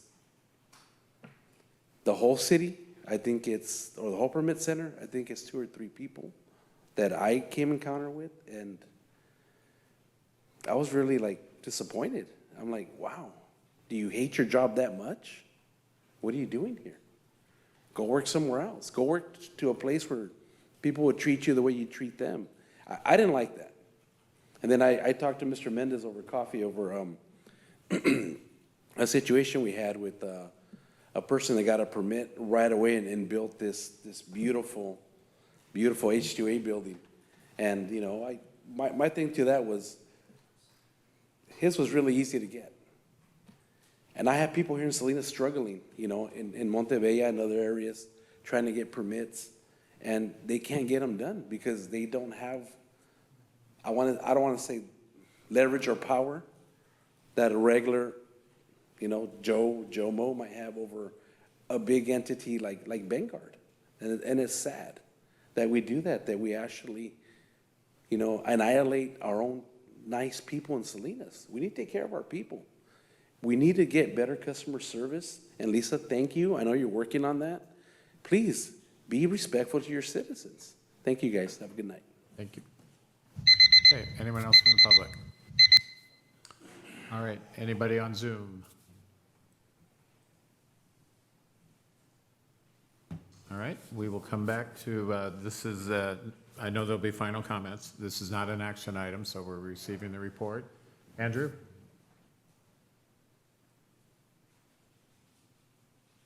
Sure. Well, thank you, Lisa, for your report. And I do want to say that in the situations where I've been presented specific details on issues with the permit center, I like that your different departments are able to communicate and give me timelines as far as when things may have gotten stuck or what you're doing to address them. You know, it's taken us a long time to get to this point where there's not that immediate resistance when we bring up issues. I remember when I first came onto council, there was, and you were not in charge at the time, Lisa, there was a immediate pushback. Well, this is exactly what happened, and that's not the real story, and this, and I get that stuff exists, but there's always a bit of truth when people bring up issues. So my final comments, we've made significant progress. The report says that, like Peter says, you know, we're giving a nice report. In my opinion, right now, and all my council member colleagues have expressed concerns, and we've read the articles and we've read the opinion of the Chamber of Commerce and regular residents. So now that we are more receptive to input and criticism in addressing these issues, I'm going to restate and ask my council member colleagues to support the effort to have a not necessarily a oversight, but I'll say oversight and improvement committee for the permit center to monitor regular improvements and take recommendations to the permit center, so we have a little bit more eyes on improving that. This is a request that has been duly entered into the record several times, not only at city council meetings, but at housing and land use meetings. And so I'm going to ask my colleagues to support a future agenda item or the creation of a committee. And we can collaborate with some of our resident and business partners to see what kind of committee that would look like. But in order just to continue the improvement for the permit center. So I'm going to ask my colleagues if there's any support for that. Okay, thank you, Andrew. Tony? Well, to Ms. Britton's, she's been with us 10 years now. It's a very difficult department, as you're the one that runs it, so you know it firsthand. Hopefully with Mr. Peter, when he got his ADU in 2022, things got better. Now it's 2026. And it sounds like it is. I know the PowerPoint says it is. I've heard great things, and then there's always somebody that complains. That I think that's with everything. But I think hopefully we're being efficient, trying to support the customer, because we get a lot of money from the permit center. But I think to Mr. Mendez's credit, as well as the head of the city here, things are improving. I've seen it. So I've heard people say good things, which before you never heard any good things. So I know I've gone through the process myself. Sometimes it's tedious, and other times it's been pretty quick. So good luck on that, and hopefully we can be supportive. I don't think we need to fire anybody. What we need to do is or just continue training people. You do, I do have to say there's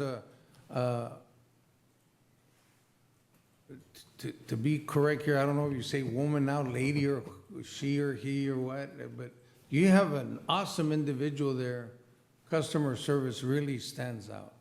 I mean, I've sat down just observing, and she walks people through the process, which is fantastic. And I forget the lady's name, but congratulations, we need more people like her. Thank you, Mayor. Thank you, Tony. Jose? Thank you. On the suggestion for pronouns, I think it would just be best to call them, refer to them as they. They? They. This. Right. They. Thank you. Yeah. Thank you for the presentation. I appreciate the work and echoing the concerns of my fellow colleagues, right? Awesome presentation. Don't doubt the numbers and the data behind them. However, you know, anecdotally, right, us as council members, all we hear are that 3%, right? So whatever we can do to help make that more palatable for those 3% and for the greater population would be much appreciated. And I'll second Councilmember Sandoval's request for the creation of a technical advisory committee that can provide recommendations for permit center improvements for a future presentation. Thank you. Okay. Gloria? Well, no, I was thinking of more of, you know, now when you go to any business or to a doctor, right away they send you a survey on your phone. How did we do? And I don't know the cost of that or what, but that's something to think about because that's what I see everybody's doing it.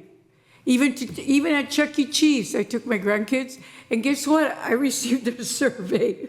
How did we do? Was the food good? How was the service? I mean, they just asked you, like, I think about 6 questions. So, you know, maybe that would be another alternative of doing that.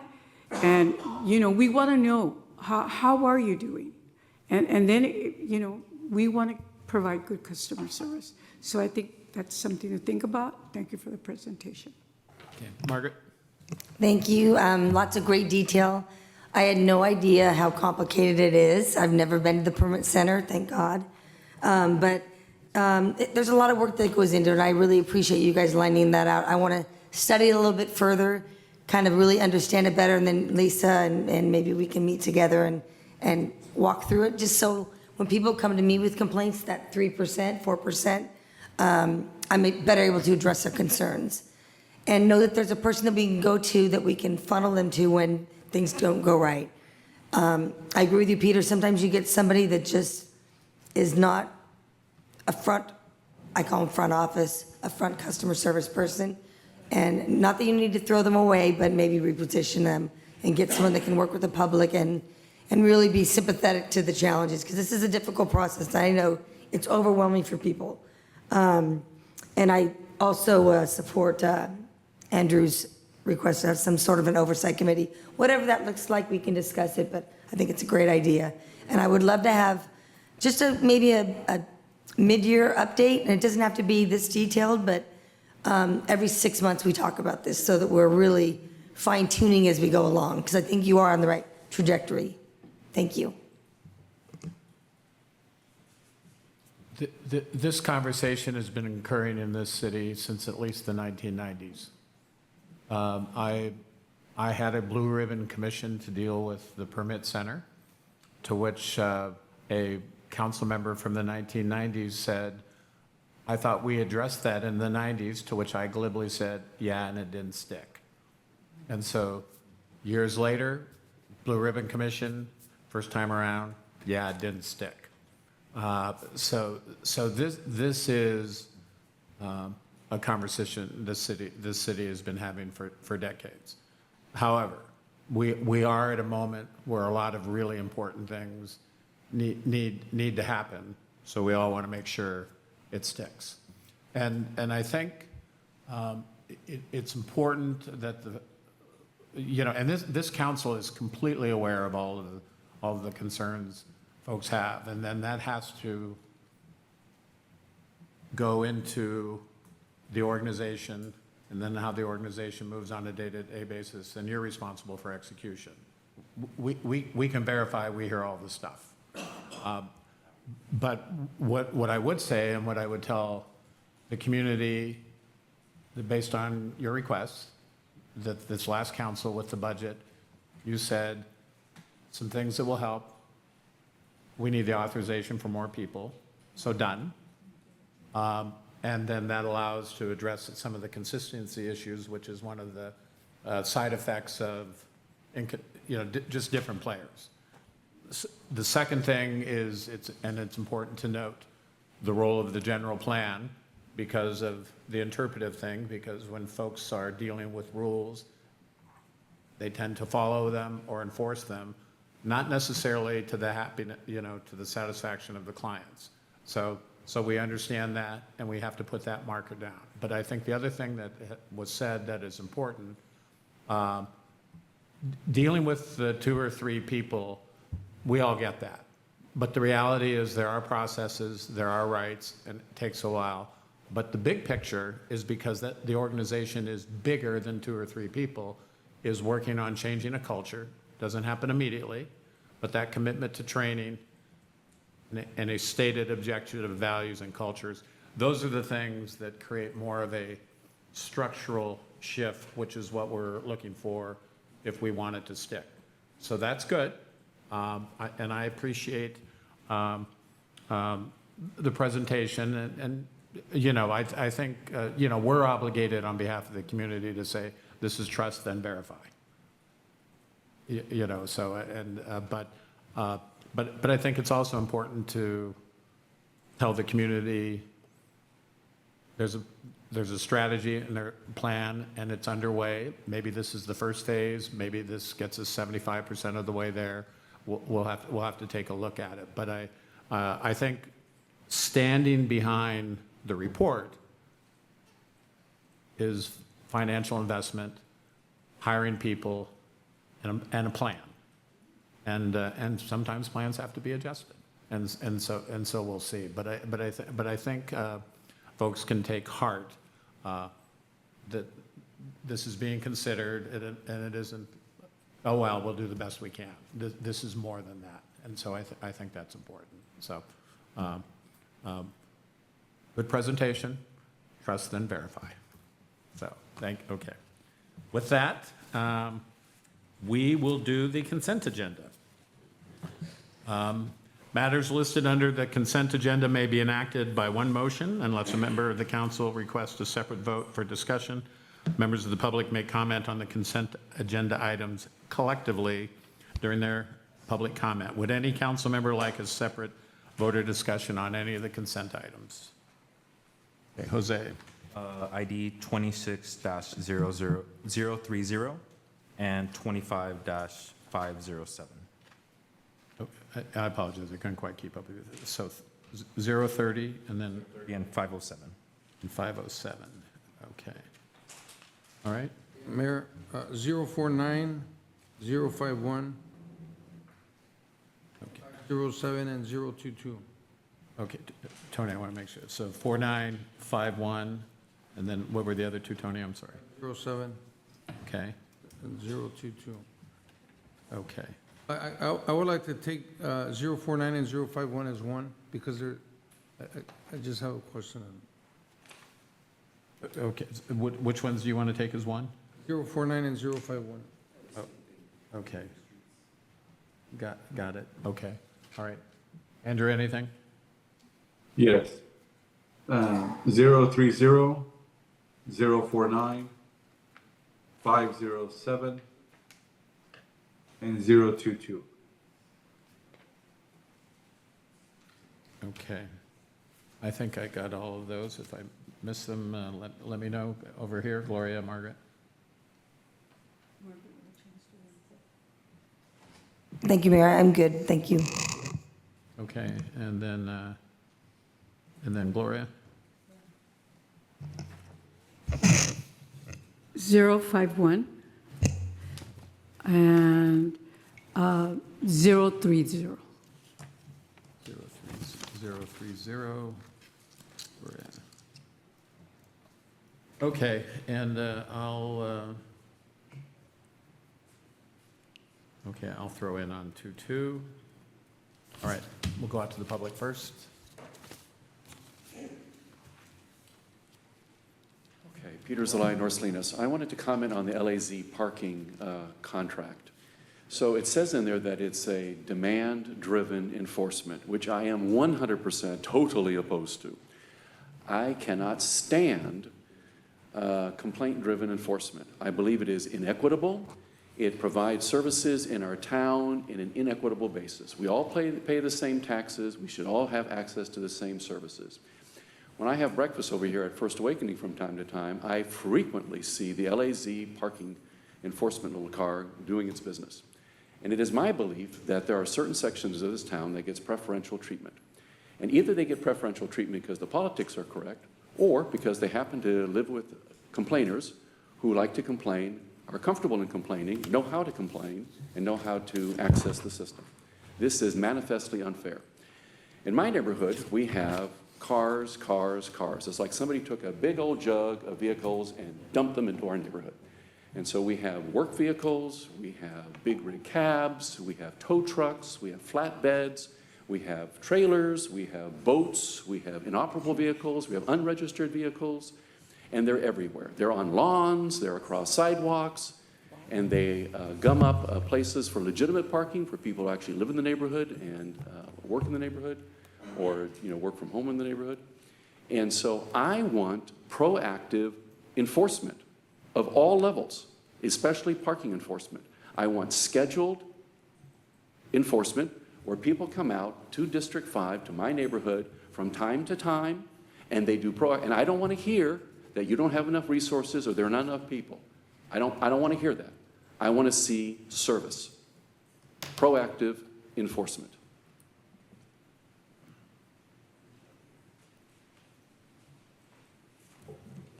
Hold on, I'm having a bit of an equipment malfunction.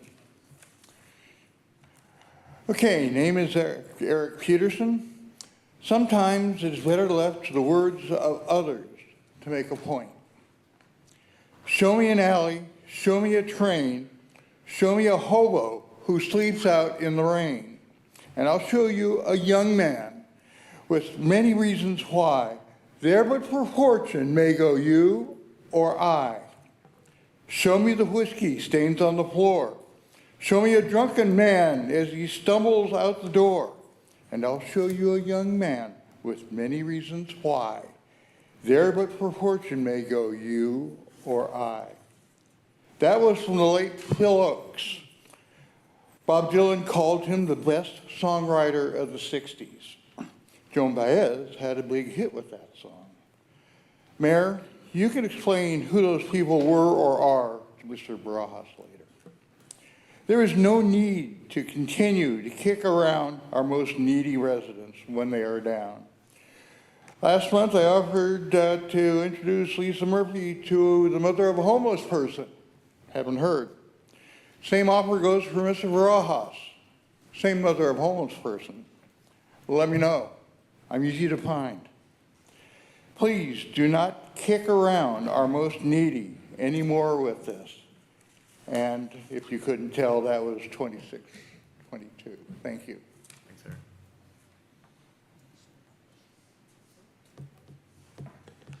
Good afternoon, Jose Guerra, Montebello community. Mayor, I just can't, honestly, 2 minutes I can't. I got like 3 or 4 items I want to talk about. We need to bring back the 2 minutes per item. I think it's a fair thing to do. Mr. Mendez, you need to talk to him. We need to do it. It needs to be done because a lot of us can't make a public comment on every item we want to talk about, and it should be like it used to be. Why are we changing it? Why are we not letting our citizens speak and and engage or you can say be part of the community and talk to you guys about stuff? Why can't we do that? Why is it a big deal that you might have to stay another extra 30 minutes? You signed up for this, guys. Come on. You signed up for it. You're getting paid now. You're not a public servant, volunteering anymore. You're making money. Don't take it personal. I'm just telling you the facts. I want my 2 minutes back. And speaking on that, I want this 030 Make that 500,000, man. Come on, you can't do nothing with $383,000. That's ridiculous. Let me go really short on 022. The ordinance, I love the ordinances. By the way, in Montebella, all our signs, except for the ones for the street sweeper, have a CVC ordinance number on them. So they're invalid, guys. Update the ordinance signs in Montebella and every other park where it says no camping, nothing after dark or sunset, whatever the park closes. Put the CVC codes on there. Redo everything, please. Do your job, guys. You're paid public servants, not volunteer anymore. Like us here, we're all volunteers, see? We don't get paid for this. So you guys gotta do your job. I'm gonna hold you accountable to it. I'm gonna come every meeting. I want my 2 minutes per item now. Thank you, guys. Have a good night. God bless you.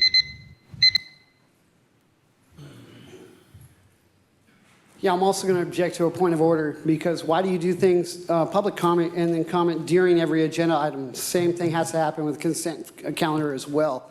We're entitled to everything. You're supposed to ask your questions first. Go the same procedure.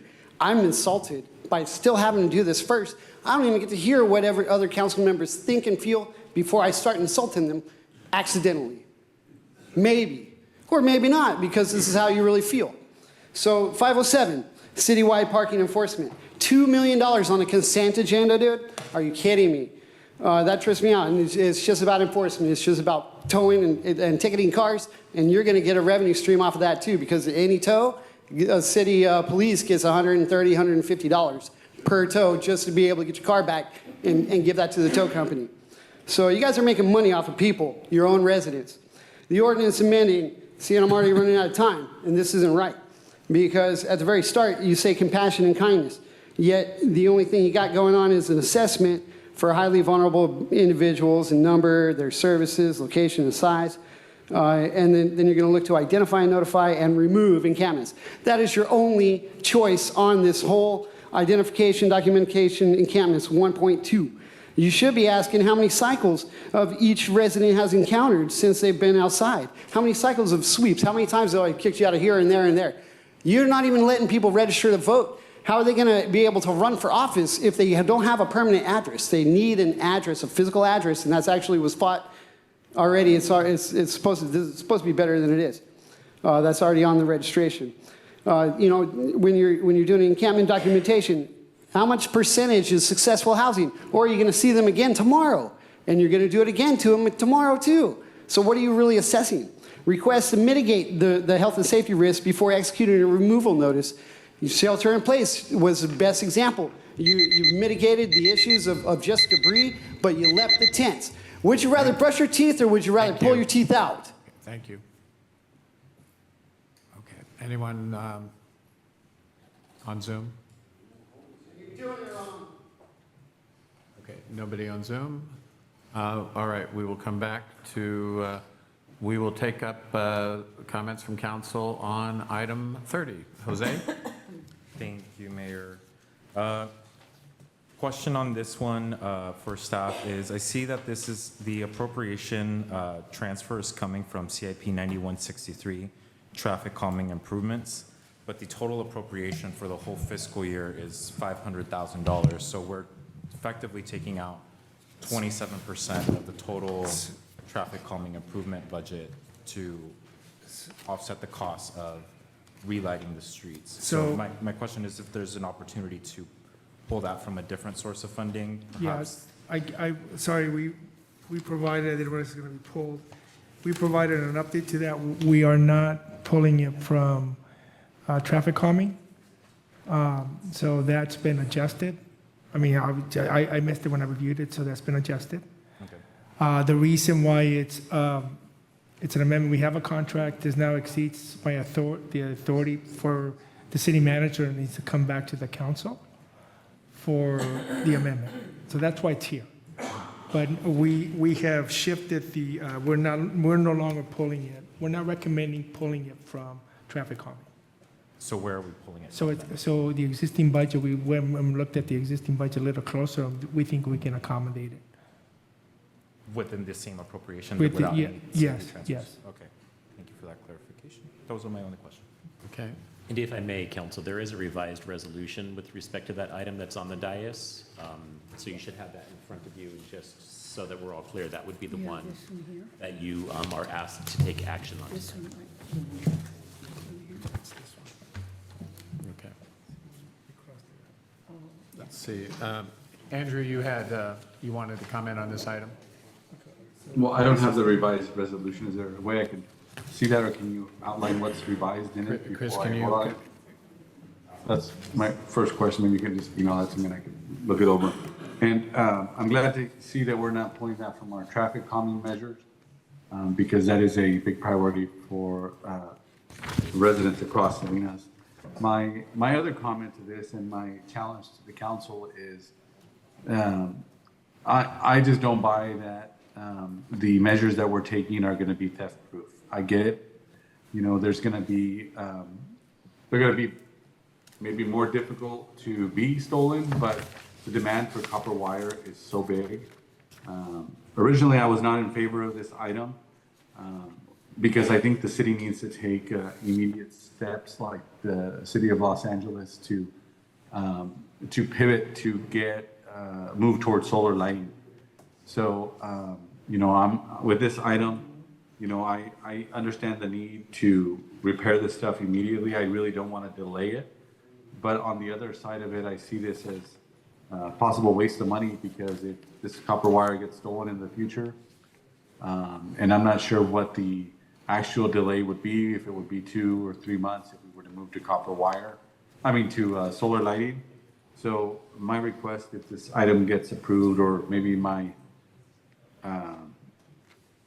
motion to approve this item would be to provide direction to the city manager to take immediate steps to bring a presentation to council with options for transitioning to solar lighting instead of continuing this. And I understand there's been discussions in that, but that'll be my motion, is to move to approve with providing direction to the city manager to bring a presentation forward on solar lighting, transitioning our city to solar lighting as soon as possible.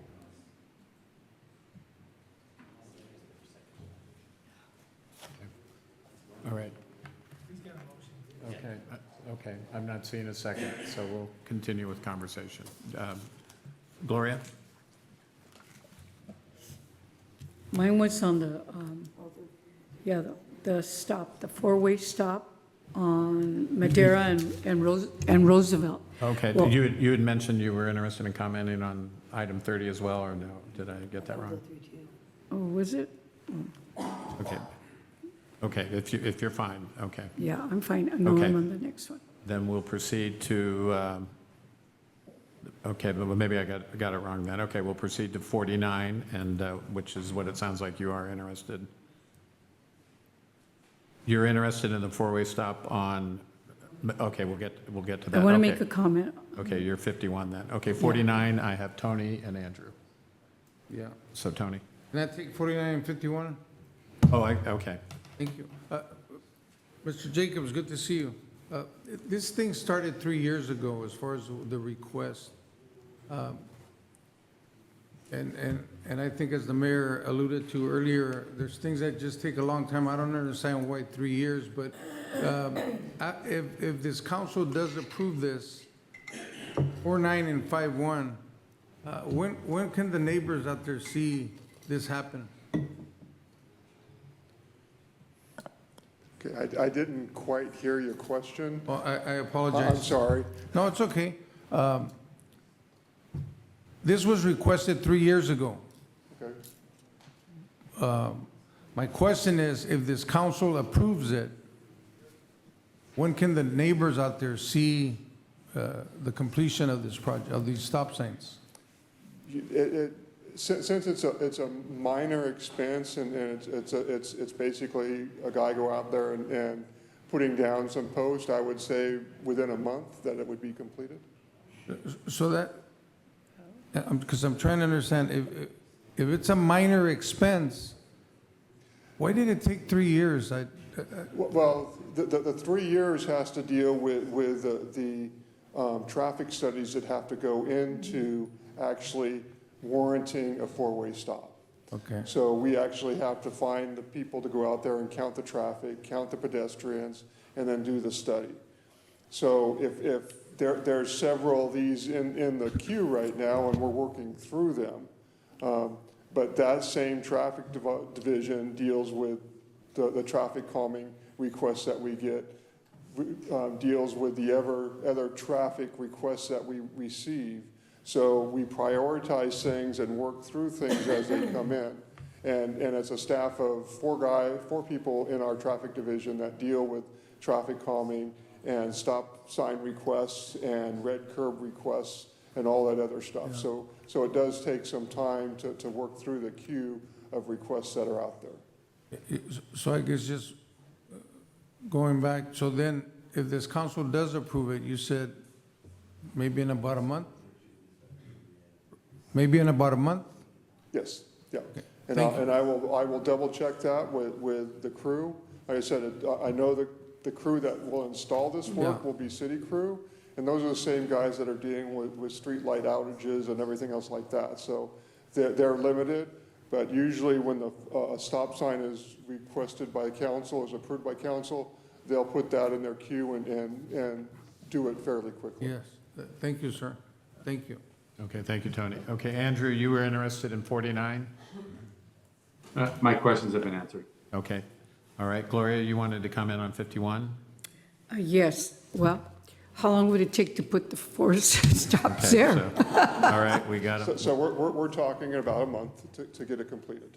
Okay, And like I said, I will double check with the crew tomorrow morning and see where this falls to make sure it happens within the month. okay. The residents thank us for that, yeah. And I will let them know. Okay, thank you. All right, 507, Jose. Thank you, Mayor. But it's more so, I guess, a comment and a motion for it. I'm fine with approving the resolution and the parking enforcement services agreement. However, I would add and make the change that we make parking enforcement proactive rather than complaint-driven would be my one ask. And I'm not sure if we can do that now or if, because the RFP was issued and perhaps there's some language that it's complaint-driven, what the appropriate process to do that would be. No, I can have our director. One of the things that's different in this RFP is we are actually working with LAST to use AI. One of the challenges with going up and down the streets is we actually have to get down and mark the tires. So while we will still have to issue the citation, we'll be able to cover a lot more space. But if that's the direction the council wants to do, we can start it and we can work and see how we can pivot it to be a lot more proactive. And if we need to bring back something to the council, we will. Yeah, I'd like to support that. Thank you. Okay, okay, and Tony, you were, Yes. Mr. Jacobs, in District 2, there's parts of the area where we're still on a pilot street sweeping. And with this parking enforcement, you know what, and this is not a complaint, this is just a concern. We're very inconsistent. So if we're going to enforce something, I think we have to be consistent. And even on this pilot, I notice on the holidays, there's no street sweeping, but the sign doesn't say that. So I have neighbors telling me, are they coming today or not? Well, we don't know. So, but there is a lot of inconsistencies, and the city manager's aware of that as well. Yeah, and also there's a learning curve with the no parking on street sweeping days. You know, people don't necessarily remember that it's that particular Monday or Tuesday that they're supposed to move their vehicle. And usually they'll get a ticket and realize they have to remember that. And so over time, people will stop parking there and will issue less tickets. So it's more of a learning curve right now to get people to move. You probably don't necessarily see LAS out there doing the ticketing, but they have told me that they're out there all the time ticketing vehicles. That doesn't mean the vehicle's going to move, it means it was ticketed. And by the time the street sweeper's there, the vehicle's still there, but it was ticketed. And we're not towing vehicles out of the no parking area, we're just ticketing them. Yeah, So it doesn't well, necessarily yeah. help. Hopefully, it's educating the people that they have to move their vehicles on certain days. Yeah, well, on 2 occasions, and I'm speaking for myself because I moved my truck, usually Mondays, when there's holidays, usually it falls on a Monday. But the sign doesn't say, you know how some sign says, no parking except holidays or Sundays, well, the sign doesn't say that. And it just so happened, I moved the truck and the street sweeper was off that day, which is, they deserve the, but the sign doesn't say that. Right. That make sense? Thank you. Okay, thank you. Okay. Andrew, you're in on this one? Yeah, I do, support us being equitable and proactive, but I just want to make sure that we're not pivoting to not address complaints that our residents are giving us about parking enforcement. So, I did request data on locations of how our parking enforcement is being done, because I've been told, similarly that there is more parking enforcement in certain areas. I know, for example, Peter mentioned downtown. Well, the downtown, the Salinas City Improvement District is very actively calling for parking enforcement because, one, they get paid to do that. But, that's not very equitable for the rest of Salinas. I've had constituents say, well, they're only targeting my neighborhood. And one of the conversations that Chief Felice had years ago is he wanted to look at bringing parking enforcement back to the PD. I know this is a lofty goal, but at the same time with concerns about equity and equal enforcement. One thing that the chief mentioned was that police officers are trained to make sure that they're not enforcing their enforcement is not discriminatory. And something that LAS is training, just from the document that I saw, doesn't cover. And so, it's easy to pick on specific neighborhoods that are overcrowded and who have people persistently complaining. But I have concerns with, like I said, sometimes it's just a few people complaining about their services or the way they're enforcing, but I still have concerns that they're not doing it properly. I did see the revenue projections that parking enforcement brings in. I'm not sure if those are just citations issued or actual revenue collected. But I'd like a discussion in the future just to either mandate training on how they practice enforcement, or possibly in the future looking at PD we used to have them when I was young, those little parking enforcement vehicles, or maybe have a pilot program in the future for parking enforcement with PD. Those are all my comments. Thank you. So just to give you a little bit of history on why Public Works is doing the parking enforcement oversight is mainly for the downtown district, because without enforcement, people would park in the downtown district and not pay monthly, the monthly permit fees and stuff like that. So without that enforcement in downtown, your parking district would fail. Same with our parking districts, that we need to actually have enforcement in parking districts to make sure people aren't parking there illegally. And that's why originally Public Works took it over, so that we had consistent enforcement in the downtown area. And of course, it's grown over the years, and we started doing it citywide now, where initially Public Police Department was using CSOs to do parking enforcement, and they weren't doing it consistently because they were being pulled off to do anything. Parking enforcement was a low priority. So we needed to be high priority so that people would actually pay attention to the parking requirements in the downtown area. So now, one of the main focuses of LAS is to do downtown. The problem with that is they've been getting out of their vehicles and walking the 300 block and marking vehicles, which takes a lot of time. That's why I wanted to implement the LPR, so that they can just basically drive down the street, register all the vehicle names, drive through the parking lots, register the license plates, and then move on and do something else. come back in 2 hours and do the same route again and then ticket the vehicles that have been there that long, rather than taking their time and, it's probably a 30-minute walk, 40-minute walk just to mark vehicle tires. But with the LPR, it's going to take them maybe 5 minutes, 10 minutes to drive that same distance and register the vehicle. So that will free up that parking enforcement officer to respond to queue alerts that we're constantly getting about this car is parked in front of a fire hydrant, or this car has been parked over 2 days or whatnot. And so we'll get through that process. So hopefully we'll do more proactive enforcement moving forward, since they're not going to be spending so much time in the downtown area. I have a question, David. You said that downtown has, that our parking district wouldn't be as successful. Are you talking just about the permitted parking in our city lots, or what parking district are you talking about? Oh, the parking district is basically the downtown area with all the parking lots and the parking structures.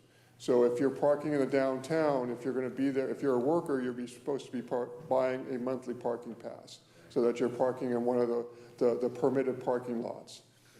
If you're a worker and you're parking on Main Street, you're taking a customer's parking space, and you do your 2-hour rotation, you go out there and move your vehicle over 2 hours, you're taking customers' parking spaces when you do that. So for that to have consistent downtown enforcement, we need somebody down there marking vehicles so that people know that we're down there more often than not. All right, well, my only comment to that is the Salinas City Improvement District collects assessments from the city of Salinas and taxpayers of Salinas. Perhaps they can help subsidize some of the additional city services that they're doing. Thank you. Okay, thank you. All right, item 022, Tony. Yes, Mayor, I think I'm still supporting this. I just want to thank Ms. Murphy for, I think we're going to be meeting with Dr. Silva, and, because people keep saying that we're kind of, to some degree, being inhumane, but I think we're really compassionate and really trying to make sure that we take care of the person, and at the same time, there's hazards involved, so we need to be safe. Thank you. Okay. Andrew?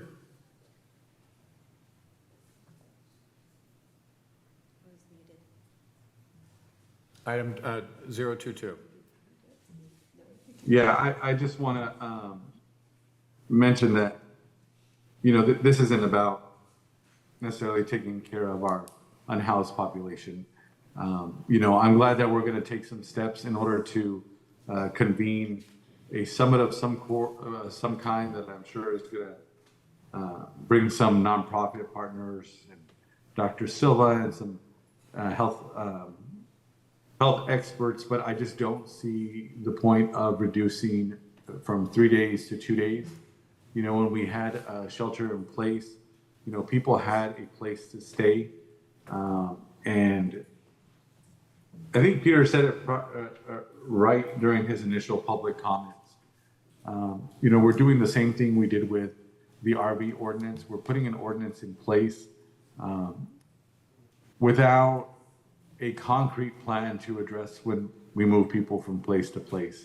So without, a more robust either tiny home village or the discussion of a sanctioned encampment, frankly, I see this a bit inhumane and a bit irresponsible to change these things without taking those steps. Okay. I'm going to echo Councilmember Barrera. I'm going to support this, and I think the desire to clarify, the policy coupled with a commitment to really take very seriously the personal property element, and I would say, and I think the situation is analogous to what the gentleman who works with the Buddhist temple said.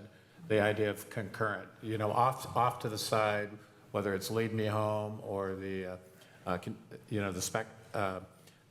there are dozens of nonprofits, several people, multiple agencies working on this issue in terms of housing and services and individual health. And so there's no insensitivity to that concern. That doesn't go away, and that will continue to be addressed concurrently. But we're not going to get everything we want all at the same time.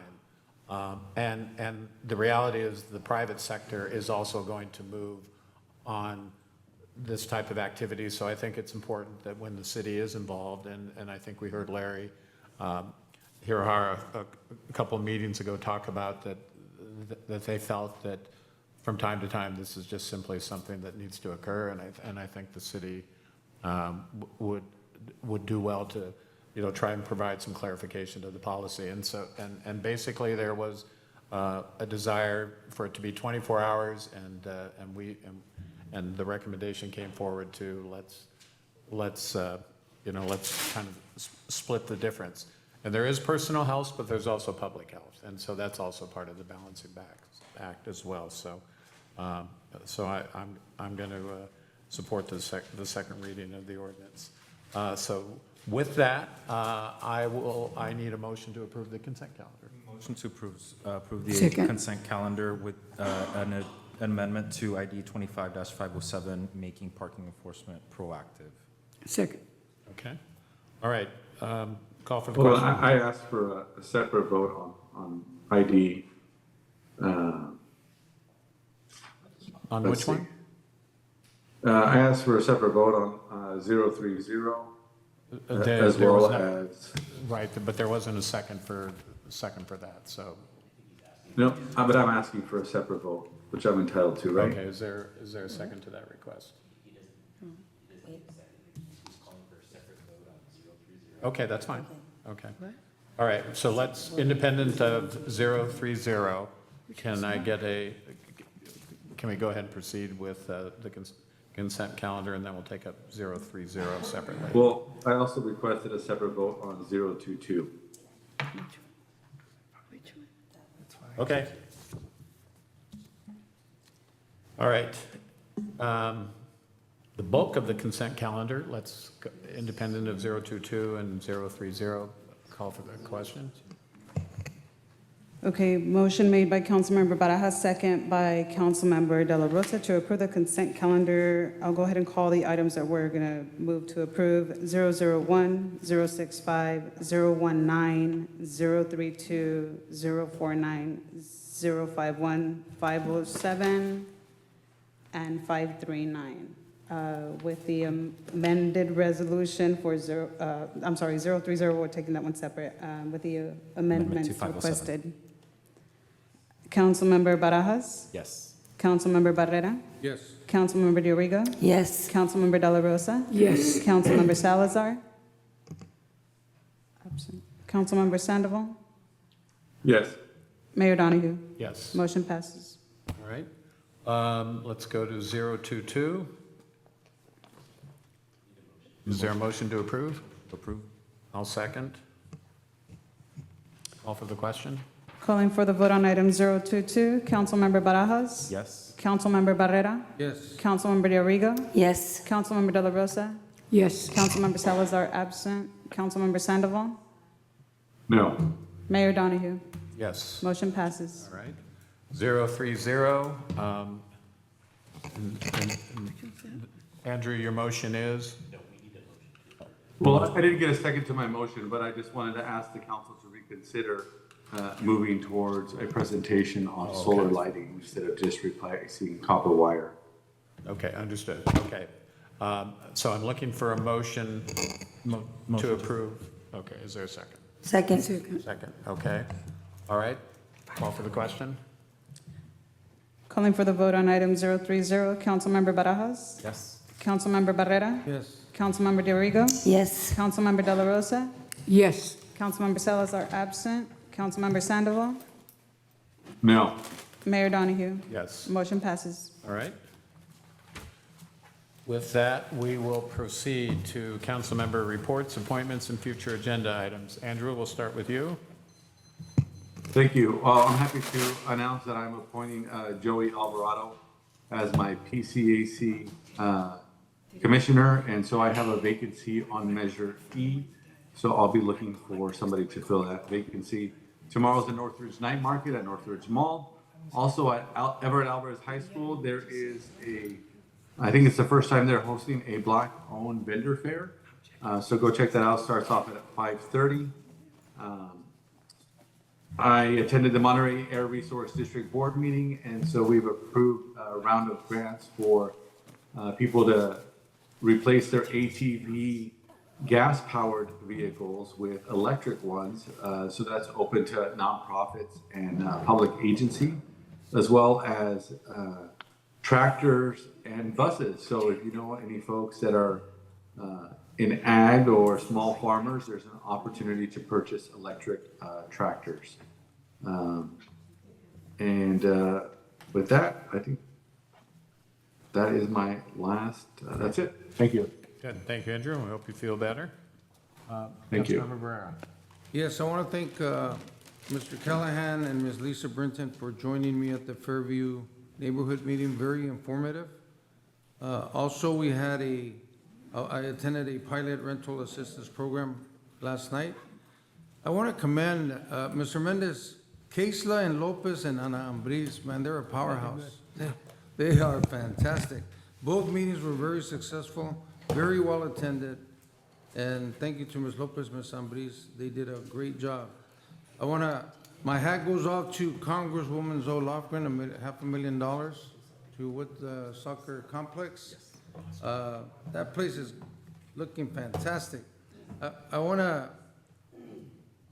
just want to say thank you to Mr. Jonathan De Anda, the Executive Director, doing a great job. I understand that complex, once it's finished, is going to be the biggest one between San Francisco and Los Angeles and this side of the Mississippi. Okay. So that's going to be fantastic. Sabino Lopez, I don't know if you know that name.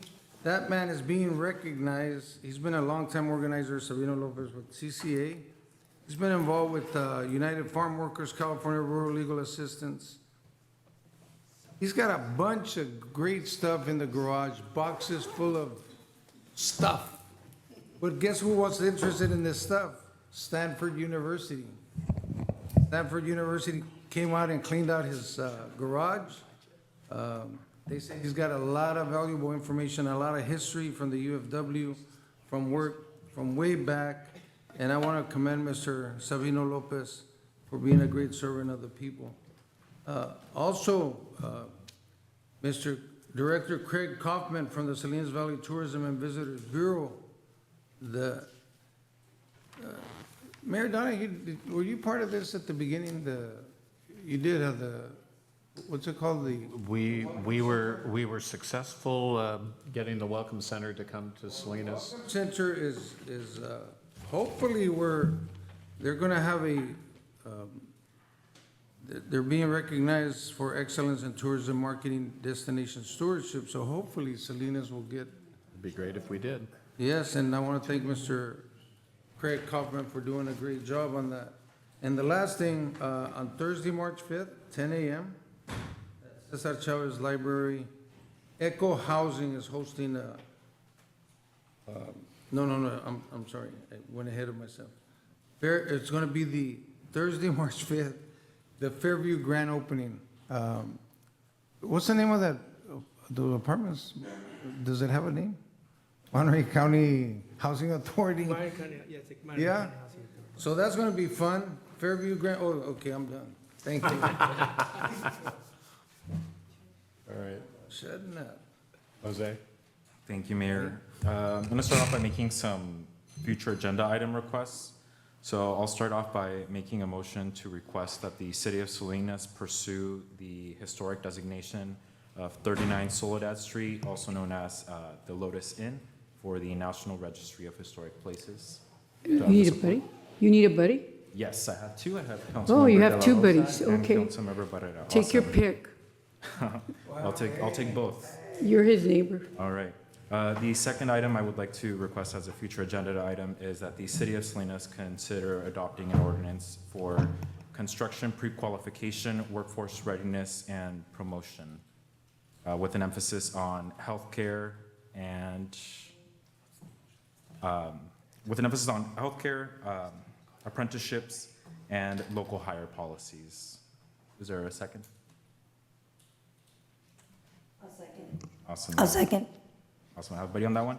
And the last one would be for us to have a review of all of our franchise agreements, particularly a review of our water franchise agreements with Alco and Cal Water at a future date. You need a buddy, right? Yes. Okay, I'm your buddy. And with that, I'll go into my comments. I had an opportunity to do a tour of the Johnson Canyon landfill in my capacity as a director for the Salinas Valley Solid Waste Authority. Among the many things I learned that day is you do not wear white shoes to a dump.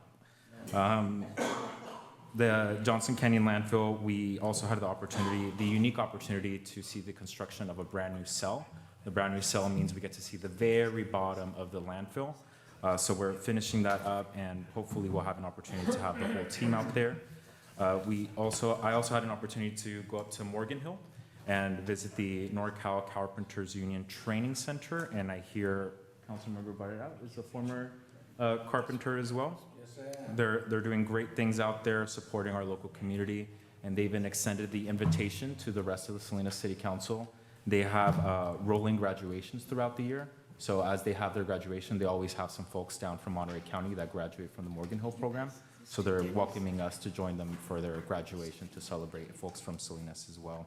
And lastly, I also had an opportunity to take a meeting with the city engineer, Adriana Robles, who we had an opportunity to go over a variety of different projects for District 1, both past, present, and future, focusing on beacon light improvements and the new reconfiguration of MST stops within District 1, which are coming in this upcoming year, and additional lighting improvements that the Public Works Department is pursuing for Laurel and Constitution and Lubaranda corridors within District 1. That's all my comments. Thank you. Thank you. Gloria? I attended a community human service meeting last week, and we have a new CEO. And also, I attended the Solid Waste Authority meeting. We weren't able to attend the police gala dinner because 3 of us were at that board meeting. And let's see. We also have a new CEO, and that's Cesar Zuniga. Just got appointed, so we're proud of him. Then, let's see, what else did I attend? Oh, I was able to attend Mr. Maya, who turned 90 years old, Saturday at St. Mary's. Mr. Maya is a big community. He's activist in our community. 90 years old. Wow. And they were still able to dance corridas. Him and his wife. Wow. And it was a beautiful event, and the mayor and I were able to say some words. And wow, what a blessing. 90 years old. But anyways, that, and then Sunday I attended, wow, in 1941, at Sherwood, they had the Japanese internment camp for the Japanese because the war had started. And they celebrate a memorial every year. And Watsonville, Monterey, people came from the Gilroy area, just in the Tri-Counties, and a lot of history about what happened to the Japanese Americans, how they were treated, and they showed the tags that were given to them, and it was really kind of emotional, you know, just to think that right now we're living in times where scary. But anyways, if you go to Sherwood Park, it's way in the back, and they have a memorial, and And then right there where the memorial's at, that's where the camp was at, the internment camp. But anyways, it's a very nice memorial. If you have a chance, go by there. And I have a community meeting that's being hosted by the residents of Current Street and the condos tomorrow evening to hear the residents.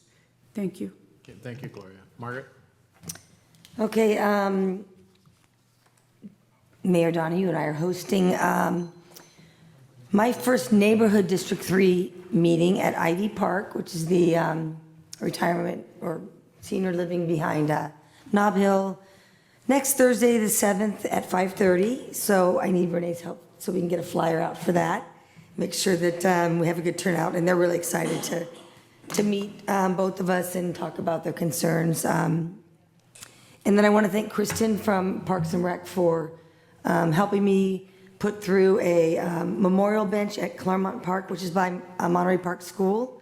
And that's for families who've lost an infant or had a pregnancy loss. And she's helping me push that through and get that done. So I'm really grateful for her for spending the time to meet with us and the couple who started the project.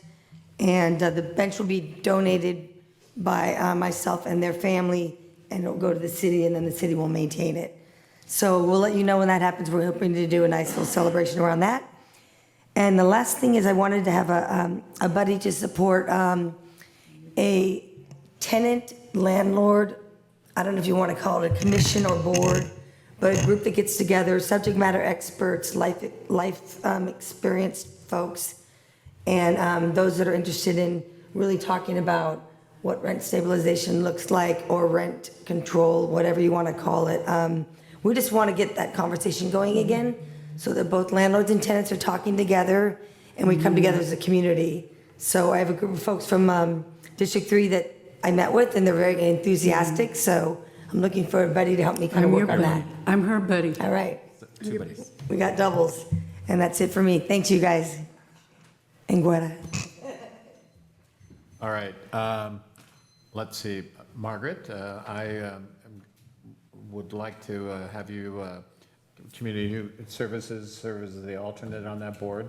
Gloria has that designation, and so appoint you as an alternate.